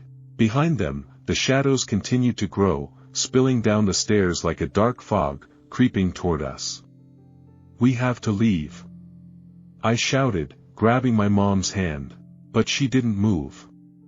"We can't leave the house," Dad said, his voice hollow. "If we leave, they'll follow us. We don't have a choice," I shot back, glancing up at the stairs. The shadows were almost upon us, and I could hear Emma's footsteps echoing from the hallway above. Dad shook his head slowly. "This is our fault. We broke the rules." "What?" I stared at him, confused. "What are you talking about?" Mom's face was pale, her eyes filled with tears. "It's true," she whispered. "We broke the rules years ago. Before you were born. We didn't know what we were doing, and ever since, the game has been watching us." The room felt like it was closing in around me. "So, what? We're supposed to stay here and let them take us?" Dad didn't answer. He just stared at the shadows creeping down the stairs. "Go," he said quietly. "You and Emma. Get out of here. Don't come back." Tears welled up in my eyes, but I nodded. There was no time to argue. I ran back upstairs, finding Emma standing at the top, her face pale, her eyes blank. "Come on!" I shouted, grabbing her hand. For a moment, she didn't move, but then something in her eyes shifted. She blinked, as if waking from a dream, and nodded. We ran down the stairs together, the shadows chasing us as we sprinted toward the front door. I could hear Mom crying behind us, and I forced myself not to look back. The moment we stepped outside, the cold air hit us like a wave. The house groaned behind us, the door slamming shut. I grabbed Emma, pulling her away from the house as fast as I could. We ran down the street, not stopping until we reached the edge of the yard. I turned back, my heart pounding in my chest. The house was dark and silent, its windows empty and lifeless. But I knew better. I knew that inside, the game was still playing. My parents had stayed behind, victims of a game they had accidentally started long ago. And now, the game would never end for them. I looked down at Emma, who was trembling beside me. "We made it," I whispered, trying to reassure her. But I knew the truth. We hadn't really escaped. The game would follow us, always waiting for the next time we made a mistake. As we walked away from the house, I could still hear it in the back of my mind, the soft ticking of the timer, counting down once again. Stories number 14. I was a park ranger looking for a missing hiker. The way I found him will haunt me forever. I've been a park ranger in Mount Hood National Forest for over a decade, and nothing has ever truly shaken me. Sure, there are the occasional lost hikers, a few wild animal sightings, but nothing out of the ordinary. That changed a few weeks ago. It started with a missing persons report. A hiker had gone out alone on the Timberline Trail, and his wife called in a panic. He was supposed to be back by 5 p.m., but it was now 7, and he wasn't answering his phone. Something about the way she sounded, frantic, desperate, told me this wasn't just a case of someone losing track of time. I took the night shift patrol to search for them. The air was cold, thick with fog, and the trees stood like silent sentinels, blocking out most of the moonlight. As I ventured deeper into the woods, a deep unease settled in my chest. It was too quiet. The usual sounds of rustling leaves or animal calls were absent. I followed the trail, each step crunching on the frost-covered ground, the silence pressing in around me.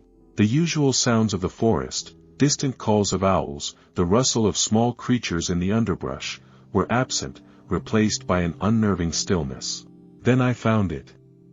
Frantic footprints. They led off the trail, deeper into the forest. The prints were erratic, almost as if the person had been running or stumbling in a blind panic. I crouched to examine them, my flashlight cutting through the darkness. The shape of the prints was unmistakable, a hiker's boot, a solid, worn tread. But something wasn't right. The ground around the prints was disturbed, torn up as though something had been dragged along with them. I followed the trail further, the hairs on the back of my neck standing up. But then I found something worse. Another set of prints. Larger. Much larger. And not human. They were too deep, and they spread unnaturally wide, the toes splayed out like claws. The earth around them was torn as though whatever left them had been moving with immense weight and power. I felt the cold sweat on my brow, but I couldn't stop now. Something wasn't right, and I needed answers. The prints led further off the path, into the darker parts of the woods. The air grew heavier, the fog thicker, and for the first time in years, I regretted being out here alone. I hesitated at the edge of the steep hillside, my boots slipping on the loose rocks as I followed the prints downward. The earth seemed to be alive, shifting beneath my feet with every step I took. And then, I saw it, a scrap of clothing, caught on a branch. It was torn, frayed at the edges, and stained with something dark. The fabric looked familiar, but it didn't matter. What mattered was what I saw next. The footprints of the hiker and the creature now seemed to line up perfectly, as though the thing had been stalking the person, step by agonizing step. Whatever it wasn't just following. It was hunting. I took a deep breath, trying to steady myself as the weight of the situation bore down on me. I couldn't turn back now. I had to know what was out here, and if I could help whoever was still out there. I moved further down the trail, careful not to lose the prints, when suddenly, a scream pierced the silence. Distant, but unmistakable. A cry of pure terror. It sent a shockwave through my chest, freezing me in place. But then, I heard something else.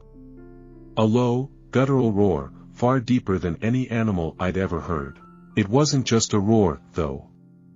It was mixed with the scream, as if whatever was chasing the hiker was so close, it had begun to drown out their cries. The sounds twisted together, sending a wave of ice through my veins. I didn't wait. I ran. I pressed my hand against my side, feeling the cold metal of my firearm beneath my jacket. It didn't give me much comfort, but it was the only thing I had. I kept telling myself that if the hiker was still alive, the gun might be the one thing that could make a difference, if I could find them in time. If I could stop whatever this thing was. The sounds of the forest seemed to grow quieter as I ran, the rush of my own breath drowning out everything else. My pulse thundered in my ears, each step making my heart beat faster. I had to focus. I had to find them. I slowed, my chest tightening as I tried to steady my breath. My heart was pounding too loudly now, and I was beginning to lose track of the sounds that had been guiding me.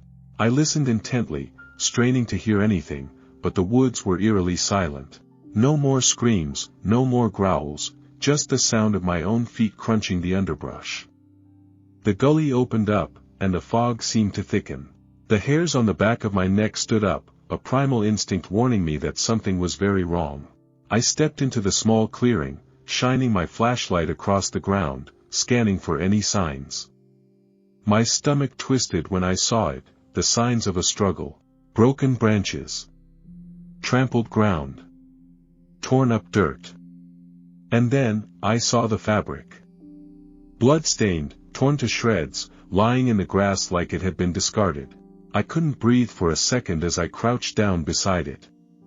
The fabric was too familiar, it was the same as the scrap I had found earlier. This was real. The hiker was here. And they were hurt. I fought to stay calm, but my mind was racing. This person wasn't just lost.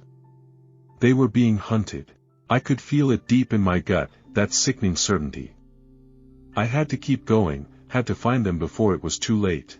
But as I scanned the clearing, the silence grew heavier, more oppressive. Like something was watching me.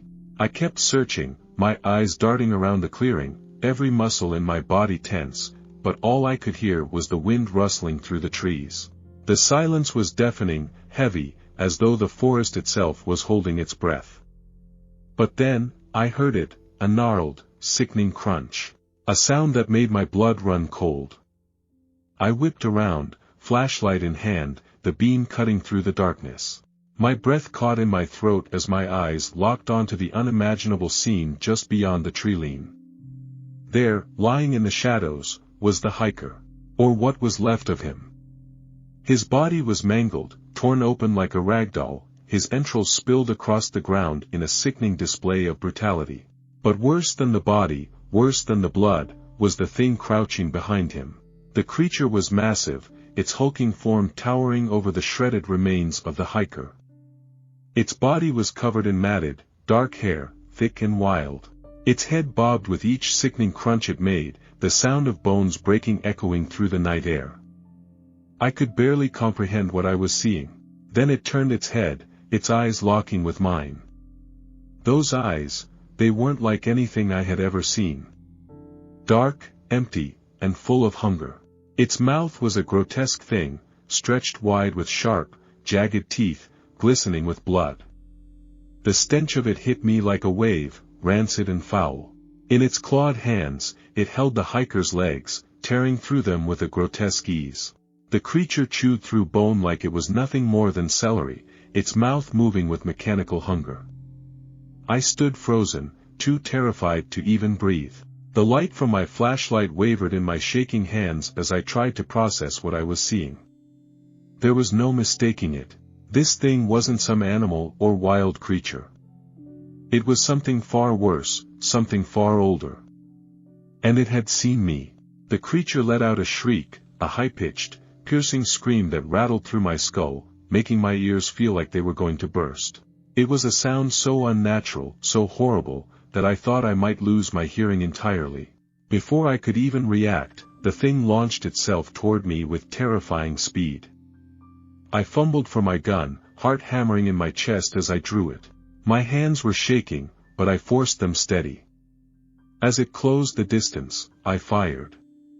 The first shot hit its shoulder, but the beast didn't falter. I squeezed off another shot, and this time, the bullet slammed into its massive chest.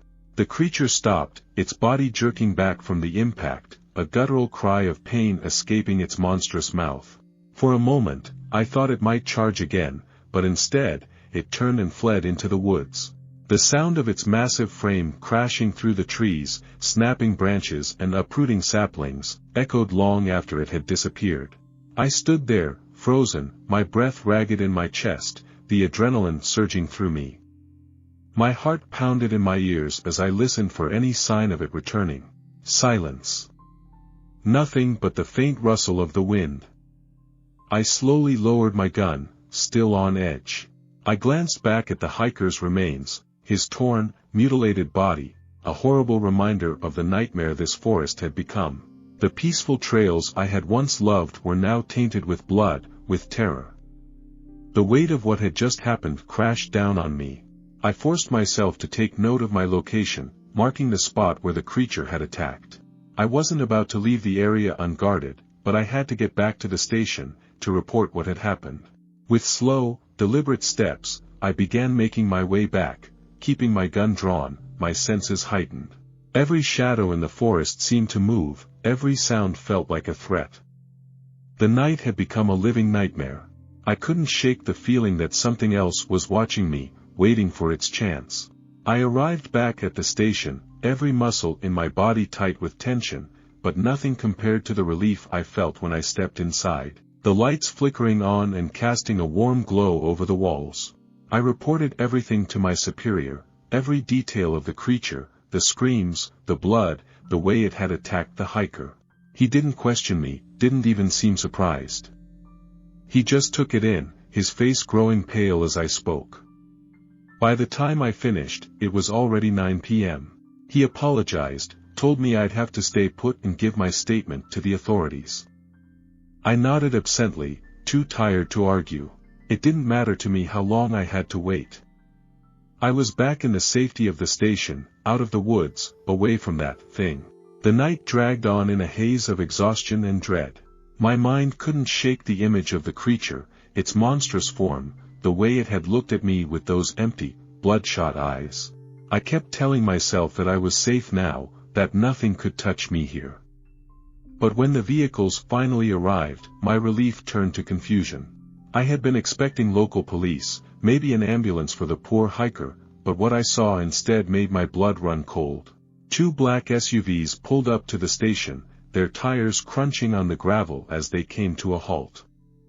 The men who stepped out weren't in uniform. They wore sharp, black clothing, sleek and professional, their faces hidden behind dark sunglasses despite the late hour. They moved with a quiet, deliberate precision, like wolves hunting in the night. I felt a chill crawl down my spine as one of the men approached. He didn't introduce himself. Didn't offer a hand. Just stared at me for a moment, his eyes hidden behind dark glasses. "Are you the ranger who encountered it?" he asked in a voice that was too calm, too controlled. I nodded, unsure of what to make of him, of them. "Good," he said, turning back to his colleagues. "We'll take it from here." It wasn't until then that I realized what was happening. These weren't local authorities. They weren't even from around here. Their presence, their demeanor, was unsettling, like they had known this was coming. Like they had been waiting for someone like me to find the creature. And now that I had, they were going to take control of everything. I stayed silent, my mind racing with questions, but before I could say anything, the man spoke again. "Your statement will be taken. You will be briefed later. We handle things like this." I felt a sinking feeling in my stomach. There was no room for questions, no room for doubt. They had been waiting for this. Whatever this thing was, it was something more than just a creature in the woods. And I had no idea how deep it went. After giving my statement, I tried to ask them questions. I needed answers, needed to understand what was going on, but each of them just looked at me, stoic, emotionless, like they had heard it all before. Their eyes were cold, unreadable. They said nothing. Instead, one of the men reached into his jacket and pulled out a document, sliding it across the table toward me. It was a non-disclosure agreement, an NDA. The words on the paper blurred together as I tried to read, but I could barely focus. They wanted me to sign it, to keep everything I had seen, everything I had learned, a secret. Forever. I stared at the document, my hands shaking. I didn't want to sign it. I couldn't. But the way they looked at me, the way their eyes locked onto mine with an intensity that spoke of things far darker than I could understand, told me I had no choice. The weight of their silence hung heavy in the air. They weren't asking. They were telling. I took the pen. My fingers trembled as I signed the paper, each stroke of ink feeling like a surrender, a piece of my soul being locked away. The man nodded as I finished, sliding the document back into his folder without a word. But then, he handed me another piece of paper. This one was different. It had details written in tight, precise handwriting. A story for me to tell, one that would be fed to the authorities if I ever dared to speak the truth. The man suffered a bear attack. I arrived too late to stop it. That's what I was supposed to say. Nothing about the creature. Nothing about the blood, the screams, the twisted horror I had witnessed. I looked down at the paper, a sickening twist in my stomach. The lie was laid out in front of me, and it tasted like metal on my tongue. I was supposed to accept it. I had no choice but to accept it. I nodded, my voice caught in my throat as I silently accepted the agreement. I wasn't sure what was worse, the horror of what I had seen, or the realization that I was now a part of something far bigger than I could ever understand. And I was expected to stay silent. To forget. But I couldn't. Not completely. Something in me refused to believe that this was over. After that night, I quit being a ranger. I couldn't stay in that job anymore, not after everything I had seen, everything I had been forced to bury. I tried to move on, to forget, but the nightmares never stopped. Sometimes, I lie awake in the dark, hearing the man's awful screams echoing in my head. I see the creature, its massive, blood-soaked mouth, chewing through his thigh bone like it was nothing more than a twig. The sound of it still haunts me. What breaks me even more is the thought of that man's poor wife, never knowing the truth of what happened to her husband. I can still hear her voice on the phone, frantic with worry. The guilt gnaws at me because I couldn't give her the closure she deserved. She'll never know what really happened, and that thought weighs on me more than anything else. I used to love the woods. I was an avid hiker, a lover of wildlife and nature. The forest was a sanctuary for me. But now, after what I saw, I can never look at it the same way again. The smell of pine and damp earth now just reminds me of the blood and the hunger lurking in the shadows. I'm writing this now, trying to finally get it out of my head, because I can't live with the images anymore.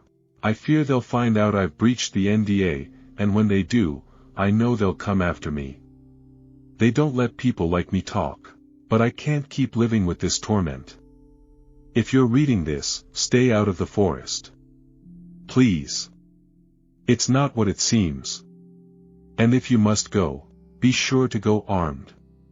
You never know what might be lurking out there, waiting for you. It's not just the trees that can hurt you. The woods are full of things that should never be seen, things that are better left undiscovered. Stories number 15. My niece is terrified by something no one can see. Now I've seen it too. I was babysitting my niece one night while her parents went out for a well-deserved date night. They live in the basement of an old house, where the low ceilings and dim lighting give everything a heavy, shadowed look. At first, things were fine. She was laughing, pushing her toy car across the carpet, making little vroom sounds as it skidded along. I watched her, amused, letting her energy fill the quiet room. But then, mid-laugh, she froze. Her gaze drifted to an empty corner across the room, her mouth slowly opening as if she'd seen something terrible. Then, without warning, she started screaming. The sound was raw, piercing, as if she were in pain. She scrambled into my lap, clawing at my shirt, her little fingers trembling. I held her tightly, feeling her heart pound against mine as she buried her face in my shoulder.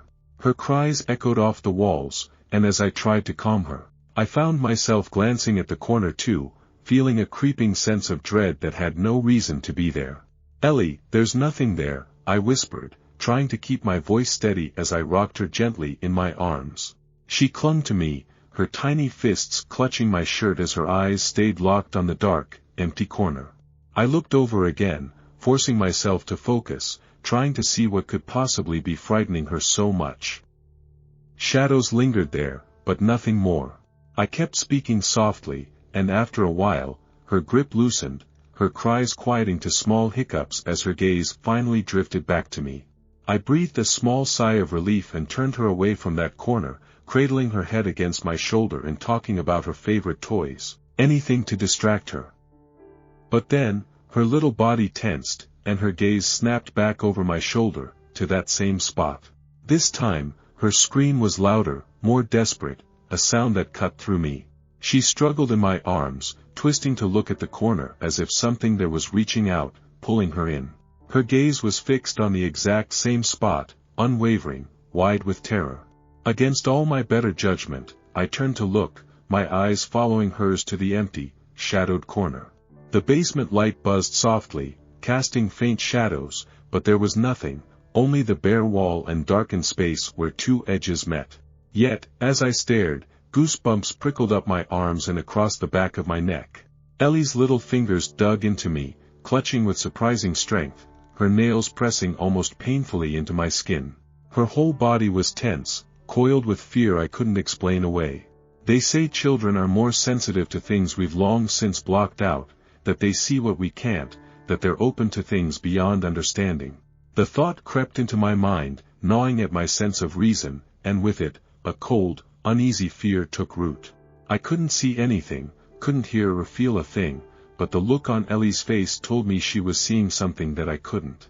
Something that terrified her down to her core. I decided it would be best to take her upstairs, so I grabbed a few of her toys and we left, heading upstairs to the living room. The stairs creaked as we climbed, Ellie clinging to me, her head buried in my shoulder as if hiding from whatever had haunted that corner. I kept talking, my voice low and steady, hoping it would keep both of us calm. By the time we reached the living room, her grip had relaxed, and I was able to set her down gently on the couch. I turned on the TV and put on Dora the Explorer, her favorite. Slowly, she seemed to forget about the basement, her eyes brightening as she started singing along with the familiar theme song. Relief washed over me as she began to play with her toys again, her laughter filling the room and pushing the eerie silence from my mind. I headed into the kitchen, glancing back occasionally to make sure she was okay. Opening the cupboard, I grabbed a can of soup and popped it into the microwave. The soft hum of the microwave was oddly comforting, grounding me after the strange, tense moments in the basement. Just as the timer ticked down, I heard a faint, familiar sound, a quiet whimper from the living room. I turned around, and there was Ellie, standing frozen in front of the TV, her wide eyes staring back down the hall toward the basement door. I rushed over, glancing down the hall into the empty darkness lingering at the top of the basement stairs. The shadows seemed thicker somehow, pressing against the doorway like a solid weight. For Ellie's sake, I tried to stay calm, smiling as I knelt down and reassured her, even though my voice felt shaky. "Let me just close the door, all right?" I said, my words more for my own reassurance than hers. I headed down the hall, each step making my pulse quicken. I kept telling myself it was nothing, that I was only spooked because of Ellie's fear, but the closer I got, the heavier the air seemed to grow. I reached the door and swung it shut, feeling the weight of it as it clicked into place. I tested the latch, making sure it wouldn't swing open. Turning back, I forced a smile, hoping she couldn't see the uncertainty in my eyes. "There's nothing to worry about, Ellie. Uncle Mikey's got you. You're safe." But even as I said it, a chill ran through me, the words feeling hollow. I could feel something lingering in the silence behind me, something I couldn't see but somehow knew was there.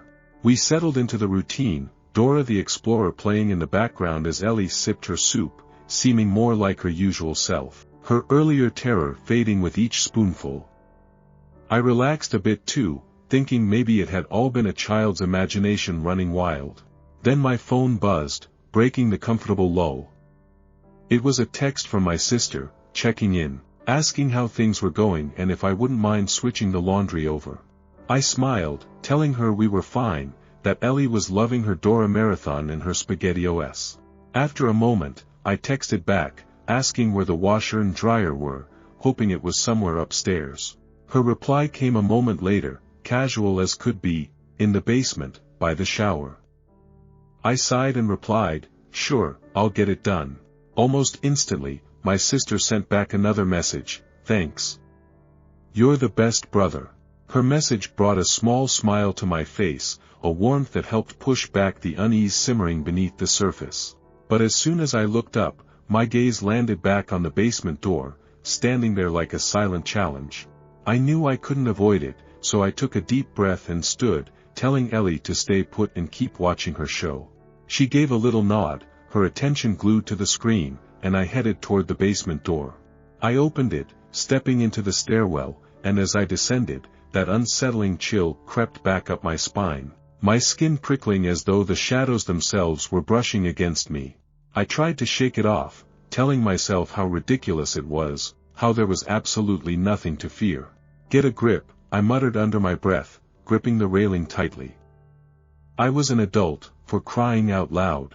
The dark had lost its hold on me years ago, so why was I letting it crawl back now? Each step down felt heavier, as if I were walking deeper into some unspoken dread waiting at the bottom of those stairs. I flipped on every light switch I could find as I stepped into the basement, flooding the room with harsh, flickering light. The hum of the bulbs felt oddly comforting, like a barrier against the silence that had settled here.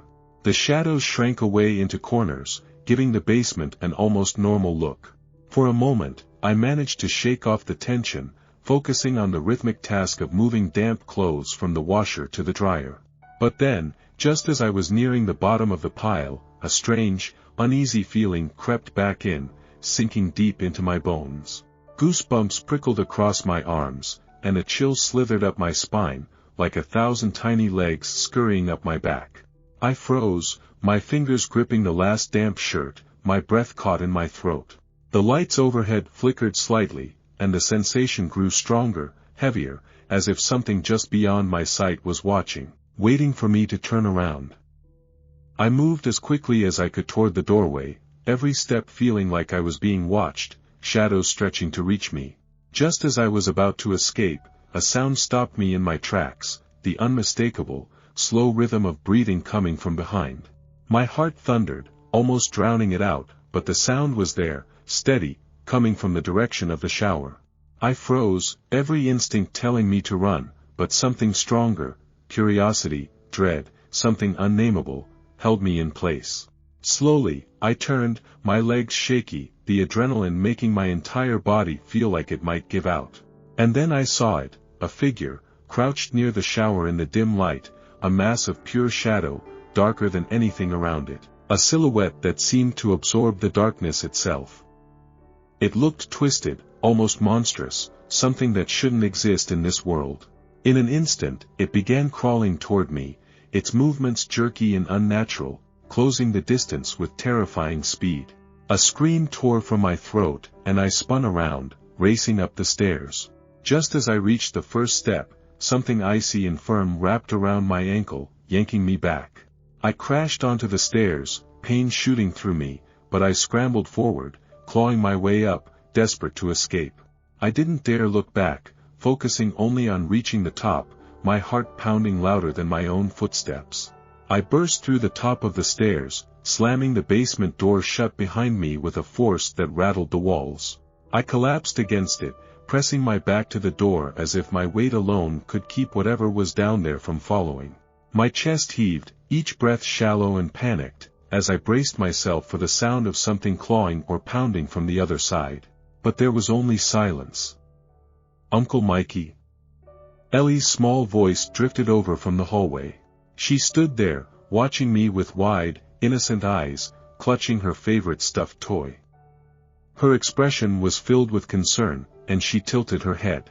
"Are you okay?" I swallowed hard, trying to force a smile as I pulled myself together. "Yeah, I'm fine, Ellie. Just got spooked by a big ol' spider." I tried to laugh, and she giggled, her laughter light and carefree. "Silly Uncle Mikey," she said, shaking her head, and her laughter drew a weak chuckle from me, too, though inside, I was still shaken to my core. I stood up, double-checking that the door was securely locked, then picked her up, holding her close. "Come on, let's go back to the living room," I said, my voice steadier now, but my grip on her tighter than before. The rest of the night passed without incident, but the silence felt heavy, as if something were waiting, lurking just out of sight. When my sister and her husband finally returned, I felt a wave of relief wash over me. I couldn't get out of there fast enough, but as I gathered my things, my sister pulled me aside. "How'd it go?" she asked, her tone light, but her eyes searching. I forced a smile, saying it was fine, that Ellie was an angel, but she didn't buy it. She watched me closely, picking up on the tension I hadn't managed to shake off. "Did something happen?" She pressed gently, and after a moment, I took a deep breath, feeling the weight of the night settle heavily on my shoulders. I told her everything, hesitating before recounting how Ellie had screamed at something unseen in the corner of the basement. As I spoke, I saw a flicker of recognition cross her face. My sister went pale, her gaze shifting uncomfortably as she admitted that Ellie had done the exact same thing a few weeks before, freezing, staring, screaming as though she'd seen something no one else could. She had brushed it off as a nightmare, but now, with both of us having experienced it, the reality felt too close, too real. I hesitated, then asked if she'd ever experienced anything strange down in the basement herself. I confessed that while I was down there changing the laundry, I could have sworn I saw something, a shadow or figure lurking in the darkness. My sister's face tightened, her expression thoughtful, but she shook her head. No, not me, she replied slowly. Just Ellie. She's done it a few times, getting really scared, staring at that corner. My heart skipped a beat as her words sank in. The corner. The exact same one that had terrified Ellie tonight. It wasn't just one unsettling moment.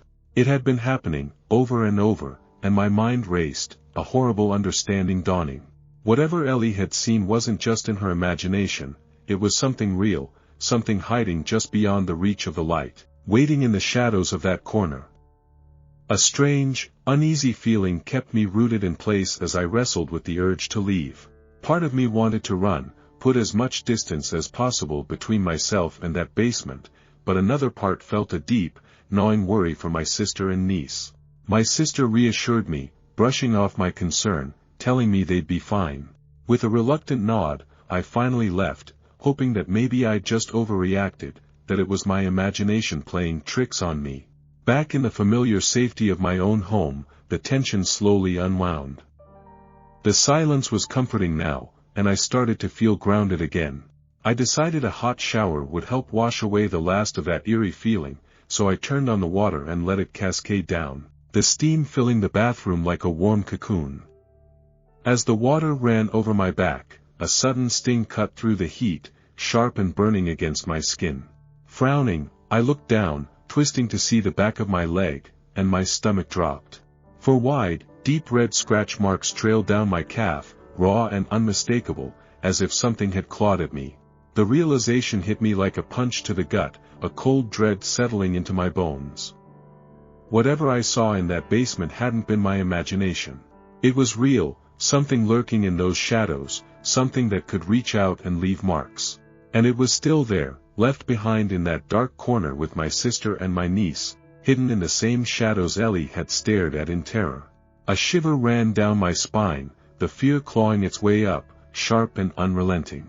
I wanted to believe it was over, that whatever had happened was just my mind playing tricks, but the evidence was there, raw and unmistakable, carved into my skin like a warning. Stories number 16. Orion Pest Control, Halloween Safety Tips. When it comes to Samhain, Orion takes great pains to keep the neighbors from causing complete chaos in town. While some of our practices might be controversial, believe me, things would be far worse if we didn't follow through on observing them. If you're not familiar with what Orion Pest Control services are, it may help to start here. My tips for staying safe from the neighbors and other spooky things that could be lurking about on Halloween are fairly simple: follow traditions, and by that, I don't mean that yins have to go as far as Orion does. Generally speaking, all you really have to do is participate in some typical Halloween fun. For starters, carve some pumpkins. You don't even have to be good at it. Any design will do. As you will see in a moment, they're not just decorations. And if you're planning to leave the house, make sure to wear a costume. It'll make it harder for less intelligent neighbors to discriminate between who's human and who's not. The more of yourself that you conceal, the safer you'll be. Not the outgoing type. Hand out some candy. Even if you don't encounter anything unusual during the evening, the kids on your block will appreciate it. And don't be that person that hands out raisins. Not only are you at risk of having your house egged, which you would absolutely deserve, by the way, you never know if one of the trick-or-treaters is going to take it a little too personally. It's best to keep in mind that what you're handing out is an offering.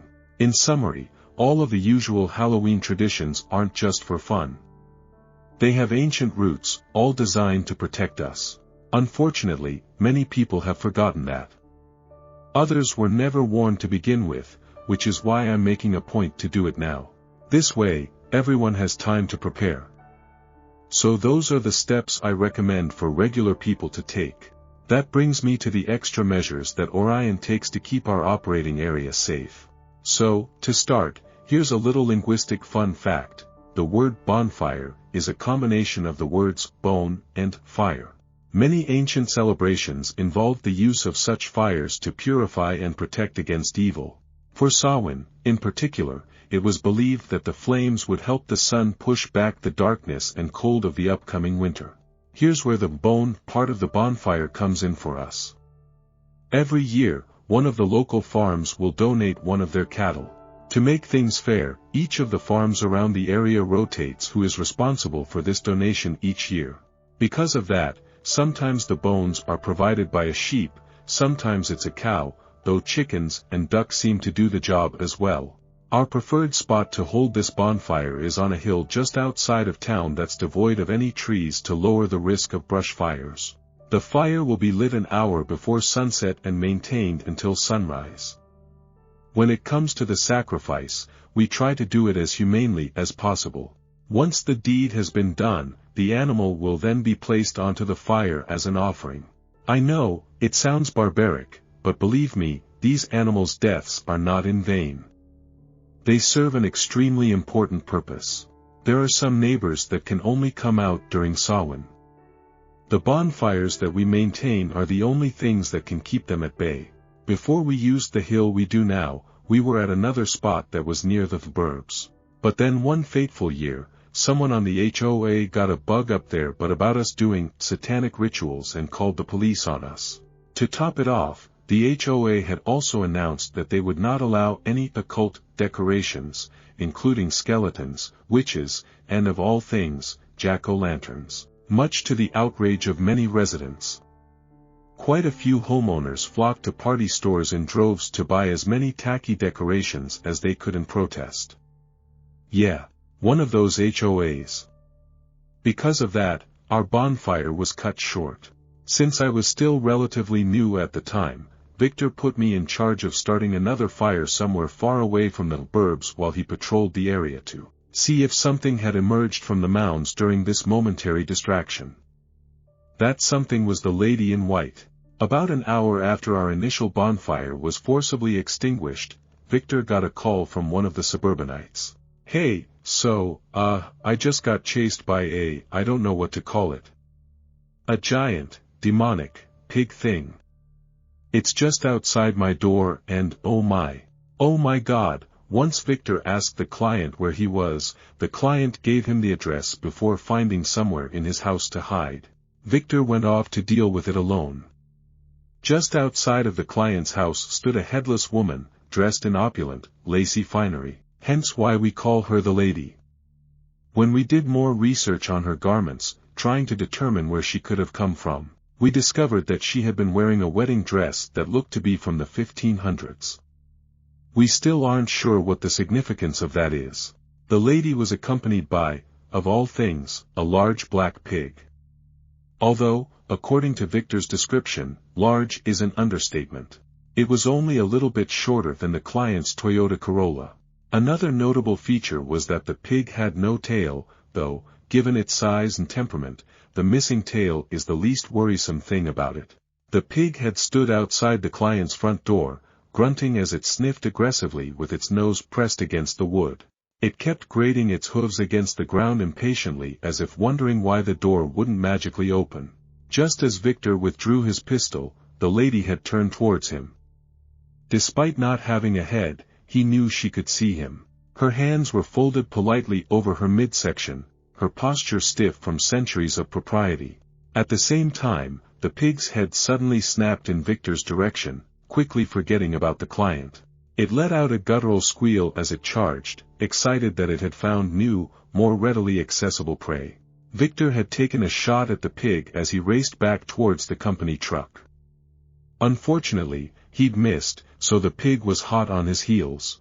The lady, hands still folded, slowly glided after them, the skirts of her fine dress billowing in the wind as she took each step. Victor stumbled onto the porch of the house across the street, taking aim as he pounded on the door. It hadn't escaped his notice that the pair didn't appear to be able to get inside the other house.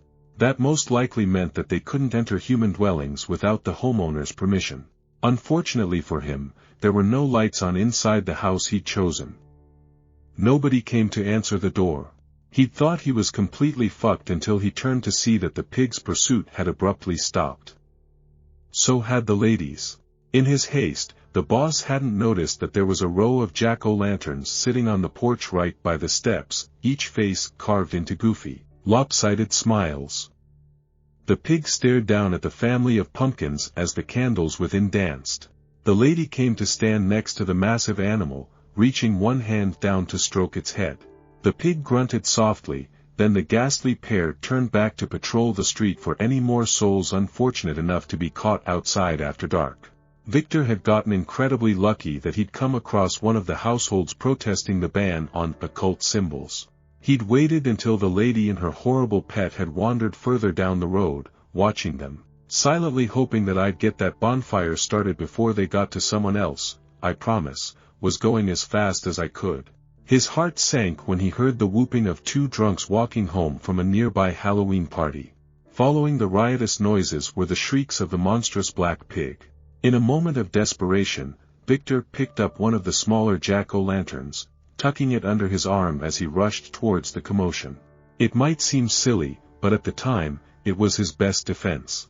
The drunks had gone from joyously hooting and hollering to screaming as the lady's terrible companion charged them. Victor opened fire on the pig's large behind, managing to hit it just as it clamped its jaws around one of the drunk's forearms. The pig didn't appear to notice as it began to shake him around in its jaws like a chew toy. All the poor man could do was wail as his friend tried in vain to pry the pig's jaws apart. The whole time, the lady just watched, hands folded in a show of perfect manners. Victor held the jack-o'-lantern up at the pig. At the same time, I'd managed to get another fire going on the hill that would grow to become our usual Halloween bonfire spot. Victor had said that the pig suddenly released the man, its ears twitching. The lady began to walk forward, heading towards the forest. The pig followed, blood dripping from its massive jaws. Victor waited until they disappeared into the tree lean before rushing over to the drunks. The pig had broken the man's forearm so severely that the appendage was facing backwards. His shoulder had also been dislocated while being flailed around. As grotesque and painful as his injuries were, at least he got out with his life. By some miracle, he even managed to keep his arm, though I guess to this day, it still doesn't move properly. Suffice to say, that was a lesson the HOA only had to learn once. The ban was repealed that very week. After that particular Halloween, we haven't received any more complaints about the bonfires. And since we've been able to maintain said fires in peace, the lady and her piggy haven't been spotted again. Trying to ban jack-o'-lanterns was stupid for a number of reasons, the biggest being that they're one of the most effective neighbor repellents out there. However, what's interesting is that jack-o'-lanterns only seem to have this much power during the fall season. We've tested it before by carving pumpkins, turnips, and gourds during the months that are further away from Samhain. Through that, we've discovered that outside of the autumn season, the jack-o'-lanterns had no effect on the neighbors whatsoever. We aren't sure why this is. If yins have any more questions about safety during Samhain, don't hesitate to ask. That's what I'm here for. When it comes to this year's Halloween, I discussed the information the huntress gave me with my co-workers the day after my first training session with her. I hate to say it, but it should probably be one of us, I reasoned. If not, they're probably just going to pick some rando that doesn't know how to deal with them. Without hesitation, Wes volunteered. I got it. He and I have partially discussed it outside of work, but figured it would be best to wait to really talk in depth about it with the others. This affected everyone, after all. Do they seriously only just go after one person? Raina asked unsurely. How do we know that they're not going to try to take us all out in one fell swoop? That seems exactly like the kind of thing Psycho Mantis would get us on. We don't. Victor replied solemnly. It's entirely possible that the huntress could have conveniently left something like that out. Hunters aren't exactly known for being upfront and honest. And she said that telling Nessa all that stuff was risky, but she didn't say specifically that Psycho Mantis was the reason for that, you know? Raina pointed out. He could have put her up to it. That was something I hadn't considered. This is precisely why I've been trying not to make deals with him alone anymore. Cherry, hand resting on her cheek at her desk, piped up, so should we all stick together, then? Or is that more dangerous? Sighing thoughtfully, Victor said, until the scumbag comes back, let's just operate under the assumption that it's just one person. Wes, are you serious about this? Yeah, I'm serious about it. Wes said with a humorless smile. Fuckers had it coming for a while. I'm still so confused over the fact that you actually want to fight him. Reyna balked at our coworker, eyes wide. I've seen his type before. He's a run-of-the-mill abusive asshole, Wes went on. A powerful one, granted, but at their core, they're all the same. You get a guy like that angry, they make mistakes. My mind automatically went back to when Iolo had threatened to break my jaw. He'd been furious, sure, but he'd still had control over himself. Come to think of it, the only time he's ever seemed out of control was when I'd named him, and even then, it didn't take him long to recover. We discussed our options at length for nearly 2 hours. Our plan for Samhain was as follows: Cherry and Reyna would be in charge of the bonfire. They'd be able to watch each other's backs and ensure that it burned throughout the night. We didn't need any other nasty neighbors like the lady to make the night even more interesting than it was already bound to be. Operating under the assumption that the hunt would only target one person, Wes seemed to be the best choice. That being said, we weren't going to abandon him to deal with a legion of hunters all on his own. Victor would be there to help him out. Their goal was simply to survive until sunrise. Nice, right? That left the Dullahan as my primary responsibility. Once Reyna has the fire set up, she is going to be on standby in case I need backup. I hope it won't get to that point, but we'll see what happens. There was just one problem with all of this: I had to get the mechanic to agree to it. At that point, the huntress was still acting as my substitute teacher and she had yet to mention anything about him. I should have known that he'd find me when he was ready. Deirdre and I had our first date over the weekend. Our first real one, anyway. Call me a hopeless romantic, but I don't think having her sing to me in a river while fearing for my life counts. I'm not sure if taking her to meet my mom counts either. I'm a bit rusty when it comes to romance, as Yins can see. One of the bigger farms in the area is well known for setting up corn mazes and hayrides.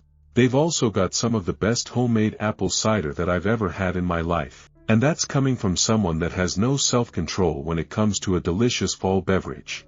As far as their precautions go, they're highly diligent when it comes to appeasing their resident Auntie Rye. During the hayride season, she keeps to a sectioned-off area that isn't open to the public. Ever wonder why those corn maze places always seem to have a portion of their fields closed off? That's why. When they tell you to stay out, just know that it's for your own good. Stay in the maze. Don't go exploring anywhere you aren't supposed to be. While you can occasionally catch glimpses of their rye aunt, she is content to keep to herself. According to Victor, this particular auntie has resided in the field for almost 10 years without incident. That just goes to show how responsible this farm is. At first, when I learned this fun little fact, corn mazes were almost ruined for me. Nowadays, it's just a part of life, like knowing that there could be bears on hiking trails or deer that could waltz out in front of your car.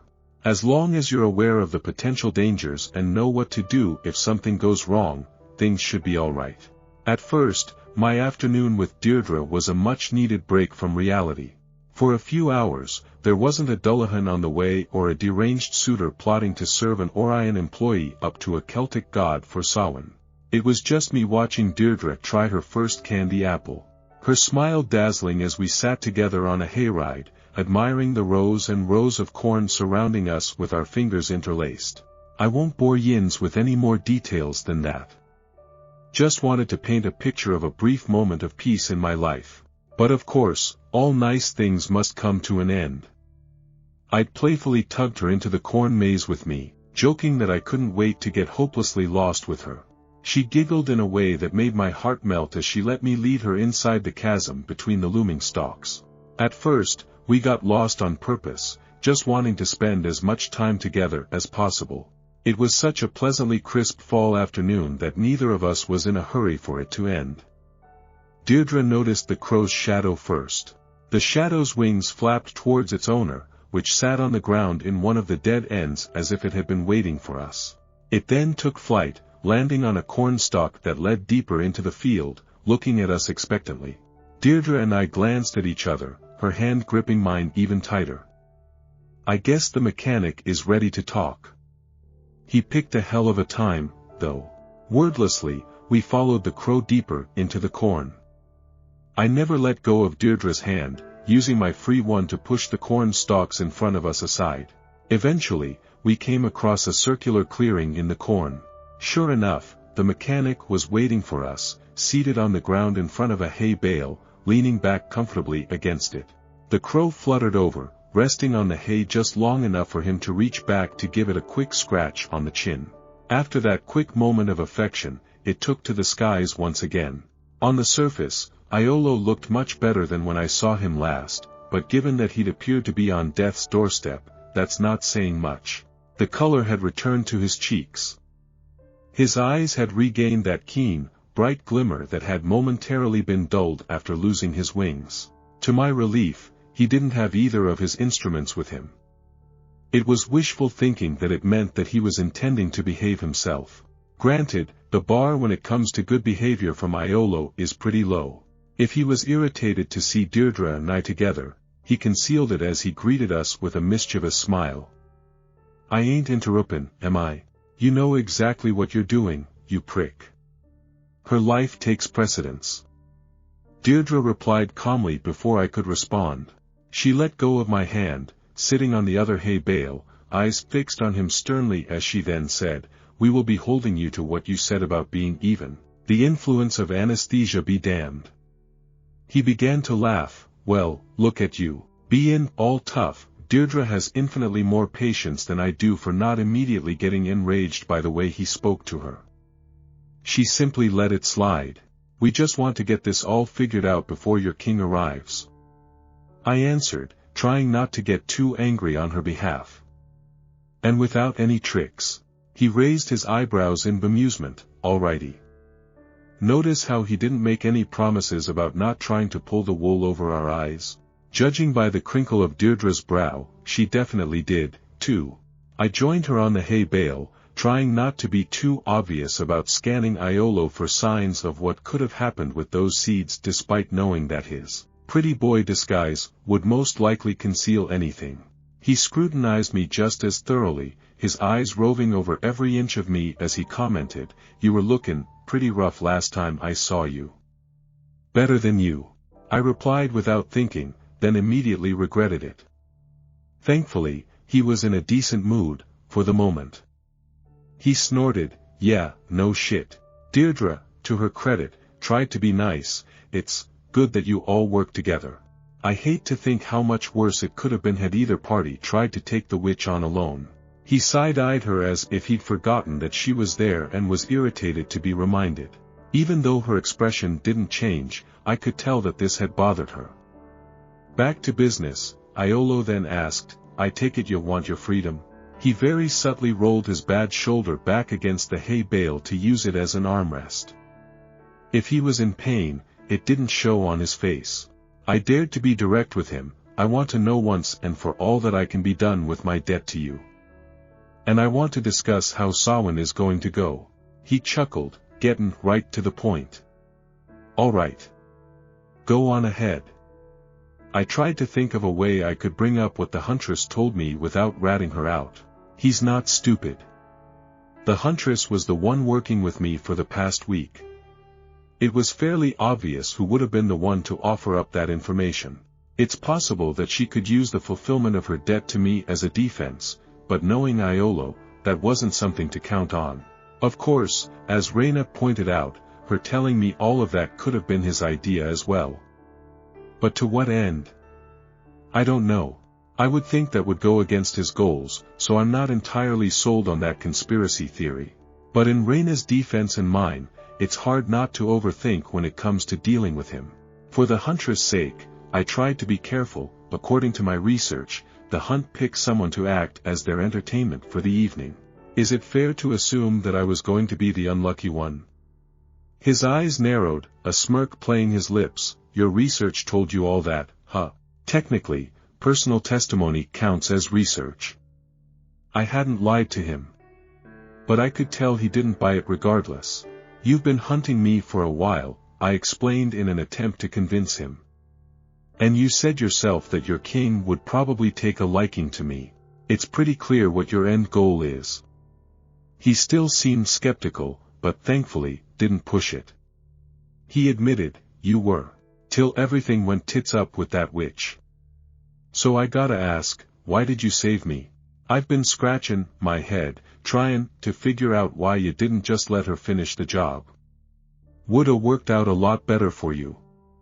Deirdre's lips pursed. I knew she felt the same way, but knew better than to say it right in front of him. Because I didn't want you to die like that. I responded honestly. Oddly enough, I think my response annoyed him, considering that he got sarcastic with me. How altruistic of you, Fiona. What did he want me to say? Deirdre gave my hand a gentle squeeze, sensing that he was getting under my skin. For a brief moment, his gaze darkened as he glanced at our clasped hands, but then the moment passed. Those eyes were fixed on my face once again. You're welcome, by the way. I snapped. Oh, I'm plenty grateful, Fiona, the mechanic calmly replied. If I weren't, I wouldn't be considering letting you go right now. If that happens, you'll have to find someone to replace her, won't you? Deirdre asked. Yup. That's how it goes, he said with a wicked grin, readjusting his shoulder again. King can't get out much. Gotta show him a good time while he's here. It's a real shame, too. I was looking forward to seeing how you'd handle it. I've already found a replacement. I offered, trying not to bristle at his words. One of my co-workers. Eyebrows high, he snickered, some trouble at the office? Need me to take care of someone for you? No. I replied in the flattest tone I could manage, heart fluttering as my nerves began to kick up. He volunteered. He means either Blue Eyes or that new guy. Money's on the new guy, though. For one, Blue Eyes is smarter than that. For another, I noticed the new guy trying to look all big and scary at me the other day. For Wes's sake, I hope he knows what he's getting into. Iolo had that same dark gleam in his eye that I'd noticed before he slaughtered those two aspiring monster hunters. On the bright side, at least that meant he wasn't going to shoot Orion's plan down. His grin widened. Gotta say though, Fiona. I'm surprised at you. Normally, you ain't the type to throw others under the bus.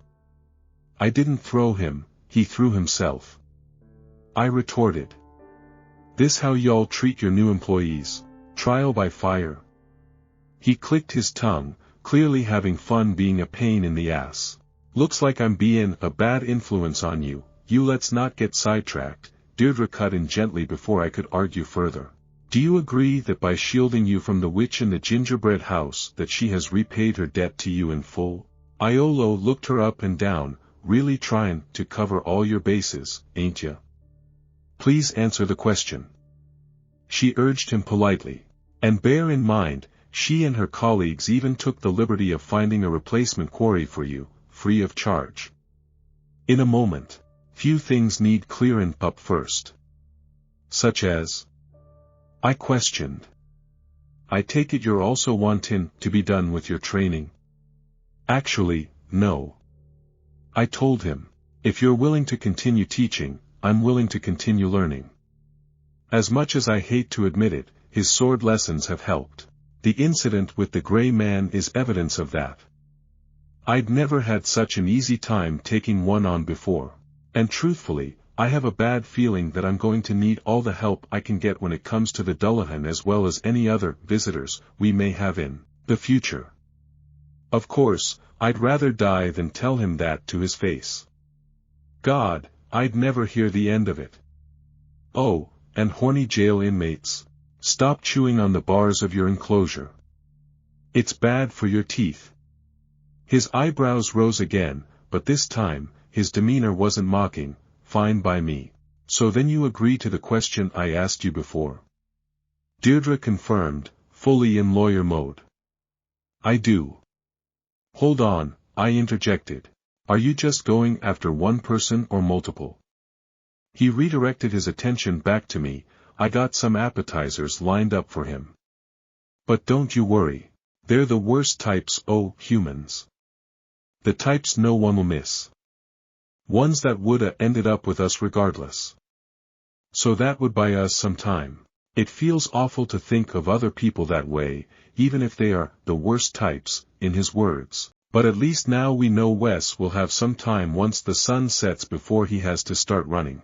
Deirdre then clarified, so on the day that your king, the white son of mist arrives, you will lead him in a chase after the newly hired vampiric Orion employee. You will not seek out the Orion employee that you call Fiona on Samhain. Is this all understood? The asshole began to laugh. Yeah, I'm understandin' you just fine, Keoaned. She gave him a withering stare, but continued. And you will not inspire your king to seek her out either. Well, you see, I'm just a captain. I don't have any control over what my king does. If he just happens to find her on his own, there ain't shit I can do about it. But that bein' said, sure. I won't do anything on that night to nudge him in her direction. Something about that sounded wrong. It was worded a little too specifically. I frowned. Have you already nudged him in my direction? His eyes slitted. You know I've got eyes everywhere, Fiona. And all that the crows see, he sees. Those crows have seen you plenty. Enough that I know that the name you use around town is Nessa. That made my heart flutter. He never stopped looking for my name. Shit. He smirked before continuing, speakin' of, should I be flattered or offended that you gave me something different to call you? I didn't like that. Not one bit. I reassured myself that he still had no idea where my records were. I won't even say where they're hidden on the off chance a malicious party finds my account. I kind of figured that he'd never truly stopped searching, but it was something else entirely for him to say it out loud. But I needed to focus on more immediate threats. So the king already knows about me. Now, don't get all scared. You ain't completely fucked just yet. As long as Mosquito Boy proves to be exitin', that should draw the white son of mist's focus. Least, till he has to return to Anne. Better hope your boy is as tough as he thinks he is. That's not very reassuring. I retorted. His snicker added irritation to my growing anxiety. Wasn't meant to be. But it's the best you can hope for. Is that so? Deirdre challenged. Even though his glare wasn't directed at me, I still felt scalded by it. His voice was all too calm as he said, as a matter of fact, it is. Even if I could lie to my king, I wouldn't dare out of respect. Like I said, he already knows as well as you and I do that Fiona here is well worth the trouble. It ain't no secret I've been wantin' her, but not so much to make me fucking suicidal enough to try to get between them, should the moment come up. Got any other stupid questions for me, Keoaned? Seeing the way her cheeks flushed instantly put me on the defensive. Please don't talk to her like that. You know, now that I'm thinking about it, what stake do you have in all this? The mechanic went on, leaning forward, reminding me far too much of a cat about to pounce. You've been there to save Fiona's ass from the very beginning, now why is that? Love at first sight. Give me a fucking break. She may fallin' for your fairy princess act, but you can't fool me. What the hell is he talking about? Is it so hard for you to believe that someone can be kind simply for kindness' sake? She argued, her voice soft. Iolo's smile would have looked kind to someone who didn't know better. I'll bet you want to be able to lie even more than I do, Keoaned. That way, you could tell yourself that you're the gentle, kind-hearted person she thinks you are. I'd bet you'd lie to yourself till the day you die. Was he just saying all of this out of jealousy? Or was there something else? No. Don't go there. He's just trying to sow seeds of distrust. But then Deirdre said with tears in her eyes, I try. His laugh made my blood boil. I fucking knew it, that's enough. I shouted. With a sigh, Iolo rose from the ground. As delightful as this was, I best get going. But just to make y'all happy, I'll put it point blank, I hereby release the woman formerly known as Fiona Cassidy from her life debt. And come Callan Geef, Samhain, Halloween, whatever name you want, I'll be directin' the hunt towards Orion's, lil bloodsucker. Hell, I'll even be nice and let you off the hook for trainin' tonight. The fucker then winked at me before telling me he'd see me the next day. As he turned, I shocked Deirdre by seizing her hagstone, holding it to my eye so that I could see for myself what damage had been done to him. I had just enough time before he disappeared to catch a glimpse of the prosthetic wings. What looked to be dark red branches grew from his back, extending from the same place where his natural wings had been. The branches imitated the shape of them flawlessly, the length and span exactly proportional to the two that remained. The membranes of those prosthetic wings, however, were completely transparent rather than bearing an iridescent sheen, save for the dark, veiny webbing interlaced throughout them. Once we were alone, my first thought was to check on Deirdre. He'd really laid into her. I kneeled in front of her, seeing plainly on her face that he'd clearly touched more than a few nerves. I don't believe a word he said, you know. I assured her. You've never given me any reason to distrust you. Deirdre confessed to me then that he was right. That she's been trying not to hate Iolo or the hunter that took the butcher, saying that she doesn't like the way it feels. How the loathing seemed as if it was eating at her heart. I can't stand the way that hating them feels, she muttered, eyes bright as she tried not to cry. But I've watched him hurt and force his will upon you time and time again. I can't stand it. Any of it, so that's what that was about. She continued, shaking her head, I just wish they'd leave you alone. That's it. Even if it meant doing something. My word. I shouldn't think that way. I know how you feel, I told her. I know how it feels to want someone gone. It feels like swallowing acid. She agreed. I know better than to try, Deirdre muttered. I know that getting rid of that huntsman would do more harm than good. I just wish he'd leave you alone. I tried to lighten the mood, if it makes you feel any better, I think you trying to be nice to him made him die a little inside. She chuckled through her tears, perhaps I could kill him with kindness. Let's not let him ruin our date, okay? I said, standing up, offering my hand to help her up. Once she'd calmed down a bit, we found our way back into the corn maze. The rest of our time together was peaceful. Hot apple cider helped. Hot apple cider fixes everything. The last few days have been filled with preparations, despite Samhain still being a good 2 weeks out.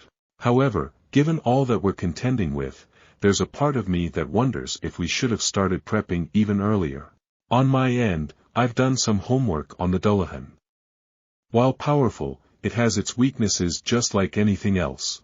Precious metals such as gold seem to repel it, which is all well and good, except for the fact that I'm a bit broke. I did just have to buy a new used vehicle, after all. I'll be checking thrift stores to see if someone managed to donate real gold by accident. My other, more risky idea is to try to get the Dullahan's head away from it. Which, yeah. That'll be fun.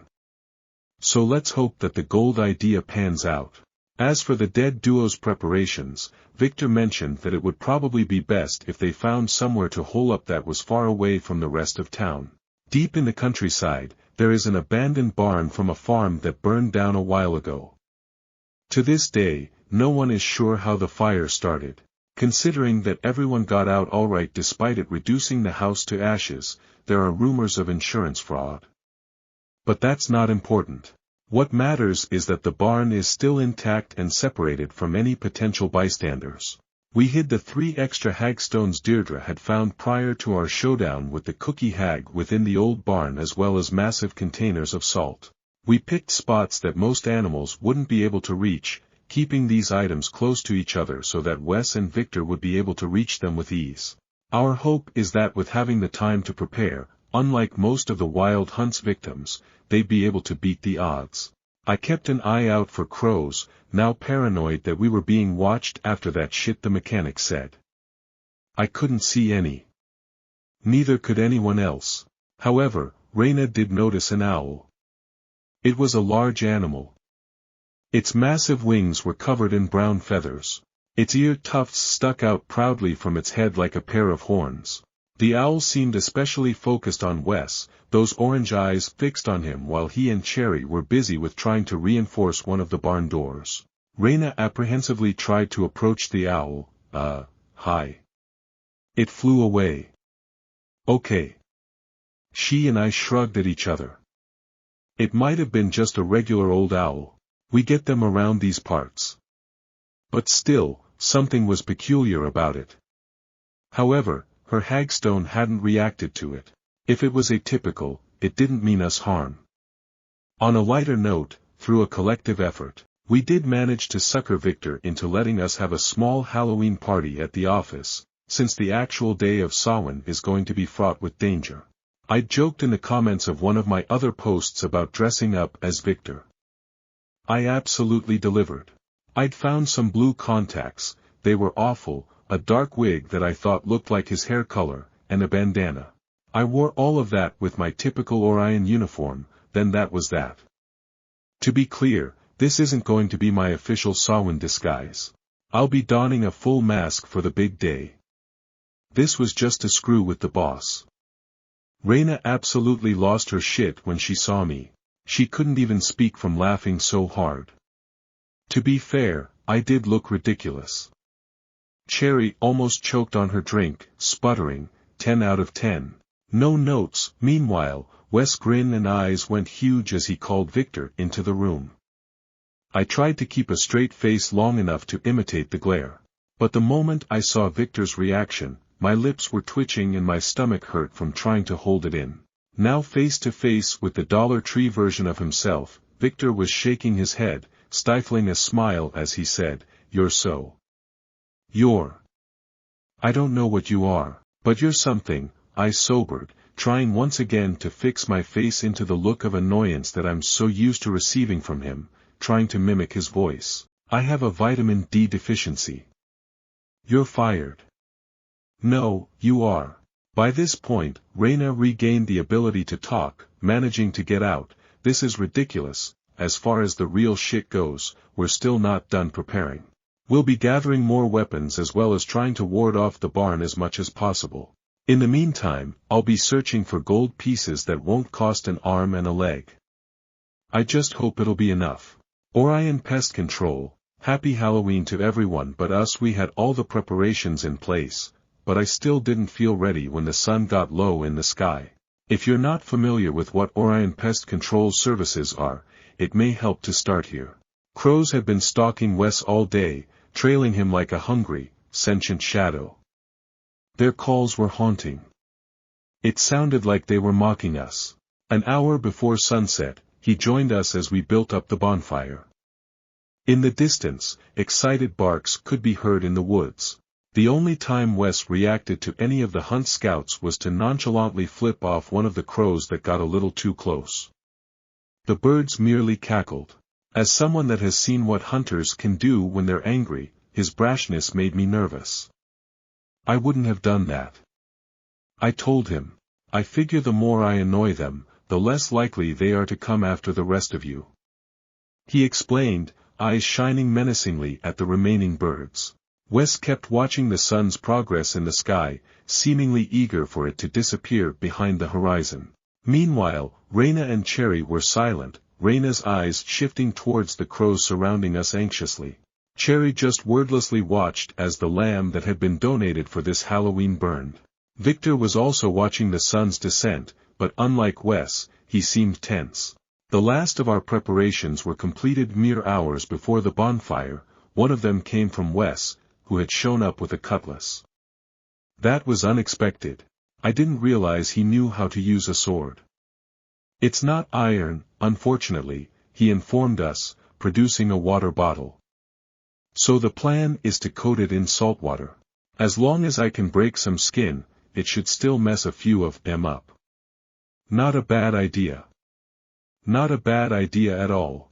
The other last-minute thing was that a few hours ago, the boss handed me a gold necklace, saying, "Don't ask how I got this." I stared at him, trying not to smile, did a cat wander into a jewelry store? I'm sure Yins can guess what face he made. I told you not to ask. And I'll have it back before they ever realize it's gone, so please try not to lose it. I heard Cherry mutter under her breath, cat burglar. So that was that. Presumably, we had all that we needed. Just had to survive until sunrise. The very moment that the last rays of the sun died, a chorus of howls arose from the woods, making my heart beat faster. That was our cue to part ways. Before doing so, we wished each other luck. I hoped it wouldn't be for the last time.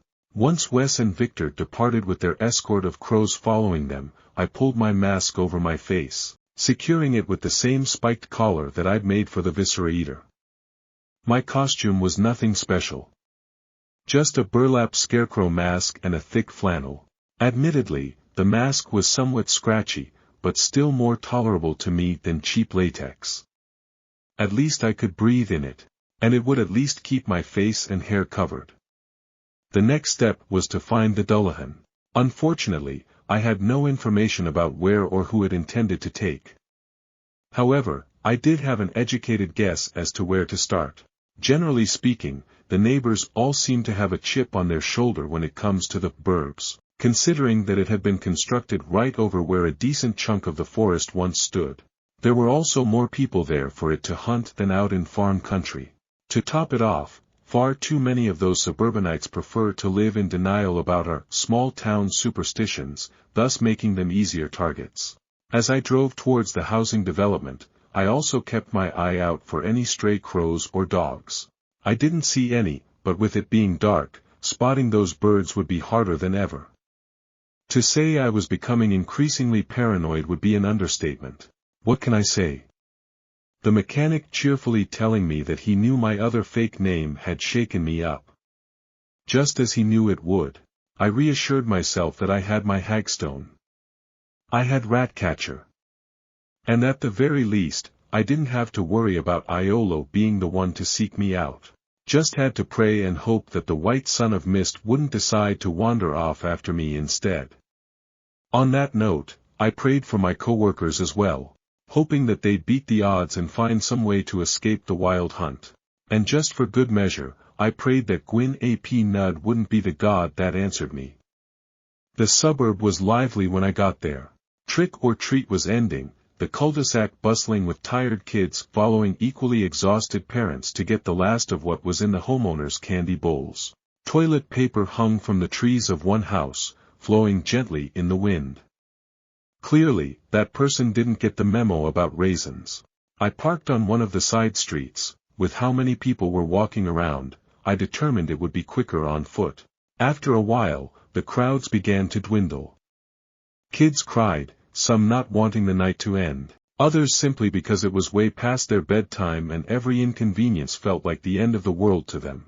Soon, I noticed that only a few others were walking around. Hooves clopped on the pavement. My heart began to beat faster. This was it.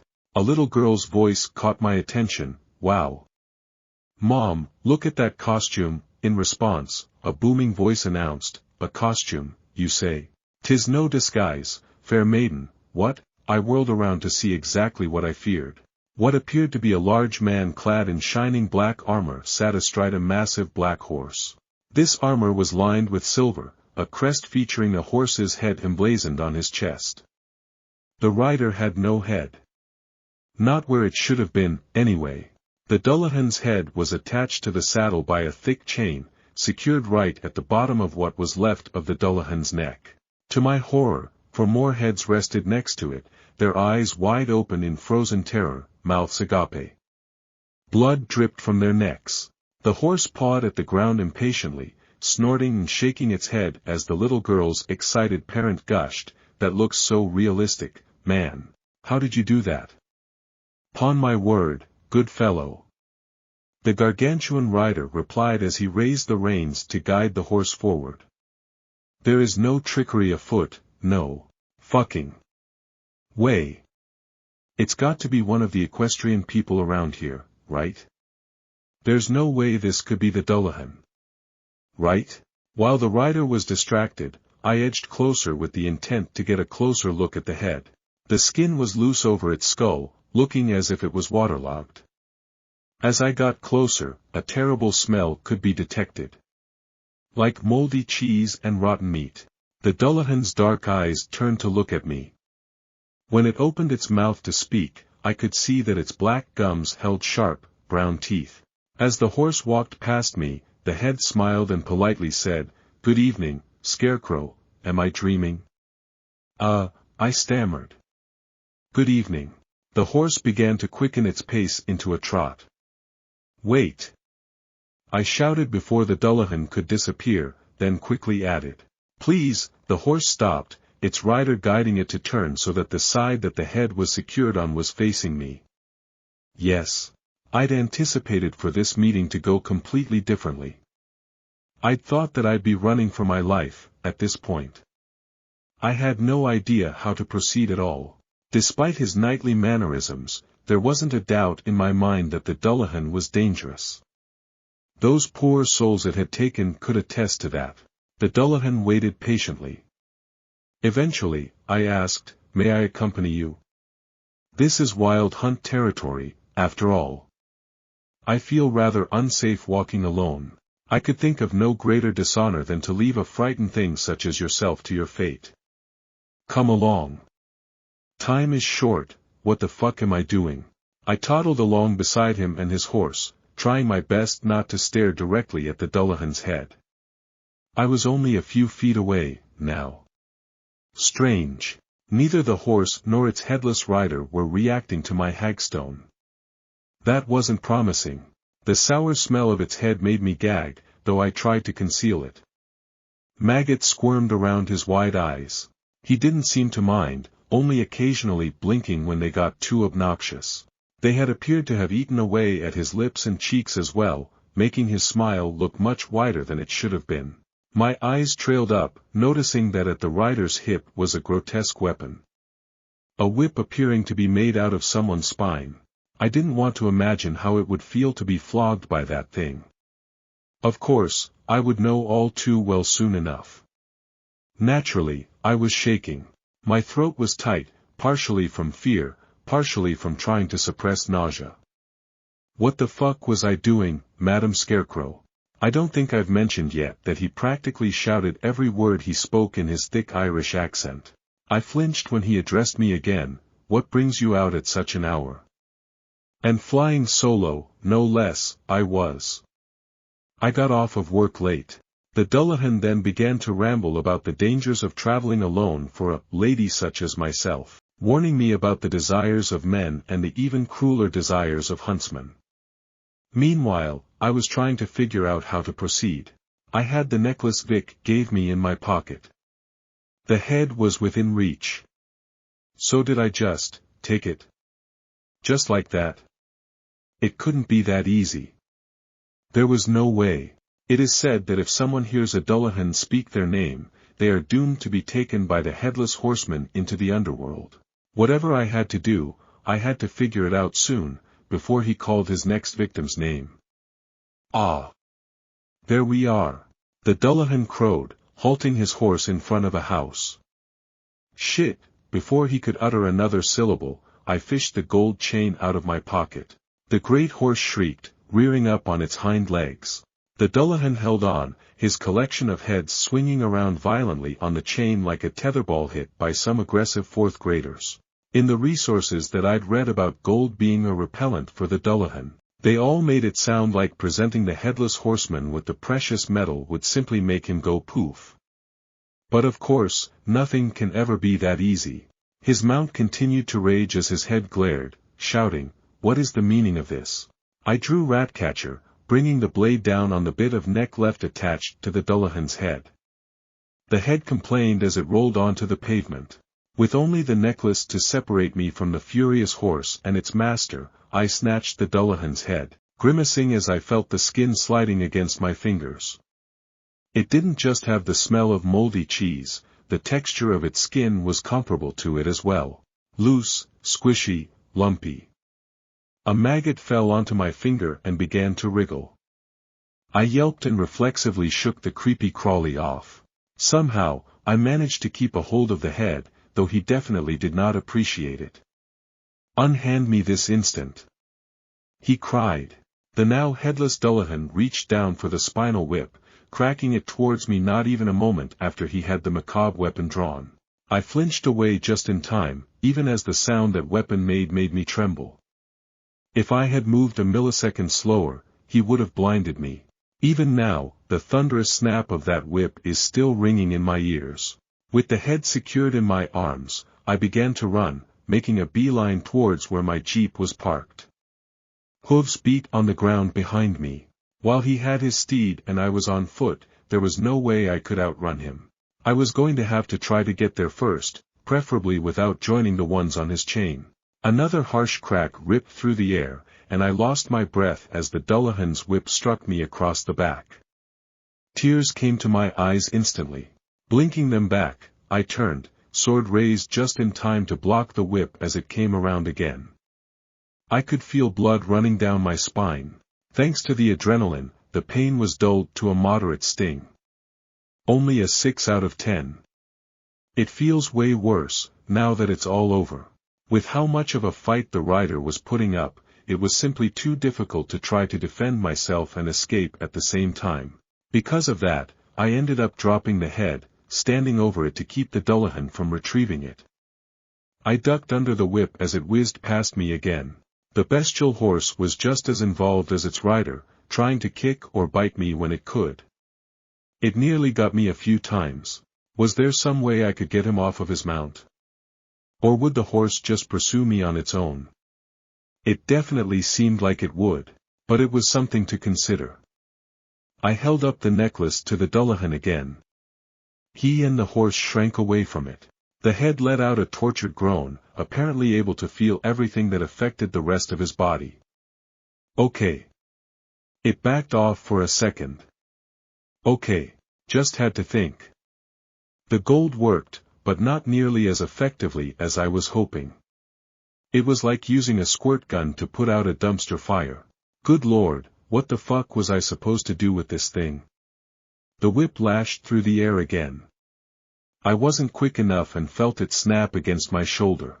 Better than my chest. The impact made my arm go numb. I'm way out of my league. No. I couldn't think that way. I had to take care of this. I thrust the chain at the rider and horse again, but more aggressively than last time, the necklace swaying just as violently as the Dullahan's whip.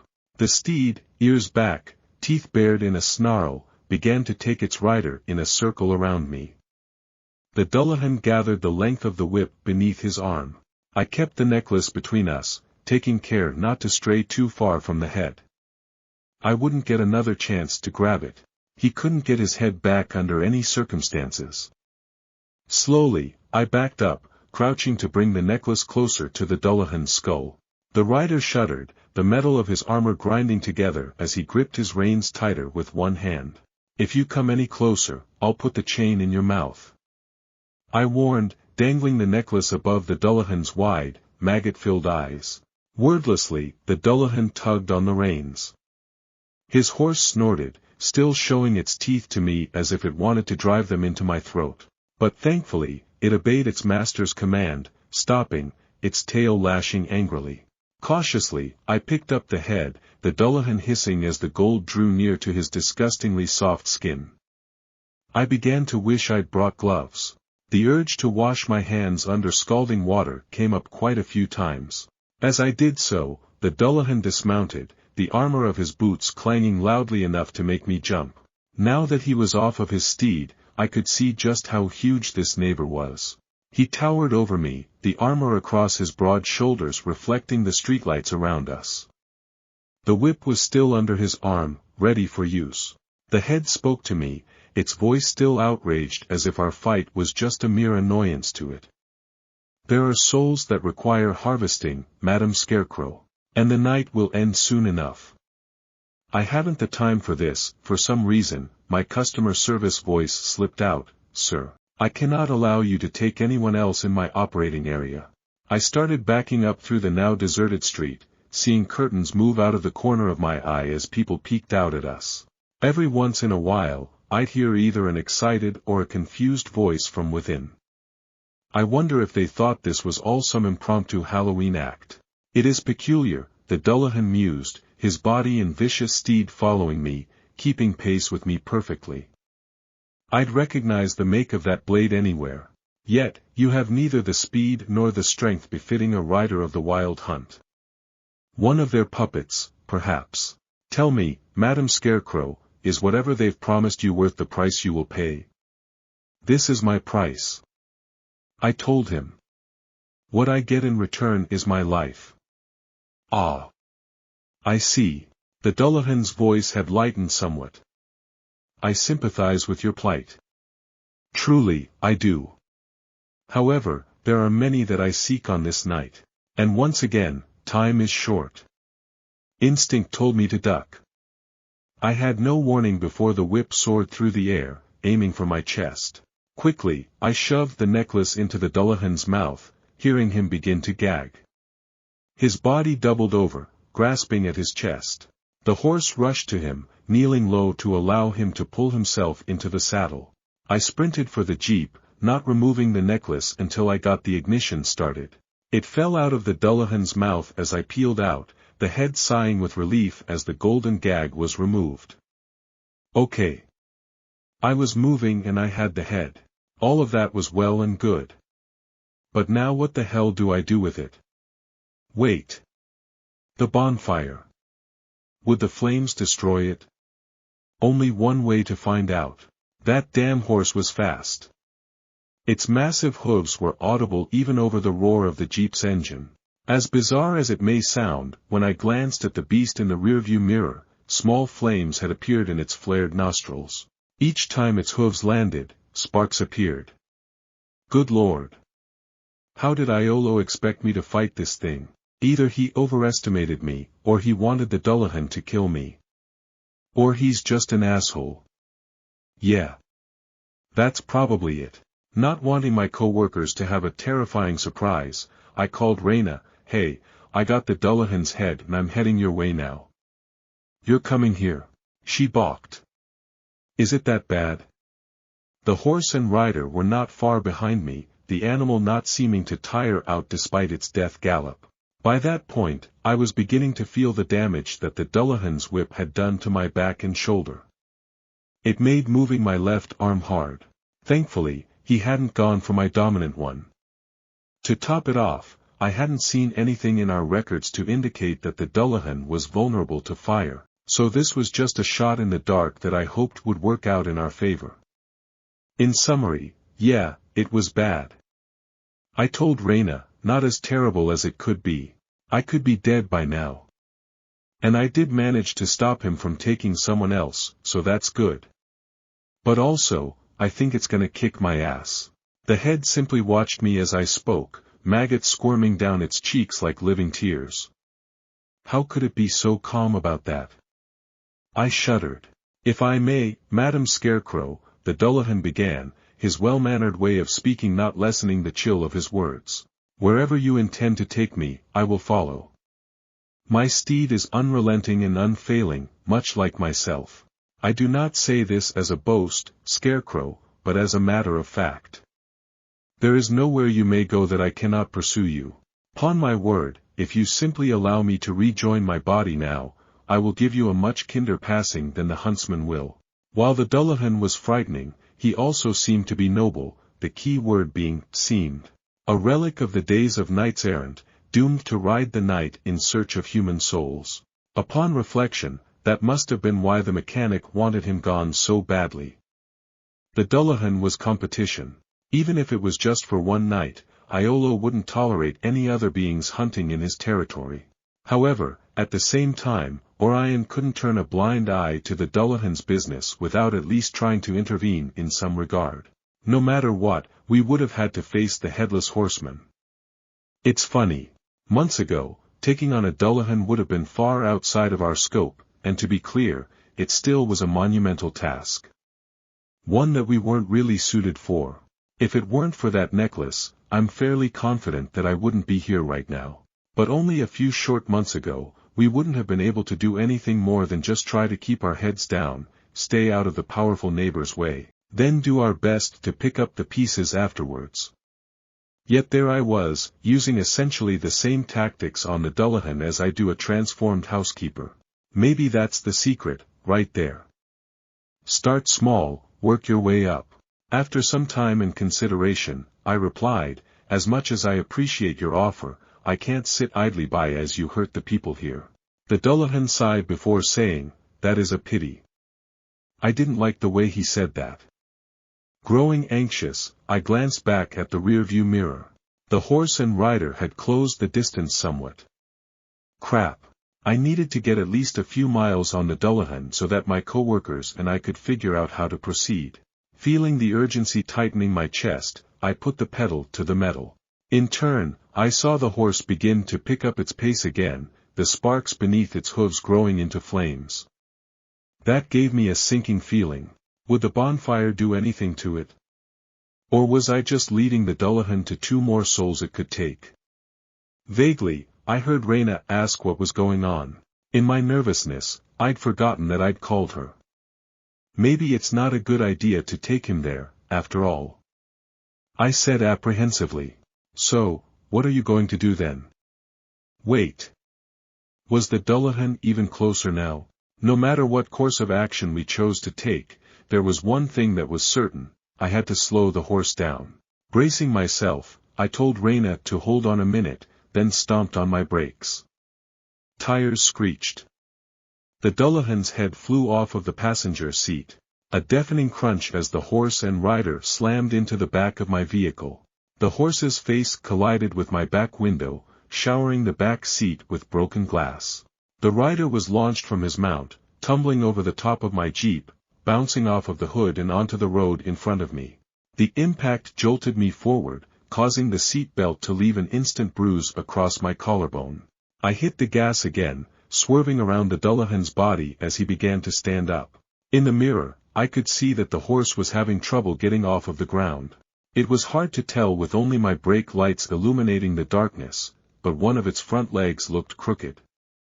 The wind howled through my broken window. If that wouldn't slow it down, I didn't know what would. I could hear Raina shouted from the other end of the phone, "What happened? Are you okay? Please say something." "Yeah, I'm fine," I said numbly. "Jeep's another story, though." The Dullahan grumbled from the floor, "Interesting choice, Madam Scarecrow. An interesting choice, indeed." Meanwhile, Raina was convincing me to come to the bonfire. She pointed out that with the sacrifice we provided, it wasn't an ordinary fire. It could be capable of destroying the head. Besides, my idea of it not being vulnerable to incineration was just a hunch. I didn't have anything concrete to go off of. There was no sign of that terrible horse or its rider yet. The Jeep sacrifice had bought us some time. It couldn't hurt to at least give it a try. When I got to the bonfire, I didn't waste any time. I marched over and tossed the Dullahan's head in like a basketball, wiping my hands on my jeans afterwards. I truly can't stress enough how awful that thing felt to the touch. Ugh. The flames merely surrounded him as if they were just as reluctant to touch his repugnant flesh as I was. The head didn't even blink, merely looking inconvenienced. No matter how long the Dullahan's head sat in the coals, it refused to burn. Cherry, wide-eyed, brows furrowed, whispered, "That's not good." "No," I agreed as the lump in my throat grew. "No, it is not." "Okay, so." Raina stammered, now what?" Cherry suggested uneasily, "Do we just kinda play keep away with it until sunrise?" I glanced at my poor Jeep. The thing was battered to hell and back. It was still drivable, for the moment, but I wasn't sure for how long. Something had begun to leak from it. There was always the company truck, since the dead duo had opted to walk in case Cherry or Raina needed to make a quick getaway. Howls rose from the forest, followed by excited yipping. The CWN sounded triumphant. My blood ran cold. "That's the second time we've heard that," Raina informed me, eyes lowered in worry. It might not be them, I tried to reassure her, but I was equally as rattled. Did the mechanic say how many others they were going after? Besides Wes? Cherry asked. I shook my head. Before I spoke again, I took a deep breath, keeping my voice even for their sake. We have to focus on the Dullahan. The dead duo can handle themselves. I'll take the truck and the head and just. I don't know, drive around town until sunrise and hope he doesn't catch up to me. When the Dullahan suddenly spoke, his voice was low and foreboding. I'm afraid it's far too late for that, Madam Scarecrow. Metal clanking together. Raina screamed. Miraculously, I managed to get between her and the Dullahan's bone whip in time, blocking it with Ratcatcher's blade. I told them to take the head and start driving while I held off the Dullahan's body. Cherry seemed to be just as disgusted by the texture of the head as I had been. Lips curled in revulsion as she carried it to the truck after fishing it out of the fire. Even with the bonfire's light, it was hard to tell if that monstrous horse was nearby. I hadn't heard hooves. Raina told Cherry to go, insisting that she wanted to stay behind in case I needed help. She had the squelcher with her as well as a crowbar that she retrieved from the truck.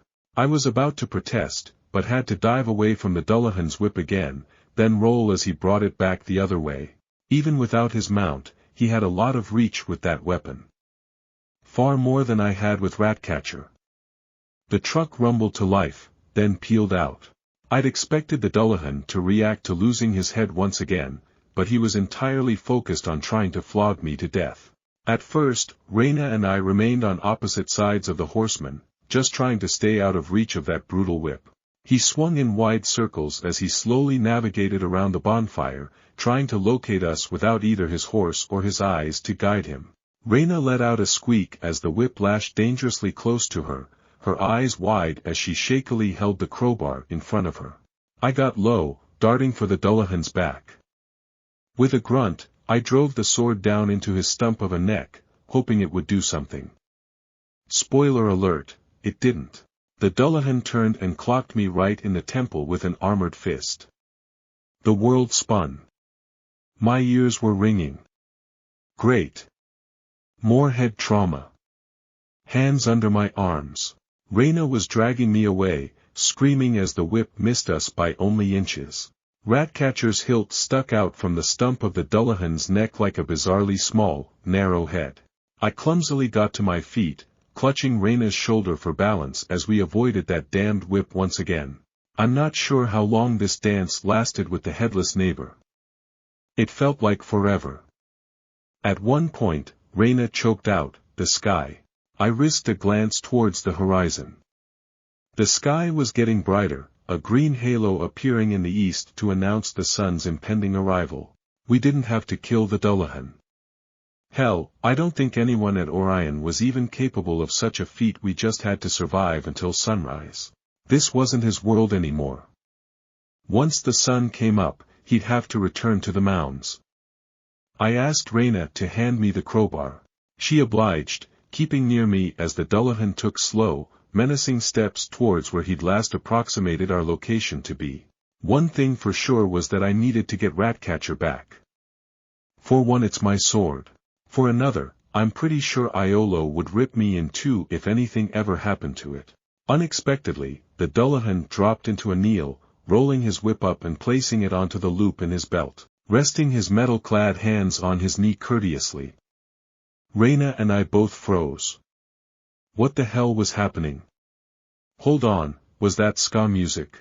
I raised an eyebrow at Raina. Oh. That's my phone. She said with a nervous chuckle, flushing with embarrassment as she then quietly added, I forgot that I made that my ringtone. The Dullahan didn't move, remaining on his knee. Raina backed away as she answered it, announcing that it was our coworker, not wanting to say Cherry's name in case something was listening. She put it on loudspeaker.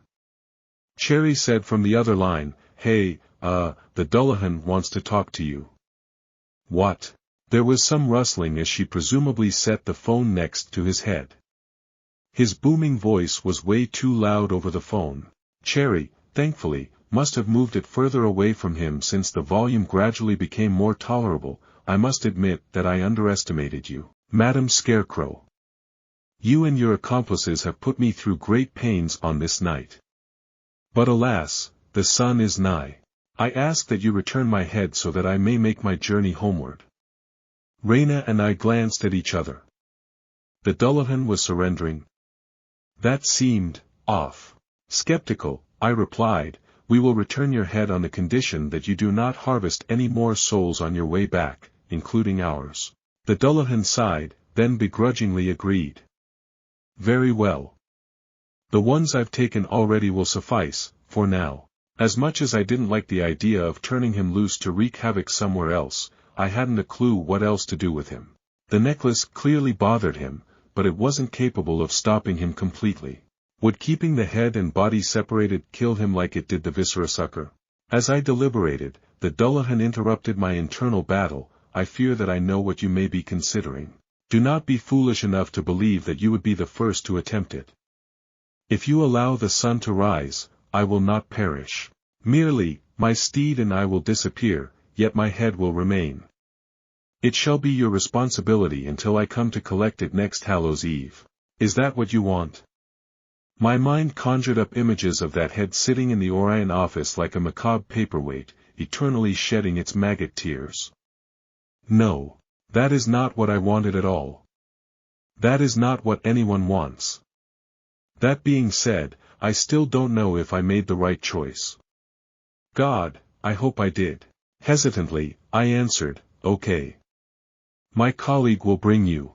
After taking the phone back, Cherry informed us that the horse had been chasing her most of the night, but thankfully, it had stopped trying to destroy the truck. It was just following her. That was a good sign.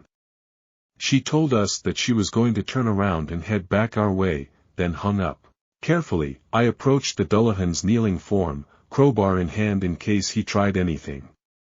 He let me get close, not moving a muscle. I reluctantly reached out to grasp Ratcatcher's hilt. The Dullahan didn't even flinch. I tried to be gentle as I pulled, but the blade didn't budge. Shit. I tried again. The sword still didn't move. When the Dullahan's arm rose, I danced away, ready to defend myself, but he simply reached up and pulled the sword out of his neck with one effortless tug. He then set it on the ground beside him before resting his hands upon his knee once again. Gingerly, I picked Ratcatcher up, then slowly backed away from the headless neighbor, reluctant to take my eyes off of him for even a second despite his apparent surrender. Raina and I watched him while we waited for Cherry to return. For a long time, neither of us were able to find the words to speak. The Dullahan didn't move an inch the entire time. She eventually broke the silence, commenting, "It's been a while since I heard the hounds. I can't tell if that's a good or a bad thing." She was right. The forest had been quiet for hours. No dogs. No crows. And no word from the dead duo. I think it's a good thing. I eventually told her. Means they haven't been caught. At least, I hoped that was the case. Hooves. The horse trotted alongside the company truck, the sparks coming from its nostrils shrinking down to mere embers. It nodded at us, ears pricked, as if in greeting. Dreadful animal. The Dullahan rose slowly to his full height the instant I handed him back his head. He showed off his sharp teeth as he grinned, telling me, "A wise choice, Madam Scarecrow." Was he going to retaliate? I clutched the golden necklace tighter, ready to use it against him again if I had to. Instead, the Dullahan ambled past me, cradling his head in both hands. He gently screwed the chain back in to secure the head to his saddle before mounting the horse. He gave us another unnerving smile and a salute before riding off to race the sun. For a moment, the three of us stood in stunned silence. None of us could process what had just occurred. We actually did it. I whispered in disbelief. We drove off the Dullahan. My body seemed to realize that it was safe at the same time as my mind did. I collapsed next to the fire, my adrenaline abruptly wearing off. My back and shoulders stung, the pain intensifying in time with my heartbeat. Reyna seized the first aid kit from the truck, telling me to stay sitting so that she could check my injuries out. The flogging cuts hurt more when exposed to the open air, making me clench my teeth as Reyna examined them. "They're not deep," she assured me, then grimaced as she added, "Oof, they look like they hurt." As she tended to them, taking her time cleaning and dressing the wounds, we waited anxiously for the dead duo. Listened for hounds. Kept an eye out for crows. The sky is getting lighter. We're still waiting.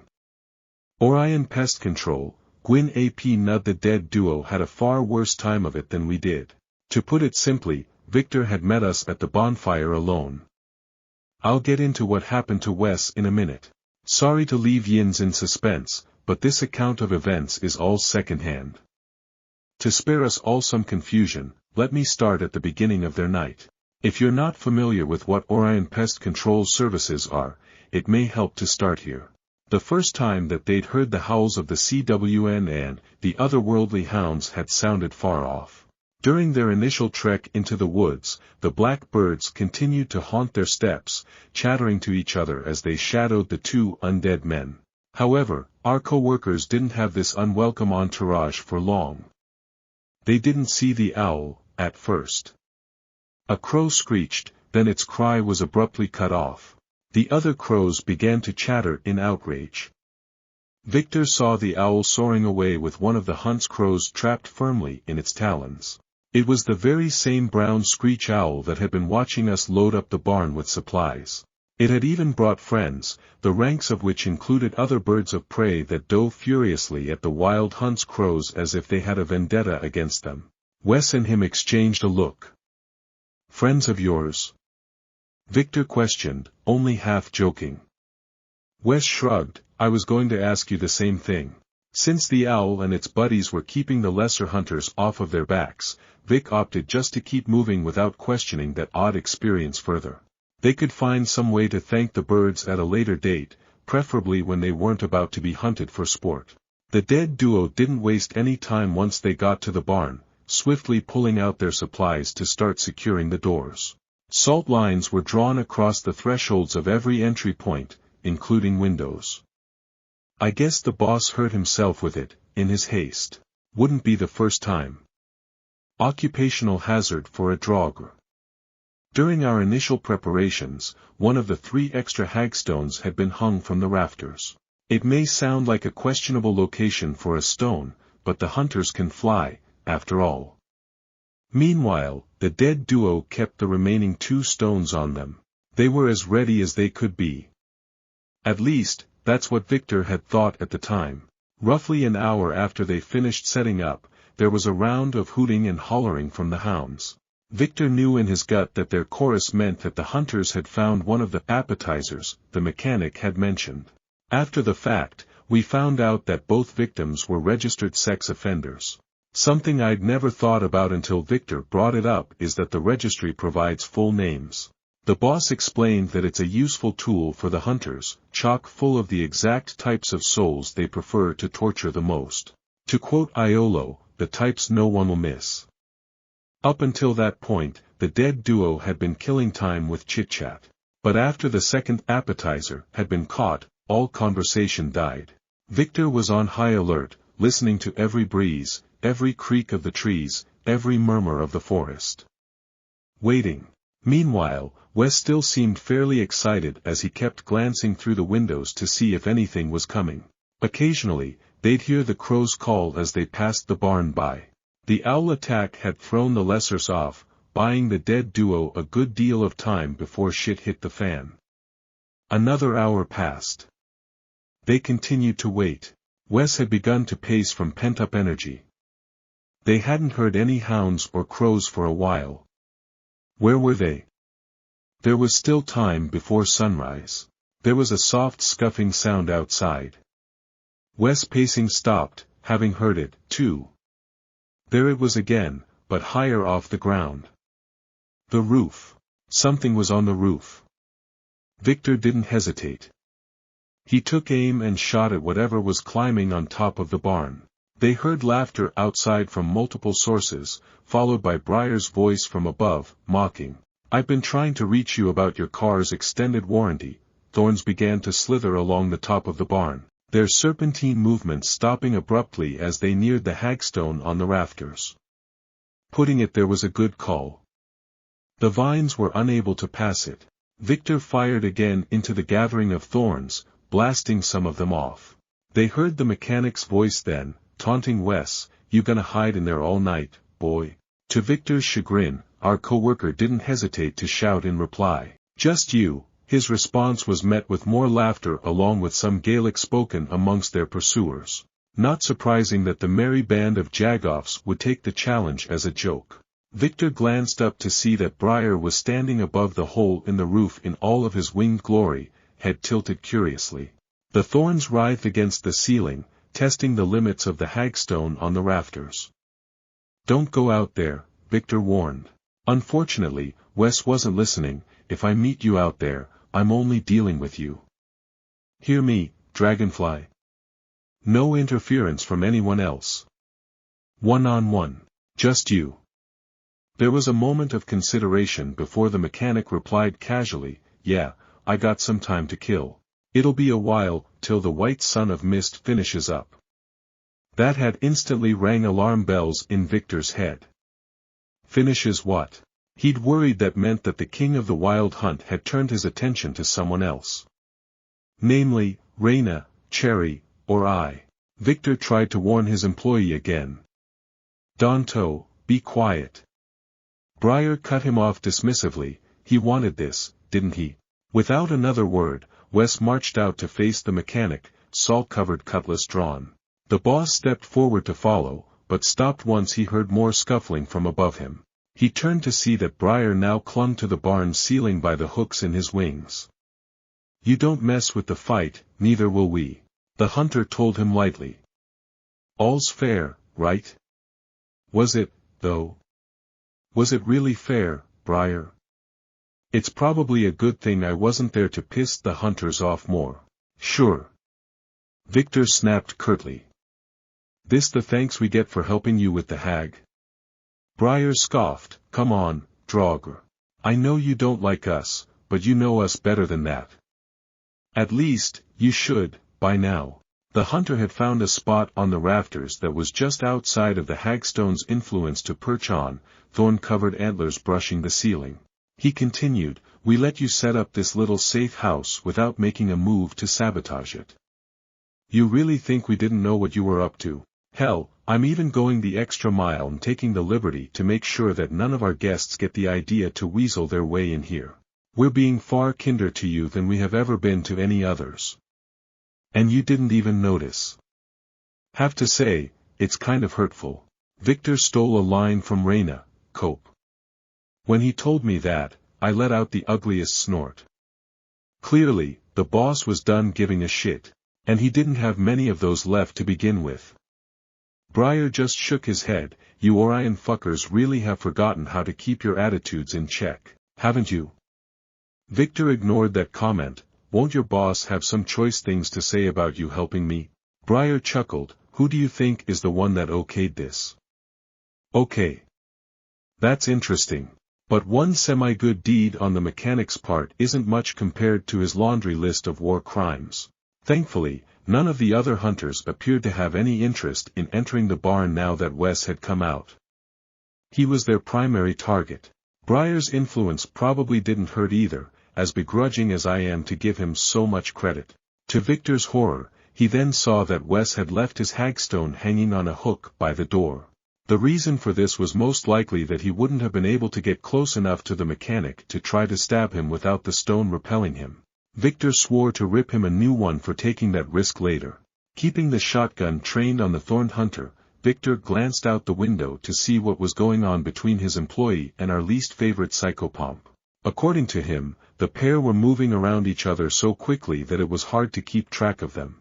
He'd occasionally catch a glimpse of Iolo's wings or spikes glittering in the darkness, or the reflective Orion Pest Control logo on the back of Wes' jacket. "Your boy is doing better than I thought," Briar commented, swinging one furry leg absent-mindedly. I should have brought popcorn. I am very selective about who I hire, the boss informed him. You think I'd bring on just anyone off the street? You should know me better, Briar. Briar sighed heavily, clearly not happy with Vic sassing him yet again, but conceded with a shrug of his shoulder, yeah. You got me there. That's when he heard the mechanic whoop from outside, who? Yup, that's Salt. To Victor's disappointment, he sounded more surprised than hurt. The dueling pair had slowed down a bit, circling each other in front of their audience of antlers, growling dogs, and black birds. The mechanic had his banjo strapped to his back, ready to use if he got bored of his wooden sword. As an aside, I wonder if he'd sharpened the blade up before Halloween. That training sword was a bit dull in our sessions. Of course, I could also see Iolo liking the idea of slowly killing Orion's vampire with a dull sword.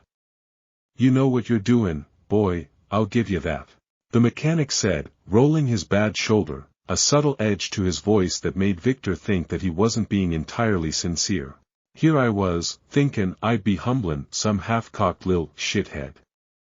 Gotta say, I'm pleasantly surprised. At first, Vic thought that Wes had gotten hit at some point, since his mouth was covered in blood, but then he noticed that Iolo nonchalantly wiped at a gash on his shoulder. Wes had actually managed to take a bite out of Iolo. Along with that, the base of the mechanic's prosthetic wings were bleeding, most likely from forcing the huntsman to push himself before they'd fully healed. He remembered thinking that they might actually be able to pull it off. That they might actually have a chance against the wild hunt. I'm a bit rusty, Wes told Iolo with a vicious smile. It's been a while since I've had a real fight. That why you volunteered? Iolo asked, as if they were merely making friendly small talk. Partially. A new voice spoke then. One Victor had never heard before, deep and gravelly. Are you planning on toying with the poor thing all night? Every hunter's head turned towards the speaker, including Iolo. The ones watching the fight had bowed deeply, including the CWNN, their red ears back against their heads as their backs arched. The white son of mist had arrived. From Victor's description, the king of the wild hunt was equally as magnificent as he was frightening. Great antlers like that of an elk stood from his scalp, adorned with shining crystals that reminded him of icicles. Some of those icy gems were braided into Gwyn's auburn hair. Smoky, ink-black skin surrounded the king's featureless white eyes and the bridge of his nose like a mask, the ornamentation accented with additional black lines beneath the corners of his mouth. Unlike his followers, the rest of his anatomy was humanoid. No hooves, fur, or wings. Victor had said he'd expected an ancient god to dress in finery. But instead, the king of the wild hunt was clothed in regular, practical outdoor wear, at odds with his intricate braids and crystal embellishments. The mechanic bowed his head respectfully at the king, replying, I was waitin' on you, sir. The white son of mist grinned coldly, crouching down, resting his elbows on his knees as those white eyes fixed on Wes. I'm here, now. That was when shit got real for the dead duo. The mechanic had gone after Wes with renewed ferocity, the vampire unable to do much more than defend himself against the onslaught. It was hard to see exactly how bad it was, between their speed and the darkness. When Victor heard the audience of hunters cheer, his heart sank. He knew that if he tried to get involved, that would only make things worse for our coworker. That'd give one of the other hunters a pass to intervene as well. Even so, there had to be some way around that. There always was. He just had to find it. He'd slyly glanced at Briar from the corner of his eye. The hunter was watching him intently, chin resting on his fist, daring the boss to make a move. I've heard many things about you. The voice hadn't spoken aloud. It was a whisper in the back of Victor's consciousness. He tensed up, knowing that he hadn't imagined it. You and your colleagues don't disappoint. This has been a most special Callan Geef. It was then that Victor had learned the hard way that there was a huge difference between a god that still had his divinity intact and a wild huntsman. When Victor glanced out the window again, he saw that Gwyn's gaze was still firmly fixed on the fight. Unlike his followers, the White Son of Mist didn't have to look the boss in the eyes to get into his head. And the hagstone had done absolutely nothing to protect him. Your life was cut short. Too short. As Victor recounted this to me, he unconsciously put a hand on his bandana. The god had made him experience the knife cutting into his throat once again, his own hot blood rushing into his airway, unable to cough enough of it up. He woke up in his murderer's trunk. Tasted his killer's flesh. His body was racked with heroin withdrawals while his father's voice told him he couldn't help him anymore. Then just quickly as it had happened, he was back in the barn again. At some point, he'd fallen to his knees, the shotgun on the ground in front of him. I don't intend to cut it short once again. That would be a waste. Wouldn't you agree? Victor dared to whisper, what do you want? You've already given it to me. There was another uproarious cry from the audience of jeering hunters. Victor pulled himself back up to the window to see that Iolo had gotten Wes on his back, tearing our coworker's throat out with those horrible teeth. He paused to spit Wes' own blood back into his face, growling, see how you like it. There is a selfish part of me that is glad I'd missed that. I've seen Iolo pissed before, but never to the point of going semi-feral. I've decided that it's something I'd never like to bear witness to. In response, Wes dug his fingers into the weak spot at the base of Iolo's prosthetic wings. When he saw that, Victor had rushed for the door, certain that Iolo was going to rip Wes' head off until something huge and furry knocked the furious huntsman off of him. As Wes scrambled to his feet, the boss could see that the mechanic had taken such a big chunk out of our colleague that the ridges of his windpipe were exposed. Wes' savior had been a black bear. It positioned himself between the mechanic and Wes, protectively baring its teeth at the huntsman. In the forest surrounding them, there was commotion from the other hunters as coyotes yipped at the CWNN. Trees groaned deeply, as if speaking to one another. From a tall cedar, the brown owl that had protected them from the crow's prying eyes watched intently. Of all things to happen that night, the false tree coming to their rescue was not on any of our bingo cards, especially since the barn wasn't located anywhere near its territory. The last time we'd seen it, it had told us, the forest will remember your kindness. I guess this is what the false tree had meant. Iolo savagely spat more of Wes' blood onto the ground before calmly telling the snarling animal, don't forget. We helped you, too. One of the hunters tried to sneak up on the agitated bear. Before he could strike, Iolo seized his arm, digging his claws into the hunter's skin until his subordinate dropped his weapon. He kept squeezing, not stopping until the hunter crumpled to his knees. Using the fallen hunter's bare shoulder to wipe the blood from his fingers, Iolo then turned his head towards the rest of them, announcing coldly, don't let me catch you tryin' anything with these here animals. I don't give a flyin' fuck if they bite you where the sun don't shine, you don't touch 'em. Understood? The army of assholes confirmed that they understood. Once again, the White Son of Mist's voice was in the back of Victor's mind, the tone patronizing, the shepherd of the forest wishes to aid you. The sun is due to rise in an hour. You've gained quite a few luxuries in a short amount of time. Yet, the same question remains, do you think your friend can make it? Looking at the state Wes was in, Victor wasn't sure. Our coworker was putting on a brave face, but the boss could tell that he was hurting. And he was fairly confident that Iolo and Gwyn were just as aware of this as he was. Only one way to find out. The boss grumbled before marching to the door. That time, Briar made no move to stop him, shaking his head at the mechanic. I told him to take it easy. The bear kept Wes and Iolo separated like a big furry referee.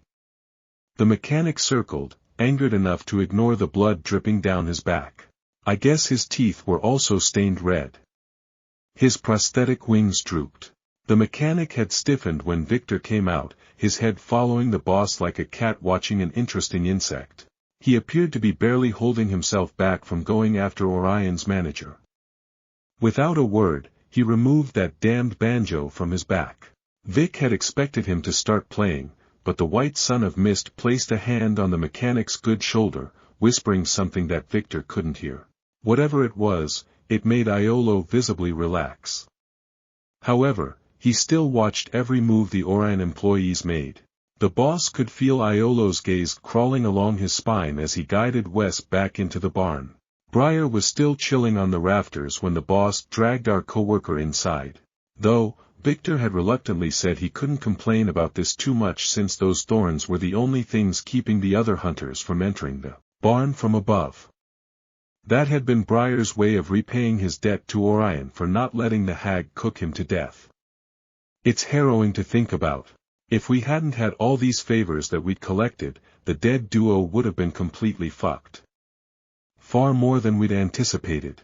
In hindsight, all of our other preparations seem almost silly. How could we have thought that hagstones and salt would be enough to withstand the wrath of a literal god and his legion of sadists? In a worse timeline, Orion Pest Control was violently wiped off the face of the earth on Halloween night. We've heard of it happening to other specialty pest control companies before. It's something we don't speak of often, like just mentioning it has the power to invoke that cruel fate. Wes leaned heavily against the wall, using its leverage to remain standing. His head was tilted to the side, inadvertently showing off what remained of his destroyed throat. The bear curled up next to him, watching the door, ears pricked. When he tried to speak, all that came out was a terrible gurgle. God, poor guy. Don't talk, the boss told him, clutching the shotgun as he guarded the window. Just try not to die on me. Wes gave him a thumbs up. There was scraping from above as the thorns began to recede from the hole in the roof. Cautiously, Victor made Wes take his hagstone back. That was when Briar finally spoke again. I need to go check on my superior, seeing as your boy screwed up his wings again. Oh, and just a heads up, they're about to tear this place down. I suggest you two start running. Victor swore, then rushed over to grab Wes with his free hand, pulling our injured coworker towards the sliding doors on the other side of the barn. Once he was certain that Wes wasn't going to keel over the instant he let go, he pressed his shoulder against the heavy sliding door to push it open. The bear bounded out ahead of them once the enormous door cracked open enough for it to squeeze through. The animal let out a blood-curdling roar at the hunters waiting outside, its yellow fangs exposed in a clear threat. They gracefully danced out of the way of its claws, making no move to retaliate against it. After the mechanic's harsh warning, they wouldn't dare. Even the CWN and just shoved the foxes and coyotes nipping at their ears and heels away, keeping their own sharp teeth to themselves. They just had to stay near the bear. That seemed to be their best bet. It seemed to know where it was going. They followed their protector. Victor looked over his shoulder. White eyes in the darkness. The white son of mist was tailing them, hands in pockets. Victor half expected the god to start whistling or humming, that's how casually contented he looked. Stay near the bear. But would the king honor the mechanic's sentimentality towards the false tree? Victor didn't want to find out the hard way. Slowly, Wes seemed to be recovering from the bite. Very slowly. He was at least to the point where some of his vocal cords were working again. He whispered jokingly to Vic, his voice hoarse, "Can't say I've ever had a giant bug almost bite my head off before." That's a new one. Despite their circumstances, Victor managed a snort. You're the one that wanted to fight him. Worth it. Was it really? Absolutely. Sure, I got a little fucked up, but I got to hurt his precious wings. And if you're curious, his blood tastes like cherries. Victor offered him a wry smile. I wasn't curious, but thanks for telling me anyway. No problem. There was a terrible crash behind them. The barn. When Victor checked over his shoulder again, he saw that Briar hadn't been exaggerating. There was a flurry of wings and antlers as their only safe spot was reduced to splinters. As that went on, more commotion could be heard from both the wild hunt and the false tree's animals as they brawled. Suffice to say, that false tree is going to get an offering fit for a god as thanks for what it did for Orion that night. However, speaking of gods, there was one thing even the false tree couldn't protect them against, Gwyn ap Nudd. And Victor had lost sight of him. How are you feeling? he asked Wes warily, glancing around for any sign of the king. I'm fantastic, how are you? Wes rasped. Don't be a smartass. Can you move on your own or not? Yeah. Sorry. The boss let go of his shoulder, wanting to have both hands available for when the white son of mist showed himself again. When Victor was telling me this story, he suddenly stopped, closed his eyes, and frowned. I can't remember exactly what happened. He admitted. The next thing I knew after I let him go, the bear was dragging Wes away by the arm. He wasn't moving. I was in the dirt, covered in claw marks. And the white son of mist was smiling down at me. While Victor was trying to figure out what the hell had just happened, he heard wings and footsteps from all directions, rushing after their quarry. He couldn't tell friend from foe. They all hurried in the same direction. All except for the king. He stayed where he was, eyes locked on the boss with a tight-lipped grin. Daring him to try something. Victor dared. He'd found the shotgun on the ground next to him, snatching it up and opening fire. The god didn't even blink as a hole was blown in his midsection. Just kept looking at Vic with that damned smile. This time, when Gwyn spoke, it wasn't in Victor's head, "You've been a real treat for me. I mean that, leader of Orion." He stepped forward. Victor fired again, despite knowing that it wouldn't do any good. It was merely for the principle of it. If the god of the wild hunt was going to torture him or use him to hurt Wes again, he at least wanted to make a stand before he had to endure whatever hell was in store for him. Once again, the white son of mist didn't appear to notice that he'd been shot. At least Iolo actually had the decency to get hurt whenever I'd blasted him with the salt shells. Victor scrambled to his feet, trying to encourage the god to continue chasing him. If Gwyn was focused on him, that meant that at least Wes would have only the rest of the hunting party to contend with. I say, only, as if run-of-the-mill hunters aren't also complete nightmares to deal with. But at least hagstones and salt can repel them. What can you do for a god? What do you want? Victor asked again, still backing up as he struggled to reload with shaking hands. Gwyn merely kept approaching, ignoring the animals and hunters rushing around as if it were just him and Victor in the woods that night. What would it take for this to end? Victor questioned. He dropped the salt shell he'd been trying to load in. Fuck, a hand on his throat. The white son of mist lifted him off the ground as if he weighed nothing. He felt pressure in the middle of his back, then a piercing sensation deep within his chest that made him go limp. Dimly, he glanced down to see the sharp point of a tree limb sticking out of his chest, coated with his blood. His comparison made my teeth clench. I was like a worm on a hook. Weren't you listening earlier? The king replied, pulling down Victor's bandana, tracing his slit throat with a light finger. You've proven to be everything my captain said you'd be.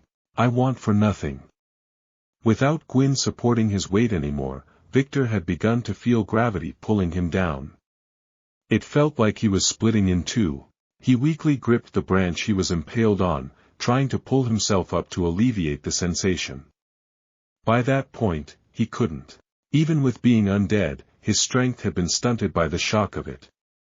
When he told me that, I instantly started crying. He let me hug him, assuring me that it was his job as Orion's manager to take the brunt of the punishment, whether that was from shitty clients or shitty neighbors. The white son of mist cast his gaze at the sky. It was turning green. Not quite sunrise yet. On our end, it was roughly the same time that the Dullahan had surrendered to get his head back. He then cupped Victor's cheek, forcing the boss to meet his white eyes as he said, "The next time I see you, I'll be bringing the winter with me. It was a pleasure to finally meet you." He left Victor hanging from the tree. The boss didn't remember what happened after that. He ended up blacking out from the pain. Something hot and wet on his face. He came to on the ground, eyes opening to see a fox's orange snout in his face. It whined, continuing to lick him. He raised a hand, weakly scratching its ears. "Is my friend alive?" he asked it. The sound of something being dragged. The bear was back, gripping a dead deer by the antler with its teeth. Victor reluctantly admitted that his mouth had begun to water. The bear dropped the buck by Victor's side. "The man you protected," Victor tried to ask again. "Where is he?" In response, the bear nudged the deer closer with its snout, snorting. It stared the boss down. It wouldn't lead him to Wes until he ate. Victor obliged it without further argument. "Good news, Wes is alive. Oruna live. You know what I mean. However, he's avoiding Reyna, Cherry, and I for our own safety." The bear had fed him similarly to the way that it had Vic, but with how severe his injuries were. An animal sacrifice was just enough to give him the self-control he needed to get home to his emergency blood supply. He'll be taking some time off to recover. I'd say he earned it. Likewise, we're trying to convince the boss to take a vacation. Victor definitely needs one. Samhain definitely could have gone worse for us. Wes, Vic, and I all got maimed a bit, but we survived, in no small part because of the aid from the false tree.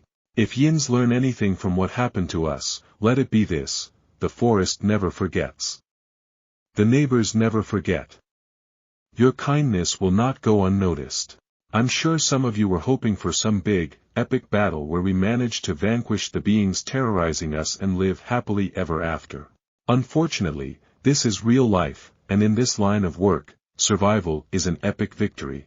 It's like the boss always says, we're not heroes, we're pest control specialists. When I returned to Deirdre, she threw herself into my arms, having been anxious waiting for me all night. As much as I hated to do it, I'd asked her to stay behind. Not wanting me to have yet another thing to worry about, she'd agreed, albeit reluctantly. Though, she promised that if the river gave her any of our shirts, she'd rush over to the bonfire. I fell into a deep sleep in her arms, feeling her soft lips ghosting over my skin, her fingers gently stroking my hair. My dreams were haunted with headless horsemen. My co-workers' skulls were attached to his chain. I woke up crying and unfortunately, alone, fingers digging into my pillow. Maybe I should go back to therapy. Hold on. Where'd Deirdre go? After that nightmare, I'd instantly panicked, rushing out to look for her, breathing a sigh of relief when I saw that she was just in the kitchen, making tea. I guess she'd been wanting to surprise me with breakfast in bed. Whoops. She did what she did best and calmed me down. The tea helped unclench the fist that was squeezing my heart. Before her, I was never much of a tea drinker, but it's been growing on me. The whole time, I could tell that she wanted to tell me something. I could see it in the set of her brow and the tightness of her mouth. The way she anxiously gripped her mug with both hands. When I questioned her on it, she told me that she was waiting until my mental state improved. Like the mentally healthy person that I am, I joked that if that were the case, she'd never have a chance to tell me anything. She didn't find it funny. A few weeks back, I saw my own death, Deirdre eventually confessed to me. Naturally, that threw me for a loop. What? Hold on, a few weeks back. And you're just telling me now? She sighed shakily, dropping her mug onto the table so roughly that some of the liquid sloshed out, drenching her hand. She didn't notice. You had enough on your plate. But you're right. I shouldn't have kept it from you. And you need to know that I've put you in a bad position. I didn't mean for it to happen, but it did. Deirdre then told me that she only had one more person left to guide. One more soul to spirit away, then she'll be free from the river. Isn't that good news? I questioned, not bothering to hide my confusion. I was wondering how I was getting away with it, she mused, eyes distant. None of them ever stopped me from keening outside of their jurisdiction. Never. But those damned crows never stopped following me. And when the huntsman retaliated against me, didn't it seem underwhelming to you? No, it looked pretty terrible to me. I disagreed in the kindest tone possible. She had begun to talk rapidly, sounding distracted, barely making sense. If he were to kill me now, as a weeper, he'd be breaking the river's claim on me. A transgression that is punished severely. However, as a human, that'd be a different story. And of course, the huntsman knows it. It took a minute for my tired brain to catch up, but after she'd said that, I saw what she was getting at. Chills erupted over my skin as I voiced the realization out loud. Iolo's waiting for you to turn human. He was the one in my premonition. Deirdre confirmed gravely, eyes fixed on her mug. And I'm sure it won't surprise you to know that he does not intend to be kind about it. Something else. There was something else. Had Iolo not been bullshitting when he'd laid into her a couple weeks back? What had he meant by all of that? I questioned further. Wait, hold on, how does this put me in a bad position? Do you remember the terms of our agreement? She muttered, clenching her fists, near tears. For translating the ledger, you swore to free me from the river. It was my suggestion.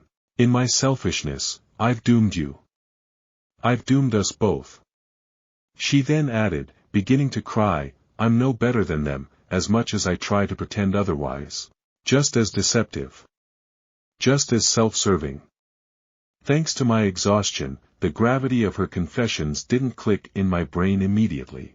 In summary, if I was going to complete my vow to her, I'd have to accomplish one of two impossible tasks: convince Iolo to not be a violent, jealous bastard, for once, or kill him. Judging by the way Gwyn acted around Victor, the king of the wild hunt has a peculiar interest in Orion. Even if I managed to take the mechanic's life, that would introduce a litany of other problems, one of them being retaliation. As much as I love the idea of driving Ratcatcher through his vile heart, the cons outweigh the pros. I put my face in my hands, letting out a tired, muffled, well, shit. Admittedly, after dealing with the Dullahan and hearing about the dead duo's trials and tribulations, I didn't have the capacity to be as worried or angry as I ought to have been. She apologetically whispered, delicately touching my uninjured shoulder, Nessa, if I'd known I don't blame you. I assured her. You risked a lot, so you had to ask for a lot. I'll fix it. She insisted through tears. I'll fix what I've started. You don't need to worry about this. I'll handle the huntsman. I will fix this. I came out of hiding to grumble, we'll figure something out. Together. But, later. What she said next shook me to my core. I think I'll let him do it. That shook me up. What? Each day that I'm like this, I can feel my heart change more and more, she admitted softly. I'm becoming more like them every day. As hateful. As vindictive. As unforgiving. I haven't been human in so long, and each day, I forget more and more what being mortal ever felt like. And this world, everything has changed so much. She turned to me, eyes red, shaking as if barely holding back sobs as she then asked, what place do I have in this world, Nessa? I was so taken aback by all of this that I struggled to find words. Any words. The first thing I thought of to do was pull her close so that her cheek rested against my chest. For a moment, all I could manage to do was stroke her hair. Of all the things I'd considered when it came to her secrecy, I didn't realize it had been an existential crisis. And yet another bad deal. One that she trapped me into, whether she meant to or not. I'm trying not to be mad at her. I believe her when she says that she didn't mean for it to happen. But it did happen. That's when I just began to talk. Letting my heart find the words for me instead of my head. I know it's not exactly the same, but when I was discharged, I felt like everything had gone wrong for a long time. Either I was wrong, or the world was wrong. I wasn't sure which. Deirdre kept hiding her face against my sweatshirt.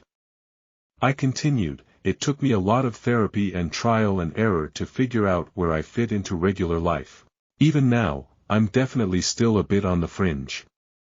My world is pretty well consumed with atypical pests and neighbor nonsense. But now, I at least feel like I'm where I need to be.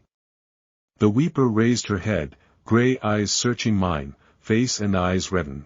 You can't find your place in this world if you don't even give yourself a chance. I told her. I'll fix this. She repeated quietly. I'll wait to lead that last one. I'll do anything. I just don't want to be, like them. She didn't have to finish her sentence. We don't have to deal with it right this minute. I reminded her. It's been a long couple of weeks. Hell, it's been a long couple of months, but we've weathered the storm. You're the indebter. As long as you can wait, we can take our time. Figure it out rationally rather than having to act fast. Deirdre noticeably cringed when I referred to her as my indebter, but didn't disagree with me. The guilt on her face was obvious. She nodded with a sniff. That's something for future Nessa and Deirdre to deal with.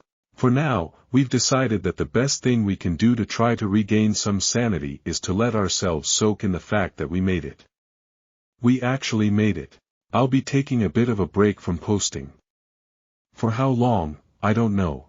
But the neighbors will always be angry with us and people will always be, well, people, so I definitely will have some more stories to tell soon enough.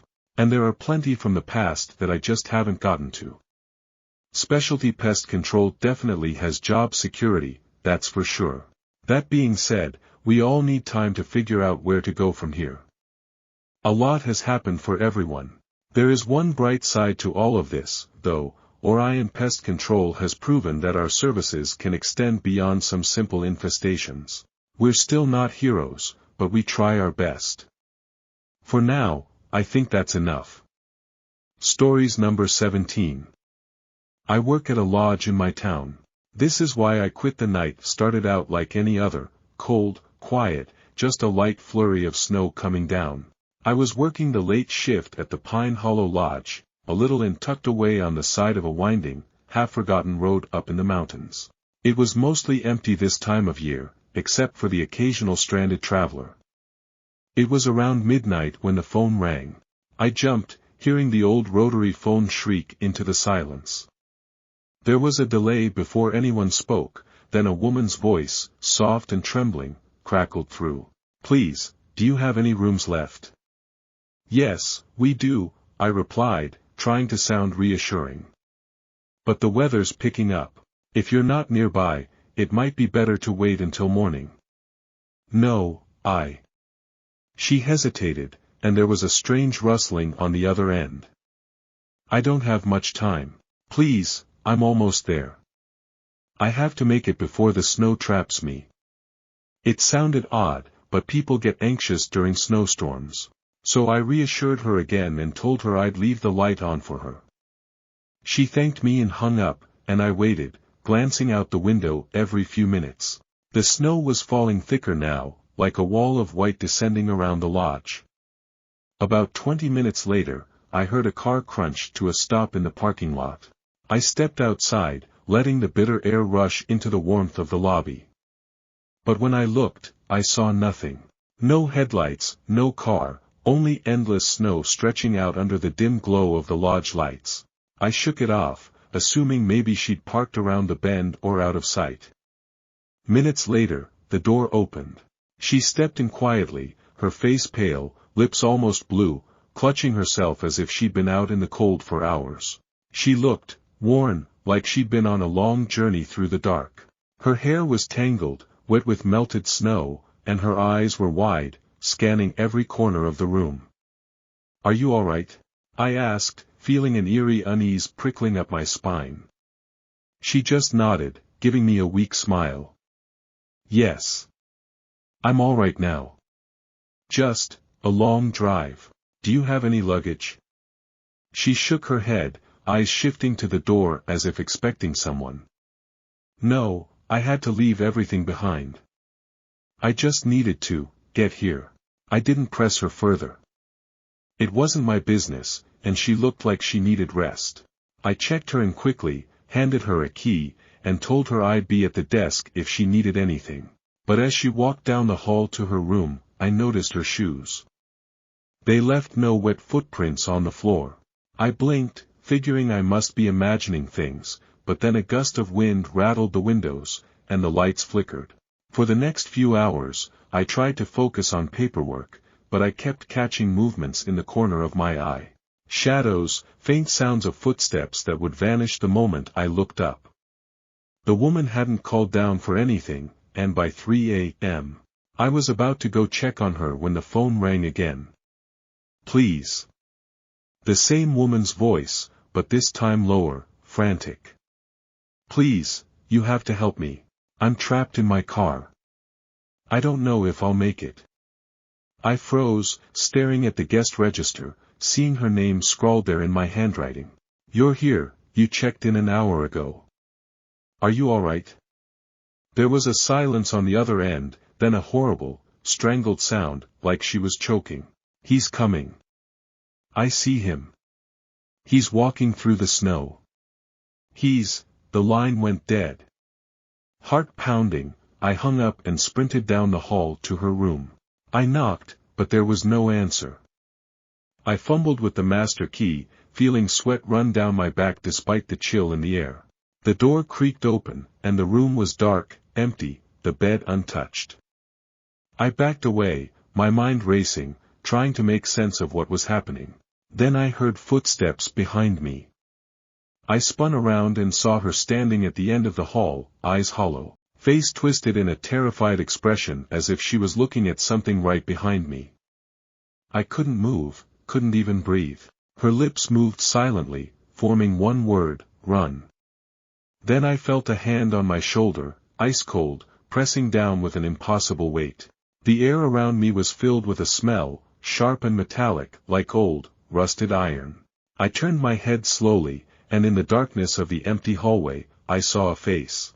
It was nothing human, just a dark, twisted grin under hollow, bottomless eyes, his face graying and cracked like ice. I tore away, stumbling and running for the lobby, my skin crawling as I felt that icy presence following close behind. I didn't look back until I'd burst out into the snow, the wind slicing through me, almost comforting after the suffocating cold that had filled the lodge.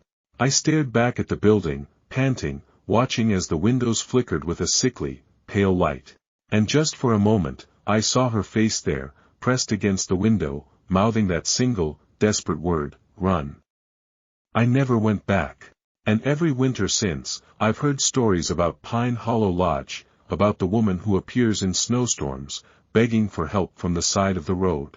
They say if you stop, she'll vanish, but her warning will echo in your mind long after you've driven away. He's coming, and you don't want to be trapped in the snow when he does. Stories number 18. My parents told me to set up a mirror by my bed, and now I know why they've always been afraid of me when I was younger. My parents always told me bedtime stories. They were twisted tales, terrifying, cautionary fables of monsters who lurked in closets or shadows waiting to snatch up bad kids like me. They'd whisper these warnings in darkened rooms, voices low and dripping with menace. Sometimes, they'd even turn the lights off, leaving me alone to cry in the pitch black, my imagination creating horrors beyond what they had even described. By the time I was 8, I'd started sleeping with a flashlight under my pillow. My parents never knew, and the thought of it being my secret made me feel safe, like I had a small piece of defiance they couldn't strip away. Things got worse when I turned 12. They'd take away my flashlight, and they locked the windows shut at night. I wasn't allowed out after 8 p.m., and they put bars on my door from the outside. They said it was for my protection, but I knew better. It felt like they were punishing me for something I didn't understand. They'd say things like, "The monsters only come for those who deserve it or they're not done with you yet." I didn't know what they meant, but the implication was terrifying. One night, I woke up to scratching sounds just outside my window. I could barely breathe as I crept toward the glass, pressing my ear against it.